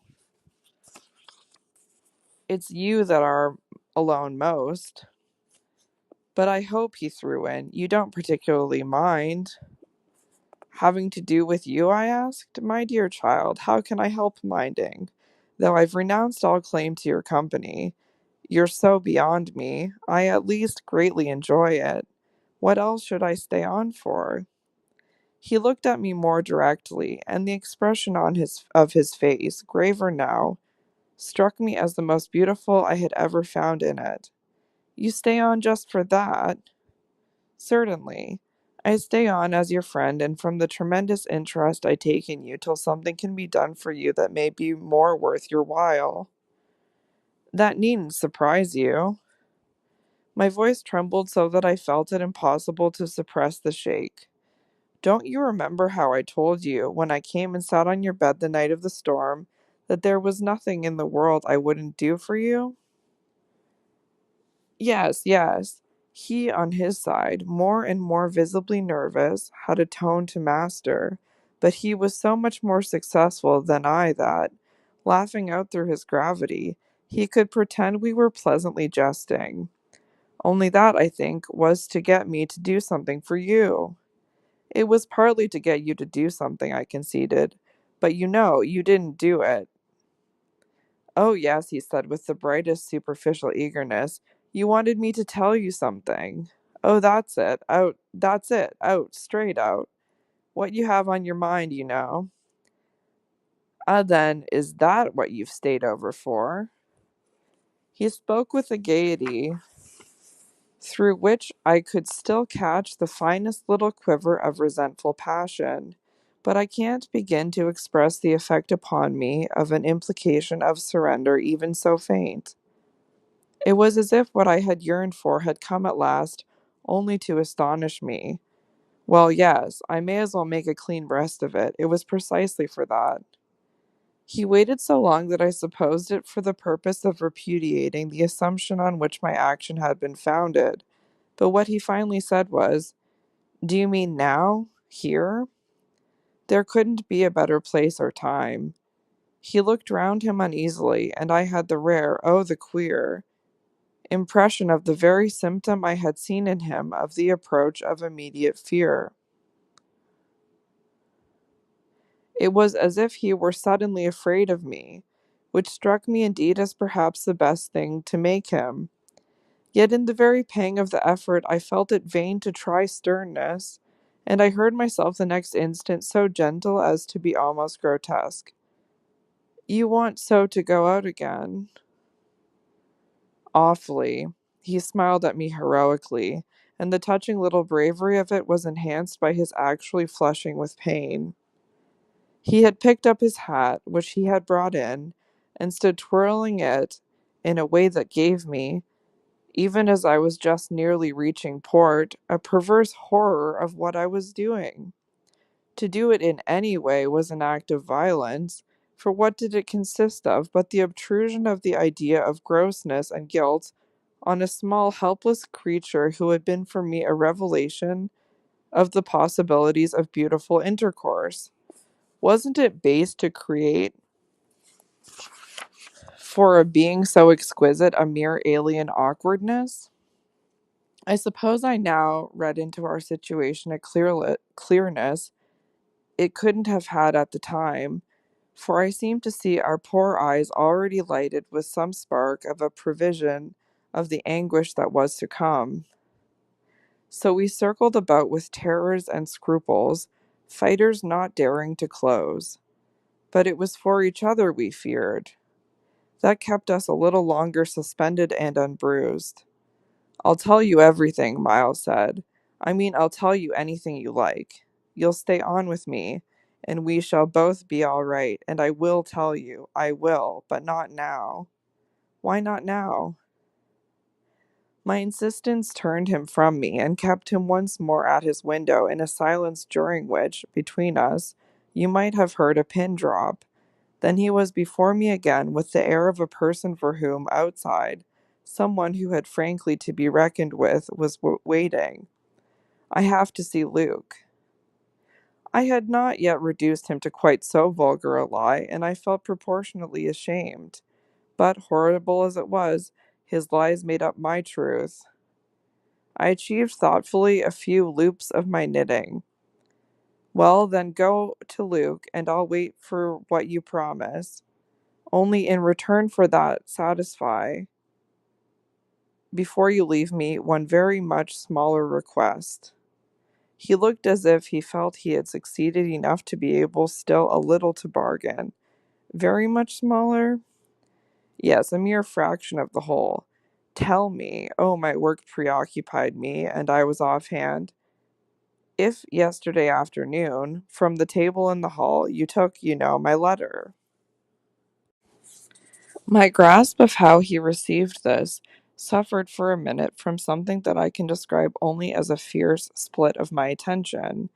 A stroke that at first, as I sprang straight up, reduced me to the mere blind movement of getting hold of him, drawing him close, and, while I just fell for support against the nearest piece of furniture, instinctively keeping him with his back to the window. The appearance was full upon us that I had already had to deal with here. Peter Quint had come into view like a sentinel before a prison. The next thing I saw was that, from outside, he had reached the window, and then I knew that, close to the glass and glaring in through it, he offered once more to the room his white face of damnation. It represents but grossly what took place within me at the sight to say that on the second my decision was made, yet I believe that no woman so overwhelmed ever in so short a time recovered her command of the act. It came to me in the very horror of the immediate presence that the act would be, seeing and facing what I saw and faced, to keep the boy himself unaware. The inspiration, I call it by no other name, was that I felt how voluntarily, how transcendently I might. It was like fighting with a demon for a human soul, and when I had fairly so appraised it, I saw how the human soul, held out in the tremor of my hands at arm's length, had a perfect dew of sweat on a lovely childish forehead.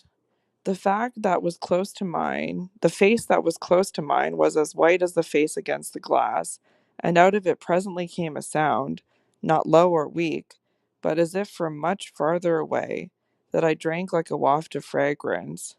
Yes, I took it. At this, with a moan of joy, I drew him close, and while I held him to my breast, where I could feel in the sudden fever of his little body the tremendous pulse of his little heart, I kept my eyes on the thing at the window and saw it move and shift its posture. I have likened it to a sentinel, but its slow wheel, for a moment, was rather the prowl of a baffled beast. My present quickened courage, however, was such that, not too much to let it through, I had to shade, as it were, my flame. Meanwhile, the glare of the face was again at the window, the scoundrel fixed as if to watch and wait. It was the very confidence that I might now defy him, as well as the positive certitude, by this time, of the child's unconsciousness, that made me go on. What did you take it for? To see what you said about me. You opened the letter? I opened it. My eyes were now, as I held him off a little again, on Miles's own face, in which the collapse of mockery showed me how complete was the ravage of uneasiness. What was prodigious was that at last, by my success, his sense was sealed and his communication stopped. He knew that he was in presence, but knew not of what, and knew still less that I also was, and that I did know. And what did this strain of trouble matter, when my eyes went back to the window only to see that the air was clear again? By my personal triumph, the influence quenched? There was nothing there. I felt that the cause was mine and that I should surely get all. And you found nothing? I let my elation out. He gave the most mournful, thoughtful little head shake. Nothing. Nothing, nothing, I almost shouted in my joy. Nothing, nothing, he sadly repeated. I kissed his forehead. It was drenched. So what have you done with it? I've burnt it. Burnt it. It was now or never. Is that what you did at school? Oh, what this brought up. At school? Did you take letters or other things? Other things? He appeared now to be thinking of something far off and that reached him only through the pressure of his anxiety. Yet it did reach him. Did I steal? I felt myself red into the roots of my hair as well as wonder if it were more strange to put a gentleman such a question, or to see him take it with allowances that gave the very distance of his fall in the world. Was it for that you mightn't go back? The only thing he felt was rather a dreary little surprise. Did you know I mightn't go back? I know everything. He gave me at this the longest and strangest look. Everything? Everything. Therefore, did you? but I couldn't say it again. Miles could very simply. No, I didn't steal. My face must have shown him I believed him utterly, yet my hands, but it was for pure tenderness, shook him as if to ask him why, if it was all for nothing, he had condemned me to months of torment. What then did you do? He looked in vague pain all round the top of the room and drew his breath 2 or 3 times over, as if with difficulty. He might have been standing at the bottom of the sea and raising his eyes to some faint green twilight. Well, I said things. Only that? They thought it was enough? To turn you out for? Never truly had a person turned out shown so little to explain it as this little person. He appeared to weigh my question, but in a manner quite detached and almost helpless. Well, I suppose I oughtn't. But to whom did you say them? He evidently tried to remember, but it dropped. He had lost it. I don't know. He almost smiled at me in the desolation of his surrender, which was indeed practically, by this time, so complete that I ought to have left it there. But I was infatuated, I was blind with victory, though even then the very effect that was to have brought him so much nearer was already that of added separation. Was it to everyone? I asked. No, it was only to. But he gave a sick little headshake. I don't remember their names. Were they then so many? No, only a few, those I liked. Those he liked? I seemed to float not into clearness, but into a darker obscure, and within a minute there had come to me out of my very pity the appalling alarm of his being perhaps innocent. It was for the instant confounding and bottomless, for if he were innocent, what then on earth was I? Paralyzed while it lasted by the mere brush of the question, I let him go a little, so that, with a deep drawn sigh, he turned away from me again, which, as he faced toward the clear window, I suffered, feeling that I had nothing now there to keep him from. And did they repeat what you said? I went on after a moment. He was soon at some distance from me, still breathing hard and again with the air, though now without anger for it, of being confined against his will. Once more, as he had done before, he looked up at the dim day as if, of what had hitherto sustained him, nothing was left but an unspeakable anxiety. Oh, yes, he nevertheless replied. They must have repeated them. To those they liked, he added. There was somehow less of it than I had expected, but I turned it over. And these things came round to the masters? Oh, yes, he answered very simply. But I didn't know they'd tell. The masters? They've never told. That's why I ask you. He turned to me again, his little beautiful fevered face. Yes, it was too bad. Too bad? What I suppose I sometimes said, to write home. I can't name the exquisite pathos of the contradiction given to such a speech by such a speaker. I only know that the next instant I heard myself throw off with homely force, stuff and nonsense. But the next after that I must have sounded stern enough. What were these things? My sternness was all for his judge, his executioner. Yet it made him avert himself again, and that movement made me, with a single bound and an irrepressible cry, spring straight upon him. For there again, against the glass, as if to blight his confession and stay his answer, was the hideous author of our woe, the white face of damnation. I felt a sick swim at the drop of my victory and all the return of my battle, so that the wildness of my veritable leap only served as a great betrayal. I saw him, from the midst of my act, meet it with a divination, and on the perception that even now he only guessed, and that the window was still to his own eyes free, I let the impulse flame up to convert the climax of his dismay into the very proof of his liberation. No more, no more, no more, I shrieked to my visitant as I tried to press him against me. Is she here? Miles panted as he caught with his sealed eyes the direction of my words, then at his strange Then, as his strange she staggered me, and with a gasp I echoed it, Miss Jessel, Miss Jessel, he with sudden fury gave me back.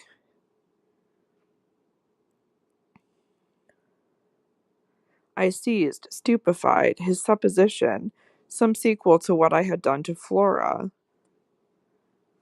But this made me only want to show him that it was better still than that. It's not Miss Jessel, but it's at the window, straight before us. It's there, the coward horror, there for the last time. At this, after a second in which his head made the movement of a baffled dog's, on a scent and then gave a frantic little shake for air and light, he was at me in a white rage, bewildered, glaring vainly over the place and missing wholly, though it now, to my sense, filled the room like the taste of poison, the wide overwhelming presence. It's he? I was so determined to have all my proof that I flashed into ice to challenge him. Whom do you mean by he? Peter Quint, you devil! His face gave again round the room in its convulsed supplication. Where?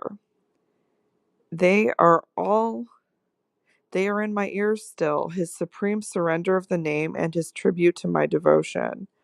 What does he matter now, my own? What will he ever matter? I have you. I launched at the beast, but he has lost you forever. Then for the demonstration of my work, there, I said to Miles. But he had already jerked straight round, stared, glared again, and seen but the quiet day. With the stroke of the loss I was so proud of, he uttered the cry of a creature hurled over an abyss, and the grasp with which I recovered him might have been that of catching him in his fall. I caught him, yes, I held him. It may be imagined with what a passion, but at the end of a minute I began to feel what it truly was that I held. We were alone with the quiet day, and his little heart, dispossessed, had stopped.